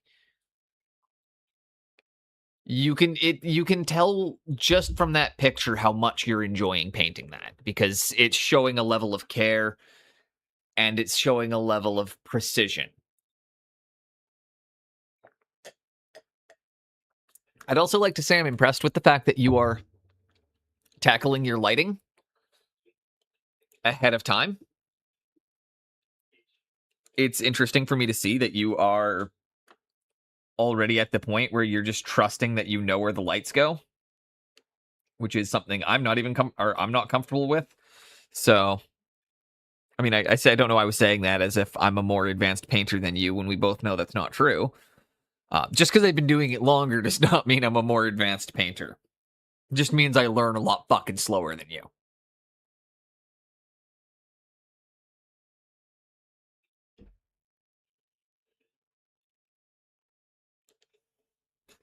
But it's nice to see that you're also starting to place your shadows preemptively, not having to like work them in. It's just cool. It's interesting to me that you have the ability to kind of see it ahead of time that way. Where's my ivory paint? I'm just gonna go do this the fast, lazy way. Doop doop doop.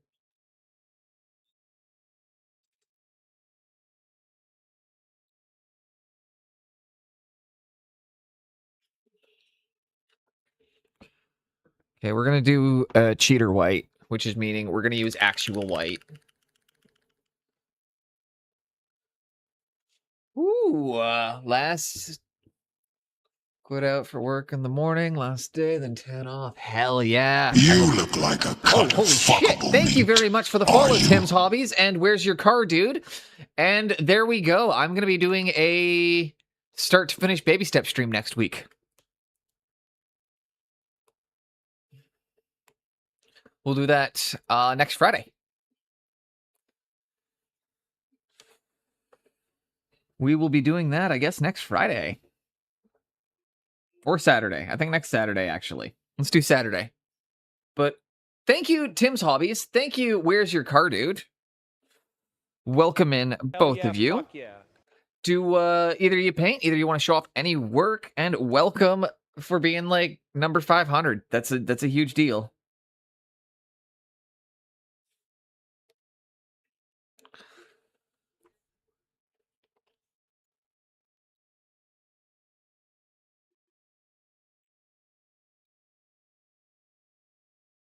That's insane. That one needs to be louder. I am trying to get it louder, Darius. I'm trying to find a louder version of it. Somebody wants to help me out with setting up some of that stuff at some point. I'd be more than okay with that. Because there's also a few other ones that I'd like to add that I can't find anywhere other than on YouTube. So the reason I call this Cheaters White is I don't normally, hey, 500, right? Absolute legend.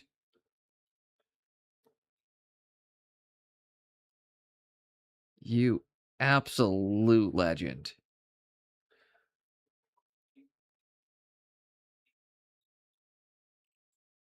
That's unbelievable.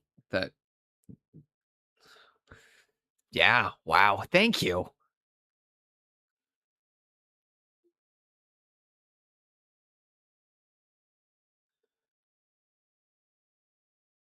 So yeah, we'll be doing the 500 celebration on next Saturday, where you will get to watch me get probably disproportionately angry at baby steps. So yeah, again, when I say I'm doing Cheaters White, it's because I normally wouldn't use actual white. I would use more off-white colors here, but what you're going to see I'm going to do is like I'm going to use I'm actually going to go to a pure white, which I wouldn't recommend.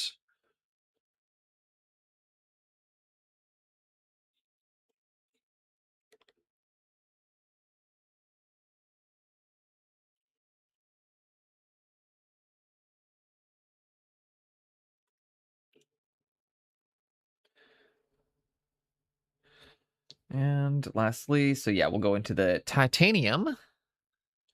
I'm also going to delay ads by a few minutes here because got rated recently. Some new people's in.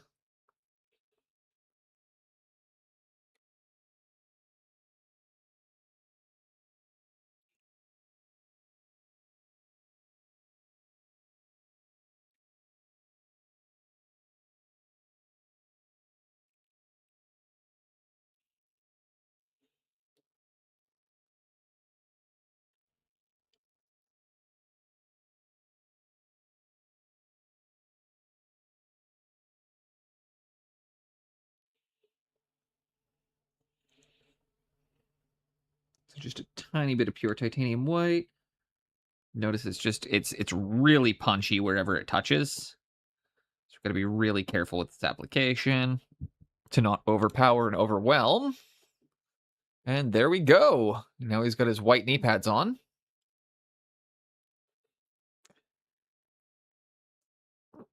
Now we do the golds, this gaunt, and the brass. And then we painted Morg and Thorg. Oh, actually, no, I'm missing I gotta paint his tooth.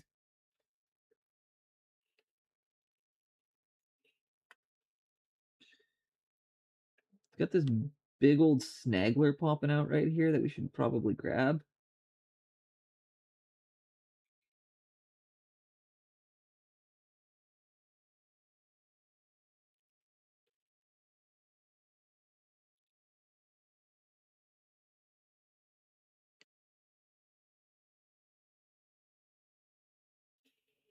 There we go.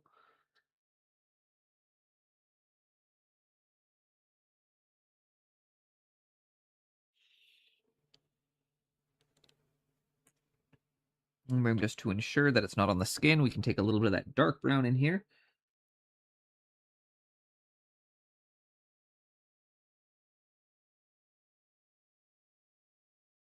Fuzz that in on that shadow because nobody's going to notice it there, really. Gives us a bit of a smoother bit there. We hit 500 today. That's fucking huge.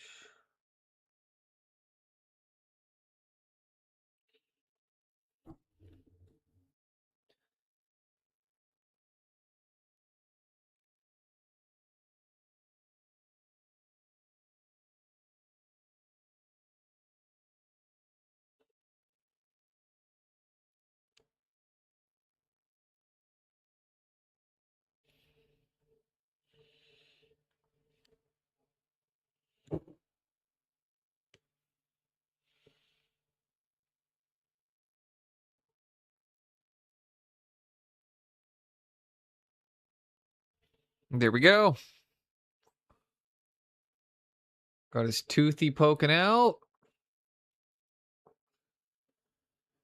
And then we will take a really, really, really thinned out jade.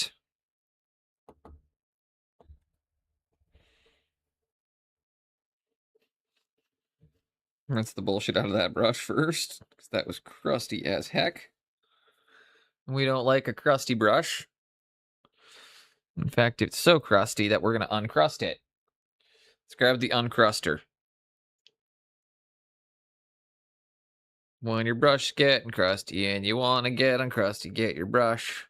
Get your brush. I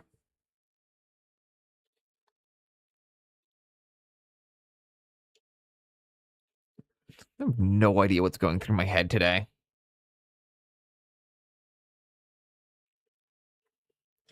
Yeah, welcome in raiders, welcome in new followers, welcome in old followers. I'm Studio Boneless. We got an ad break hitting in a couple minutes here. So if you need to use the washroom, if you need to grab a beverage, now, or in about 2 minutes, great time to do that. Beyond that, What did I just say I was going to do? I needed to clean this brush out because I needed my big brush because I was going to use a thinned out jade.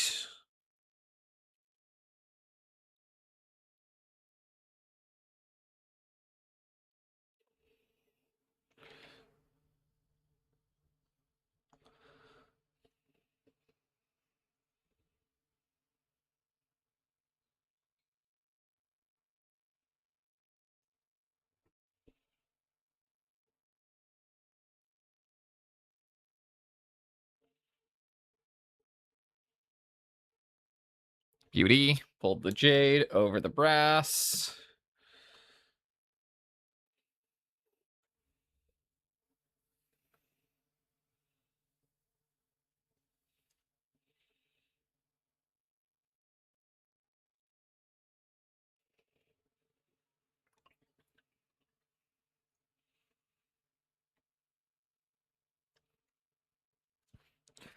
Okay, next up, we need to go with the... Well, that dries. I'm actually going to hit it with a hairdryer really fast just to get a speed dry on that. We are very close to finishing Morg and Thorg. We're going to be closing down at about 3 o'clock today, but...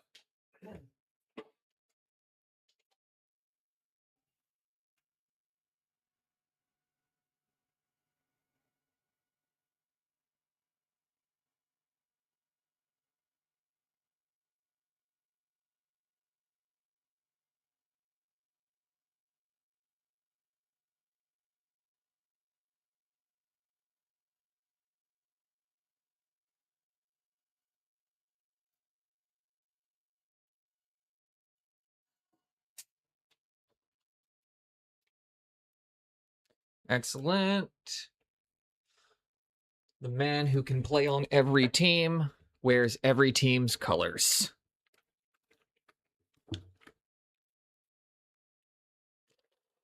Oh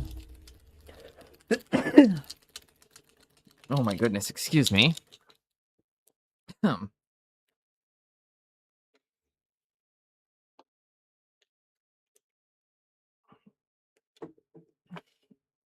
I'm going to swap back over to my specific size 0 for this. I don't use my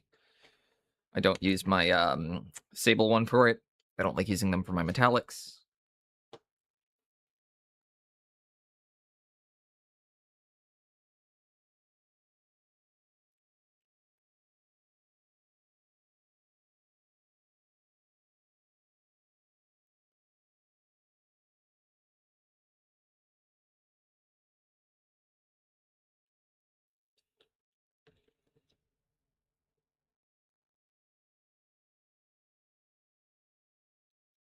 There we go.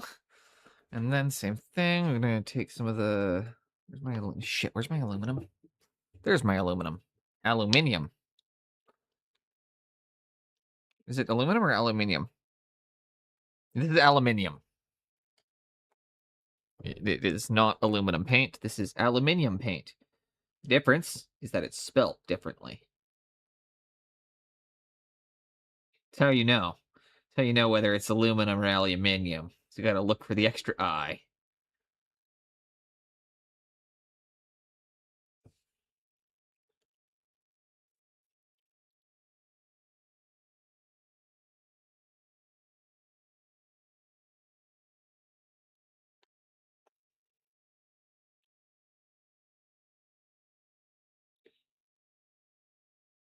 I'm gonna start making that brighter gold.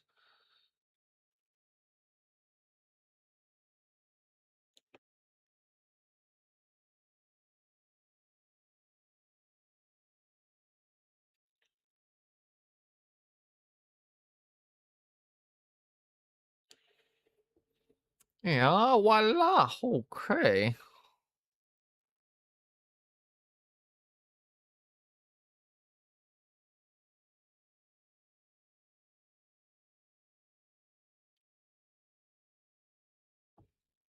Put more aluminum in there.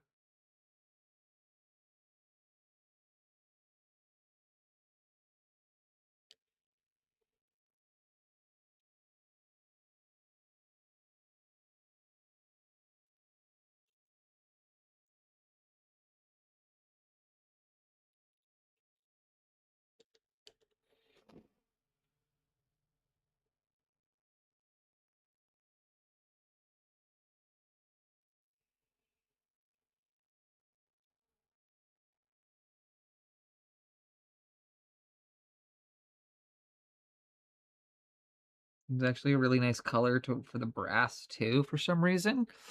So we're gonna pre-highlight the brass because the next thing that needs to happen is we need to shade the brass again. So you kind of need to do a dark color, highlight it up.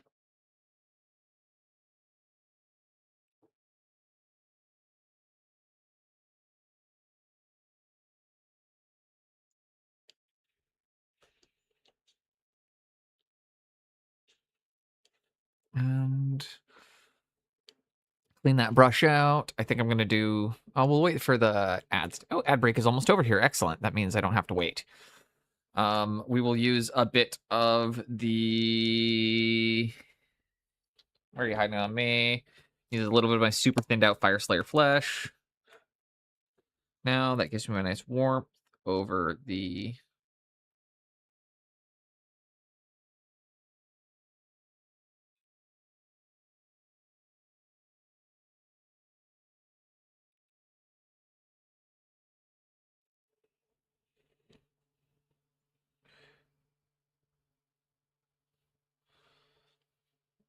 But at the same time, you gotta, while that's drying, also hit the blue.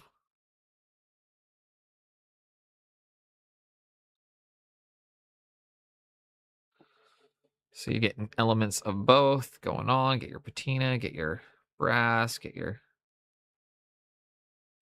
There we go. Are you going to paint the numbers on him? I'm probably going to use transfers for the numbers because I have an excessive amount of them, Tim. However, because you're number 500, what number is he going to be? As number 500, you were too late to pick one of his colors, but you're not too late to pick the number, and I feel like Mr. 500th follower gets to pick the number on Morg and Thorg. It's only fair. If anybody in here disputes that,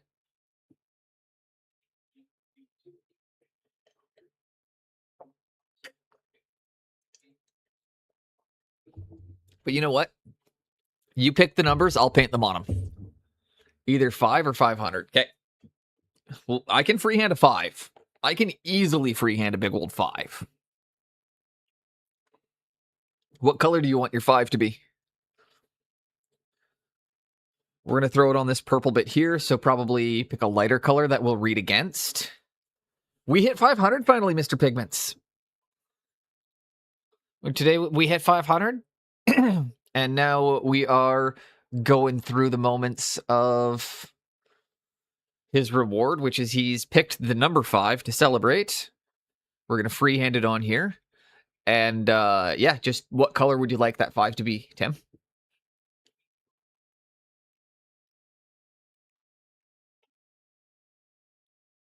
We've almost finished Morgan Thorg.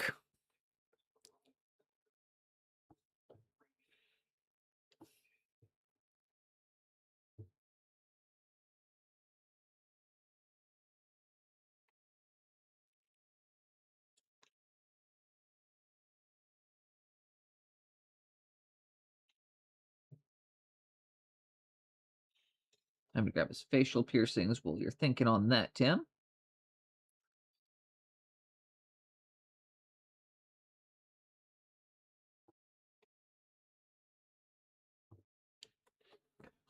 Either white or moot green. I actually can do moot green.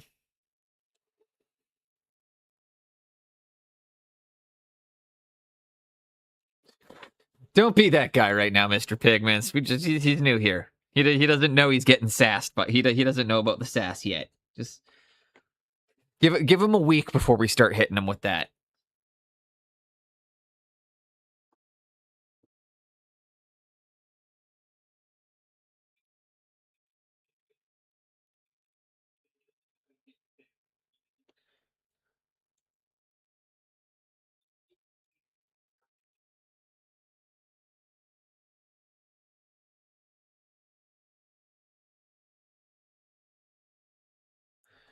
Don't forget his gold earrings, his gold ring, his nose ring. Love moot green. I try to add it to every color you own.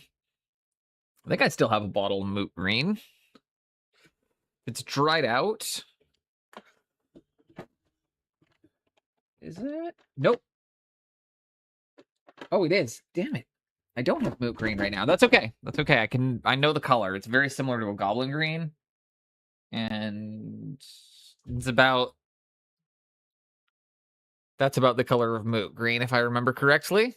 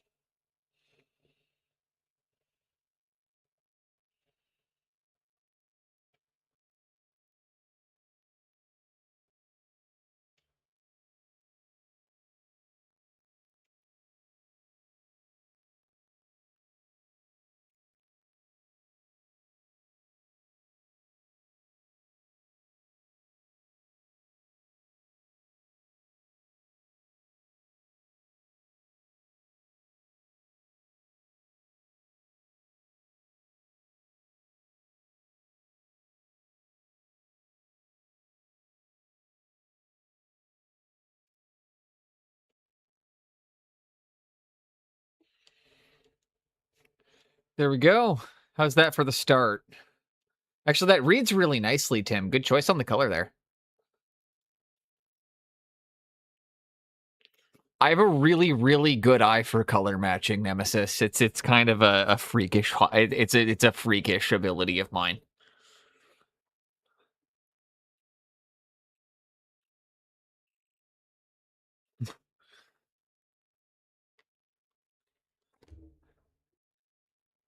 All day, every day. But I appreciate you asking for a freehand, even if it was a simple one.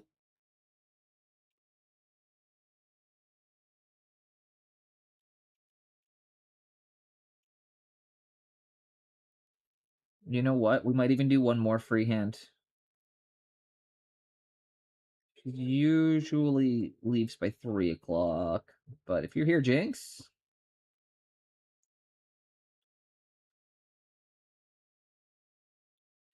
We can try to, because now they're making me be like freehanding. Should we do a little freehand skull on the nice like bubblegum pink pauldron?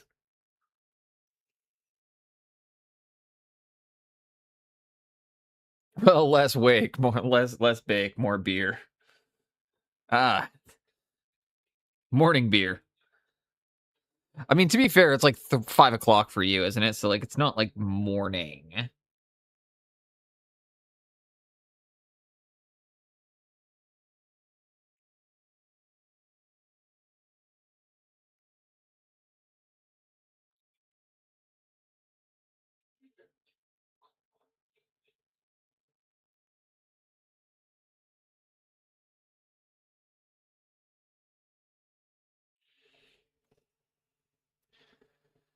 I got mine.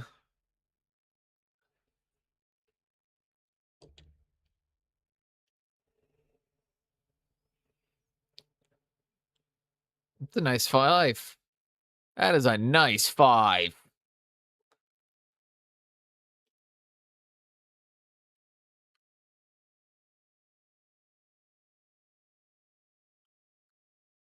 Awesome. I'm now to the point where I'm like, I guess I'll like paint the ball.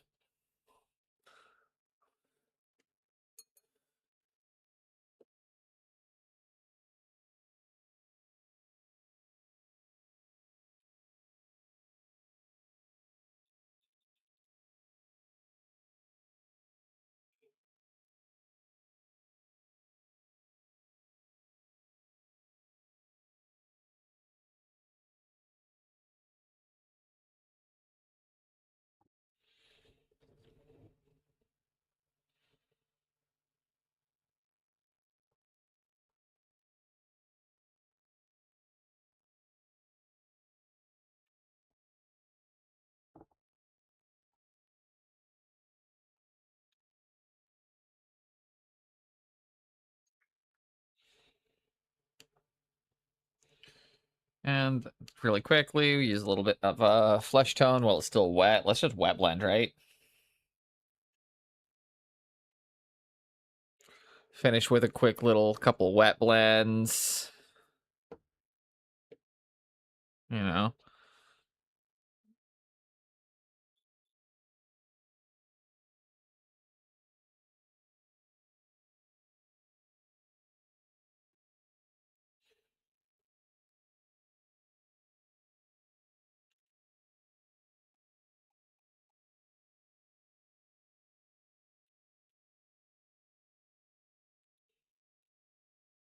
There we go.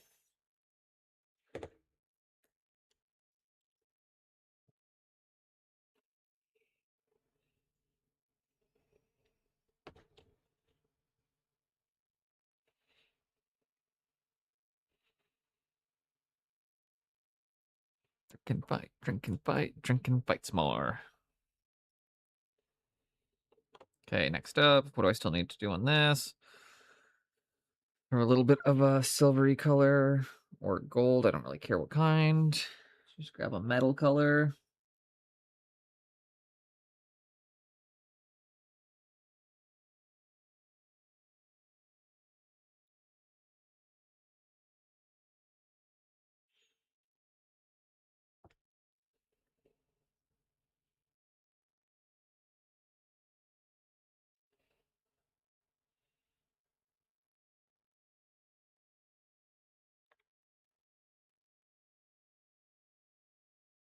And after this, we're going to load our brush with water, grab a little bit of Cygor Brown, give it a bit of a wash, a contrasty. And then it's time to base him. Then it's time to do his base. Holy shit.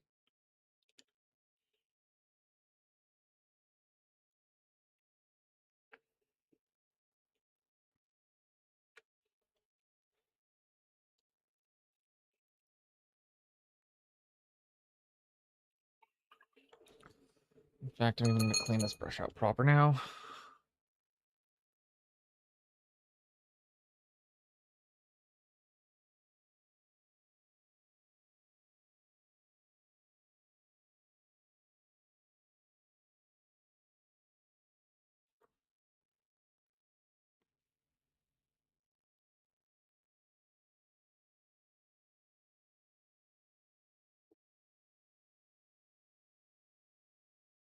Using my good brush soap to just give it a good clean and reshape. Some people sometimes recommend leaving a little bit of soap in the bristles to help reshape them afterwards. I typically don't. If you're going to leave anything in it, you want to leave a leave-in conditioner.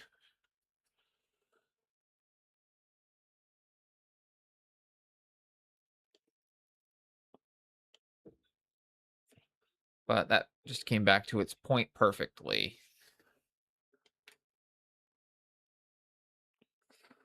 Where's my Cygor Brown? There's the Cygor Brown. Brush.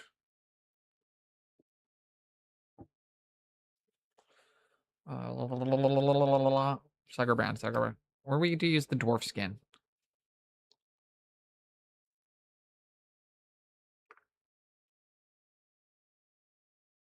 We'll do this.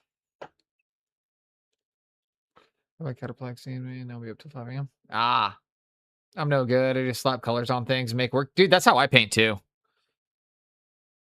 Eventually, you'll notice that you understand it a bit better, bit by bit by bit.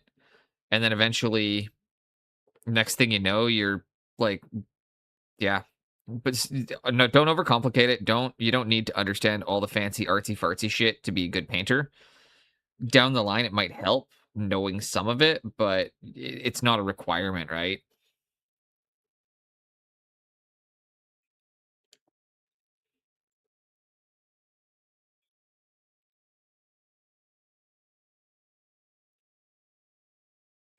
There we go. There's Morg and Thorg.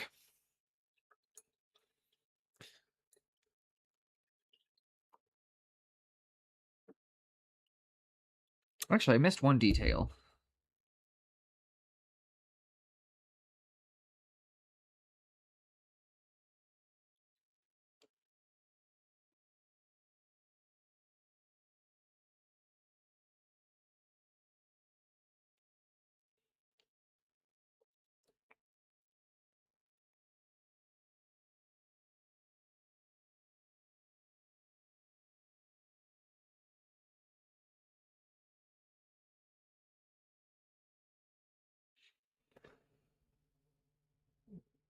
Velatore.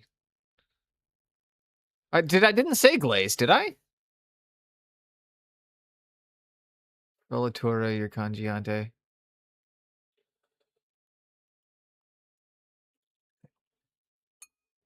I was like, I don't think I said glazing. And fair, I was gonna be like, okay, because I was gonna be like, no, I know I'm doing a Velatore right now. Like I rely mostly on layering techniques. I know that I do more Velatore than glaze. I'm just saying art terms as a joke. Okay, that makes way more sense. That makes more sense. Morgan Thorg is done, guys. I'm gonna grab a glove to snap him off the base really quick. And let's give him a base.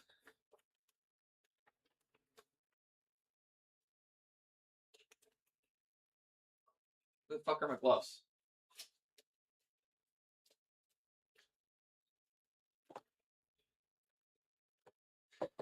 Do you know Cangiante? No, but I think I'm saying it correctly. It sounds like an Italian word, so I'm pronouncing it like it's Italian. Most of the time, if it's an art word I don't know, I assume it's Italian. Mostly because there's a lot of Italian and Milanese and Venetian. It's the colored shadow technique. Like bright shadows. Okay, yeah. So that's something that we rely on a lot. So like that's essentially the idea of how we did the isn't that the same concept of like chroma curve though, of using that like colored and lighted shadows to get those transitions, like how to transition from orange to green and have it look like the orange is a green shadow. I'm gonna have a quick puff and then we're gonna get this snap.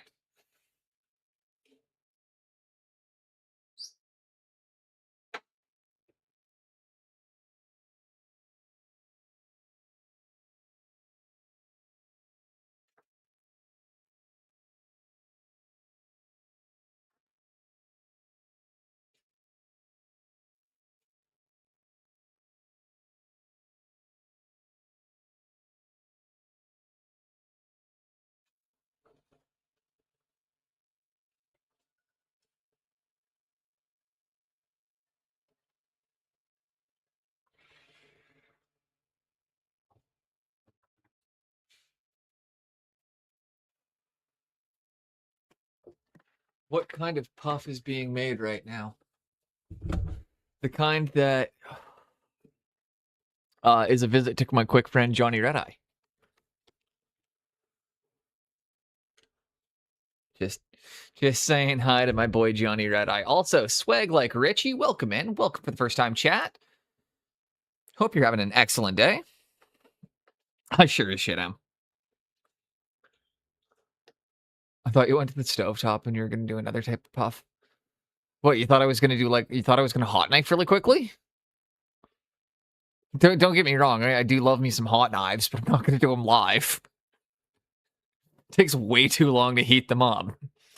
Plus, like, it's hard to get good hash here, so despite cannabis being fully legalized, it's still like hash is not really a popular thing here, so oh crap, actually. But welcome in. Hope you're having a great day. Do you also paint miniatures? No, heat up some spoon. No, God, no. No. I just a little bit of cannabis there. That's okay. No, God, no. No, that's no.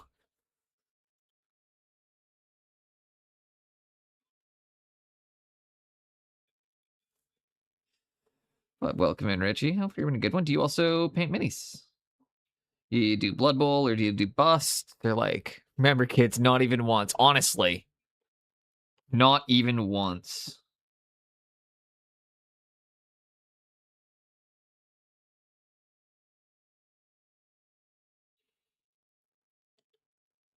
Yeah, a little mix of everything. Hell yeah. We've been doing Morgan Thorg here was chat picked all the colors. And like Not for gaming though, just painting. I don't do a lot of gaming myself either. I prefer the painting side of it, and honestly, there's nothing wrong with that. We like to chill. Good vibes, quiet vibes, hanging out, paint toys.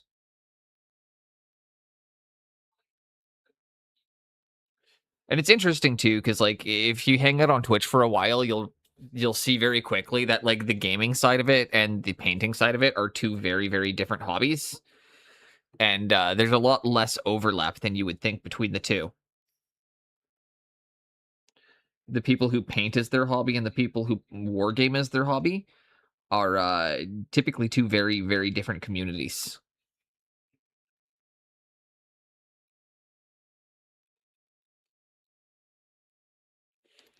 All right, let's see if we can still do that blackened iron that I was trying to do earlier for the shoesies. So we'll take a bit of the Black Templar. I'm going to load my brush with water first.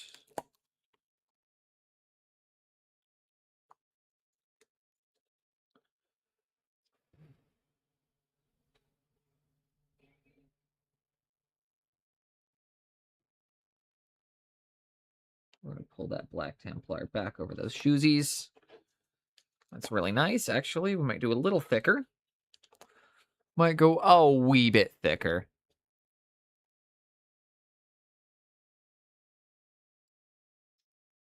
But yeah, that's pretty rad. How'd you find your way here? Did you come through on one of the raids, or just stumble across, or you just flipping through the mini painting? Do you stream as well?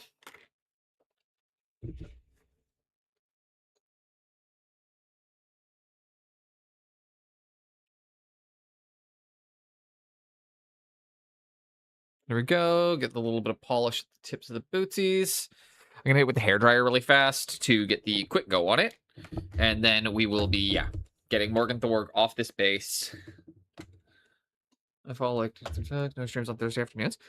Well then, do I have a surprise for you?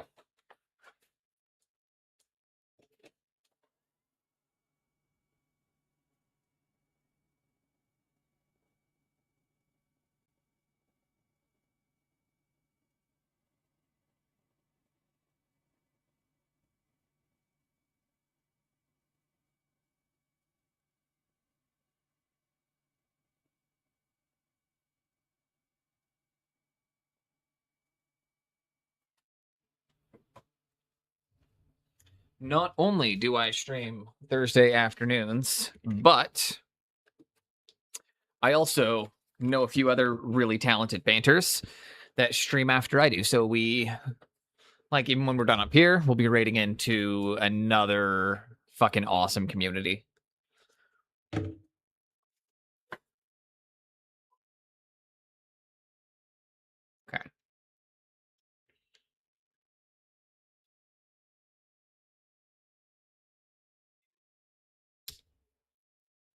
Clean snap.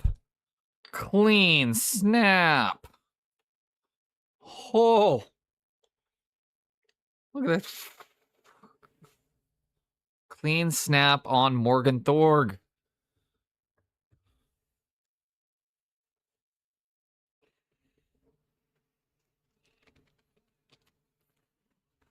That's always that's I'm not that's always the scariest part, snapping it off the temp base.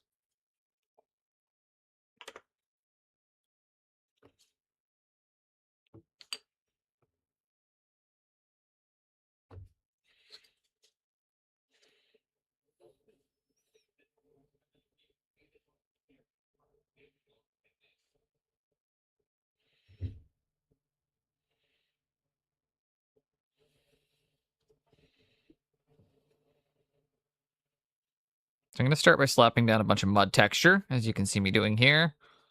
This is just to get a nice base for the everything to stick to. Gives me a nice little gap fill in case things poke through. And bases are one of those things I like to build up over a lot of layers. No worries, Tim. It is Canada here, so it's still quite early in the day for me. I hope you have an amazing night. I hope you have yourself a great rest of the evening. And just thank you for being here. Thank you for being number 500. And that's like, I wasn't expecting a milestone to start my week off. So it's gonna be a really good week for me, I think.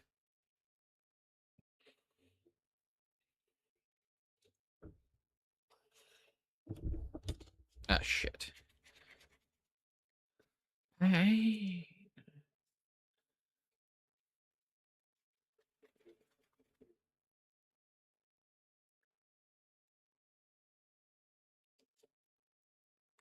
Oh, I assumed you were UK because of the RoseCon thing. No, Chris Rose is just a buddy of ours, and I'm going to be flying out most likely. I'm going to say I'm like a 75%. I'll be doing RoseCon 27. So he asked me a while ago because it was funny. He thought I was UK based initially as well. So he'd actually asked me, he's like, hey, would you want to come out and maybe do like a class or something at my con? And I was like, hell yeah, I would. And yeah, it was that moment of being like, but like I'm from Western Canada, so like this is gonna take way more planning for me, like because I know you can't cover my flights. So, but simultaneously, I have a large amount of UK based audience because Jason White Wolf and Chris Rose. So I wanted to show my love and support for their community and everything that they do.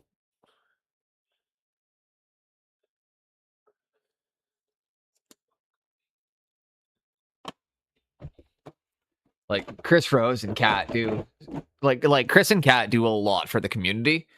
So the least I can do is throw their banner up on my stream to support, give a little bit of support. Also, like Richie, I'm not sure if you know this, but you probably wouldn't because you're brand new here. It actually goes one step further. I did a gag Blood Bowl team that we called the Little Roses. The joke was that they all kind of look like the first one I painted kind of looks like Chris Rose. So we named the team the Little Roses, and he actually sent me the file for his custom chapter with the roses and the axes. So when I've got my printer up and running again, I'm gonna print off those transfers, and we're even gonna be putting his custom one on their backs. So yeah, that's been a bit of an ongoing gag between him and I for a bit here. No, super awesome guy, and they're super awesome for the community.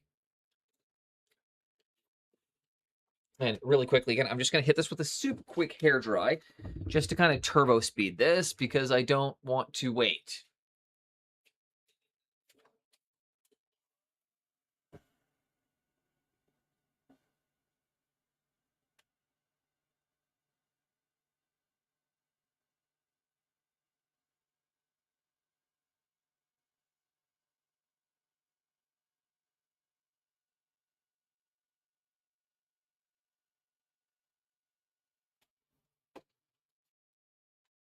Okay, good enough.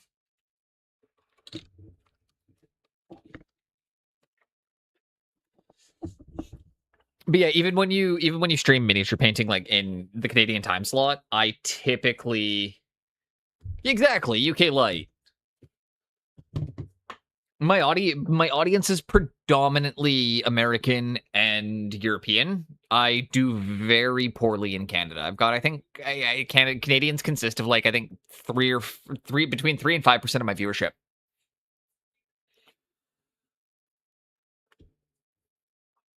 It's not a problem for me, but yeah, I typically actually do better outside of the country.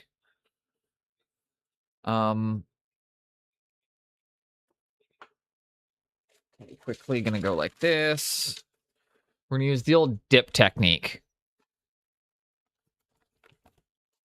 So this is a fun way of doing, again, a nice grass base is you pour some static grass down. You only have to do one or two of them. Take your texture paste, covered base, Meh.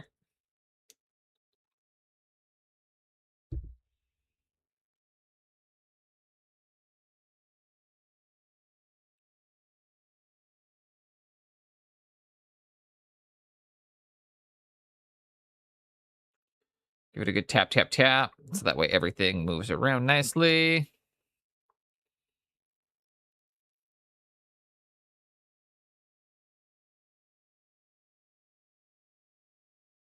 You can do it again to get it a bit thicker. Especially because we did a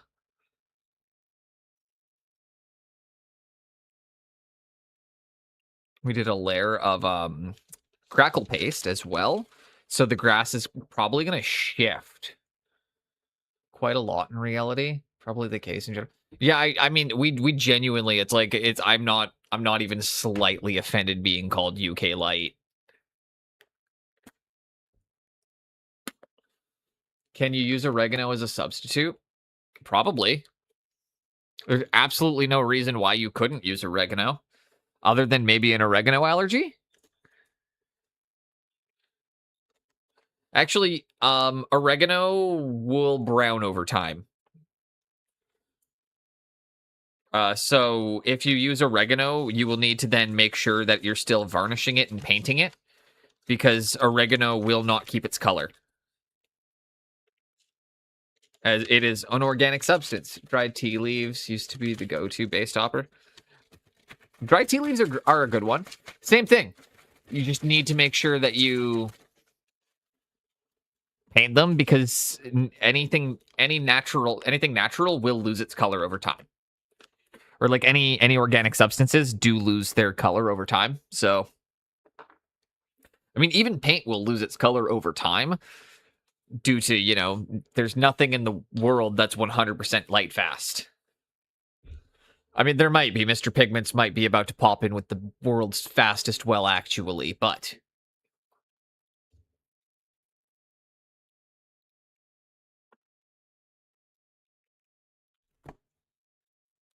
we got the base.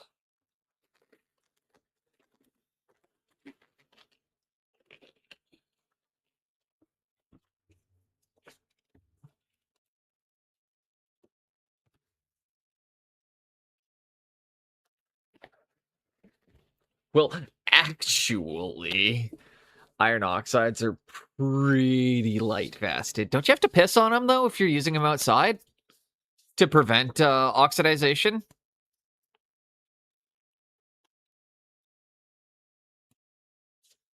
Which one is that one?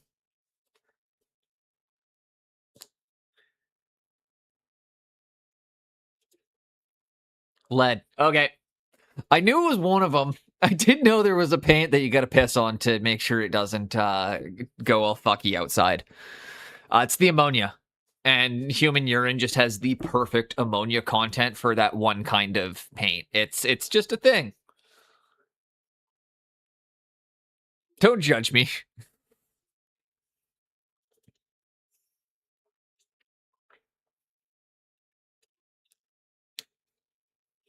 All right, we're going to glue Morg and Thorg down.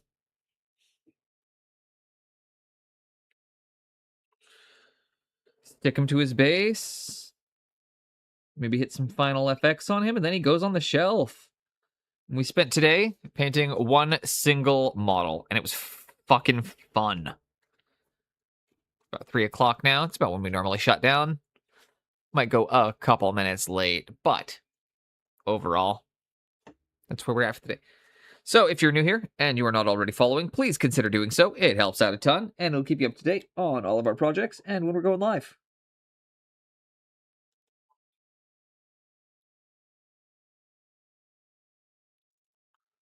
You look like a cut of fuckable meat. Are you? Thank you for the follow, Swagger Like Richie. And yeah, we so normally I stream 10 a.m. till 3 p.m. Pacific Standard Time. And then we also do, but we often run late on Fridays, Saturdays. So my usual schedule, for those of you that don't know, I'm live Thursdays, Fridays, Saturdays, and Mondays, 10 a.m. till at least 3 p.m. Pacific Standard Time. About 5 hours is the minimum. Sometimes we go longer. Next Saturday, we are going to be doing baby steps, start to finish, so that's probably going to be closer to 12. It could be 20, depending on how tired and angry I get, though. Who knows? And it depends if we decide we're going to do a bunch of side content, and it depends if Mark convinces me to jump off of really high ledges again for no reason. Still don't regret doing that. That was fucking hilarious. So, next Saturday is going to be the baby step stream. I'm going to hit this with one more hair dry. We're going to do the base rim, and then just watch out for the horse dicks.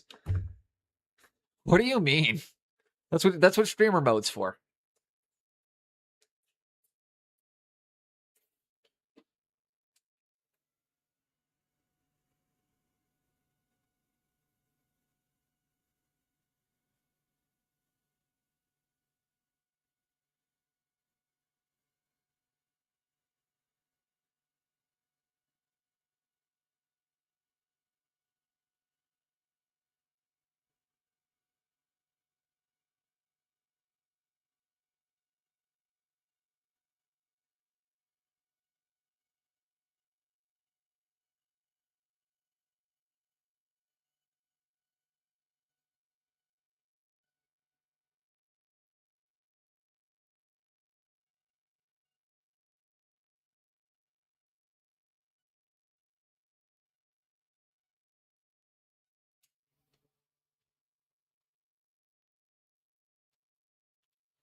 All right, and that got it just enough, or that's cured now just enough that his feet are stuck in. We've got the mud in there. It's looking its absolute best. And what's really nice here, as I'll show you guys in a second, is the way his feet, the way we kind of built up the texture and then stepped him in. You'll see we got a little bit of the lift in the ground, which really helps sell that. Like, Morgan Thorg's feet are fucking, like, it helps sell the weight and the size of this model, because it shows that the ground is literally like giving under his footsteps. So then once the crackle paint hits in, it's really going to hit that effect of like he's leaving craters where he's stepping. Let's do the final step. Final step. Everyone's favorite part. And the most satisfying part of painting a model. I don't know if anybody else feels that way. But we're going to grab a nice black paint here. We're going to hit a base rim.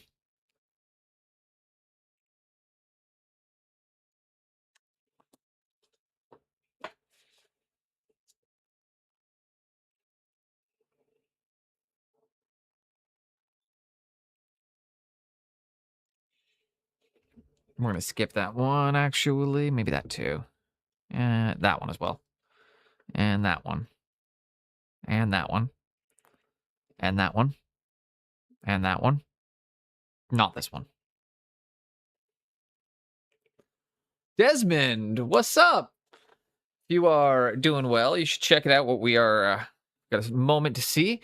We are just finishing up. I was vibing with X Gonna Give It To You. That was Where the Hood At, not X Gonna Give It To You. And I was kind of flipping through that one because there is some language that I kind of don't agree with in that one. Some liberal use of the F word. But it's not like a slip. It's like it's got some very, very just like aggressively homophobic lyrics. So I don't know. It shows up in playlists, but it kind of always makes me a little squirrely.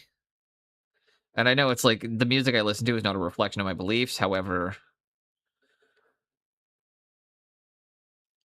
no interference, we persevere. My purpose is clear, we're here to leave your ear hurting severe. You're looking at beer, cause we take you back like Robin Loxley, rocking from countryside and spots where hard rocks be.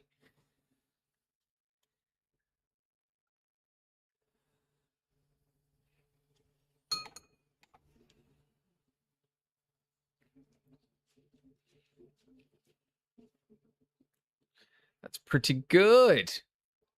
Guys, we've painted a Morgan Thorg. All right, you know what? Jinxie, you've been here the entire stream. You're going to be disappointed in me if I don't do this. So you know what? I've got the time. We've got everything here. And we're going to grab the We're gonna grab Chunder Fury. We're going to get out Chunder Fury, and I'm gonna try and paint some eyeballs. I'm gonna try and paint 28 millimeter eyeballs. Why not? Why not? I know I've got the hands for it. The hair? What, the fact I can't grow hair? No, wasn't expecting balding under the toque.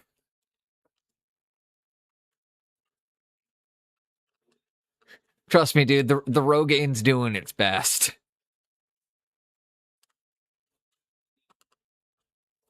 Okay. Let's do the eyeballs. You know what? I'm actually going to double zoom that one. Oh, no.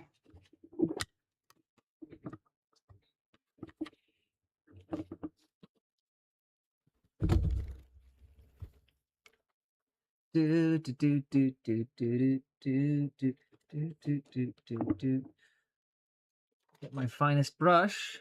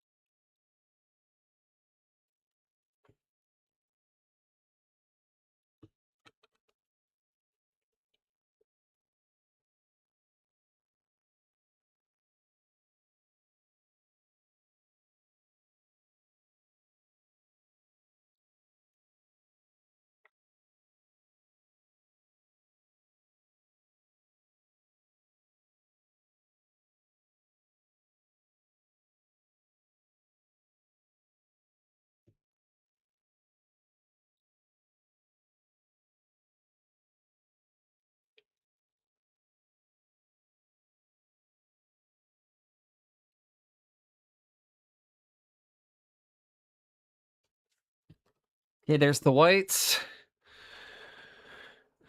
Okay. Let's get the blacks. Oh, no! You'll have to speak up. I'm wearing a towel. Did you guys notice that he fell off the base during that? Let me put you in touch with my Turkish friend. Oh, dude, I've already been considering it. Trust me.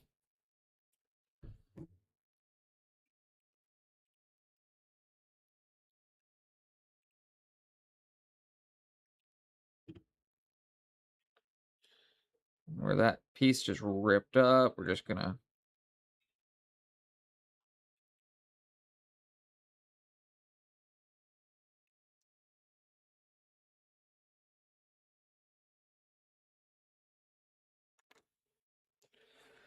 where is my glue? There's my glue. Don't you just love when that happens? When it's just like a completed model, just like...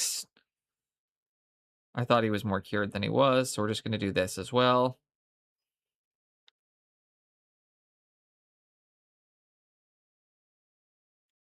There we go.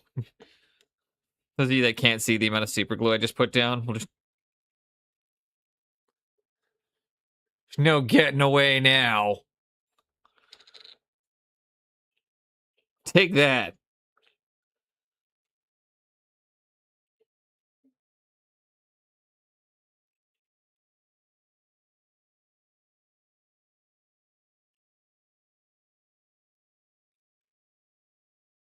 Not going anywhere.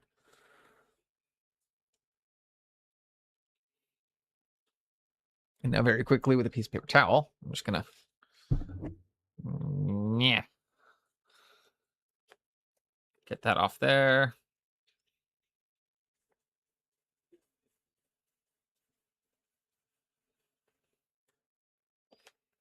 We're gonna give that a moment to dry.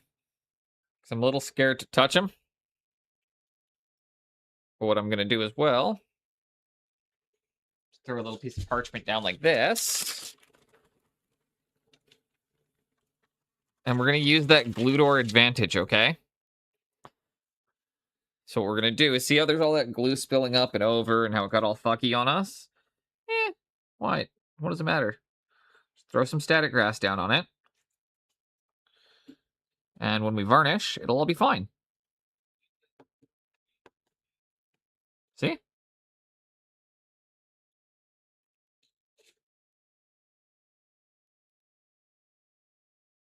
Static grass hides all sins.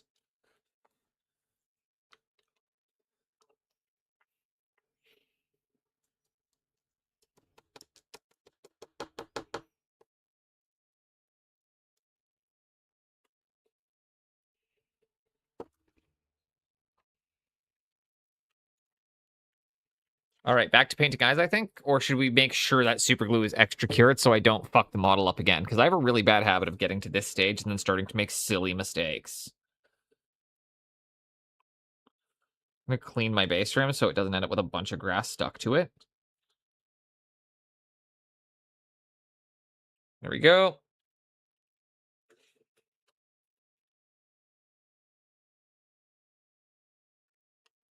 And now before we're gonna play the Switch. All right.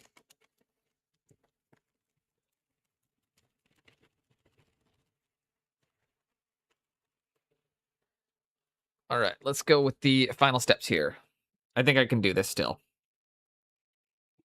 Even though I just flailed everything.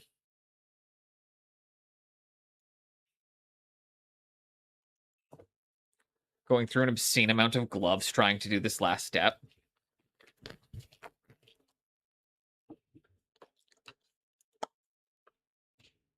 Okay, we need a dot of black. In absolute worst case, remember, you can always come back in and correct after this. So if they're not looking the same way, if he's cross-eyed, whatever. Also, he's an ogre, so it's okay if he's a little cross-eyed. That's the nice thing. A cross-eyed ogre is just an ogre.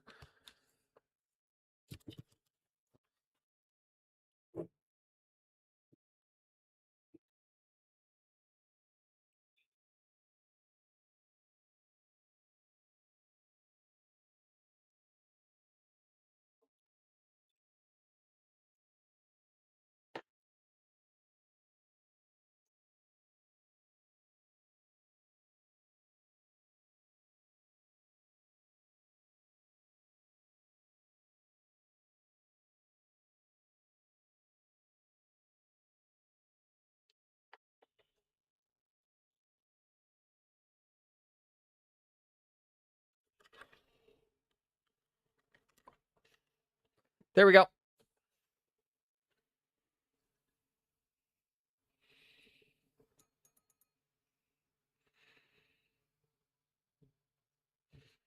Last little trick on some eyes. Take a little bit of the anthraquinone in red. Well, I've got it here.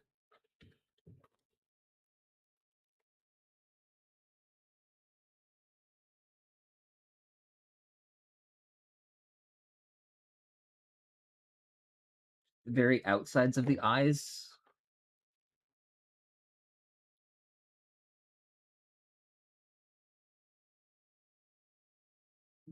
There we go. Done. Exactly. Well, I'm doing the outside, not the insides. Tear ducts are these ones, but yeah. Yeah, just hit a little bit of red on the sides of the eyes. Gets a little bit more of that everything. And it is now 3:15. And I am ready to say Morg and Thorg is done. Let's do this. Final bit. Final detail here.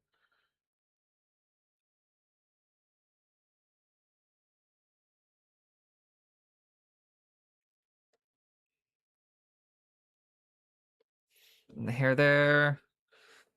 And then I'm going to take... Fucking, where is it? Where is it? Fire Slayer Flesh, where are you always hiding on me? And then I'll be able to take a photo of that and post it in Discord for everybody to see afterwards. But man, it was really nice to just sit down and paint a single model to a really nice standard today.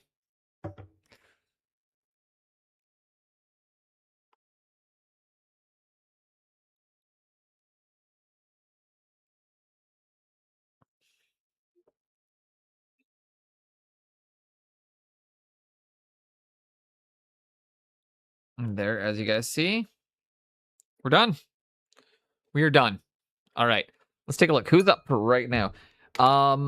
Is there a let's take a look at who we got live. Oh, we're gonna go and see Valhue. Let's just go see Valhue. Valhue always raids into us. We don't get to raid into Valhue that much. And might be streaming with them sometime soon, so what do we do? Visit the Chronicle. Let's check who else is really quick. Probably gonna be Valhue, but ooh, no, Arrakis is doing Old World. Let's do that. Let's go see some Old World. I always love me some Old World. So thank you, everybody. I hope you all have an amazing rest of your day.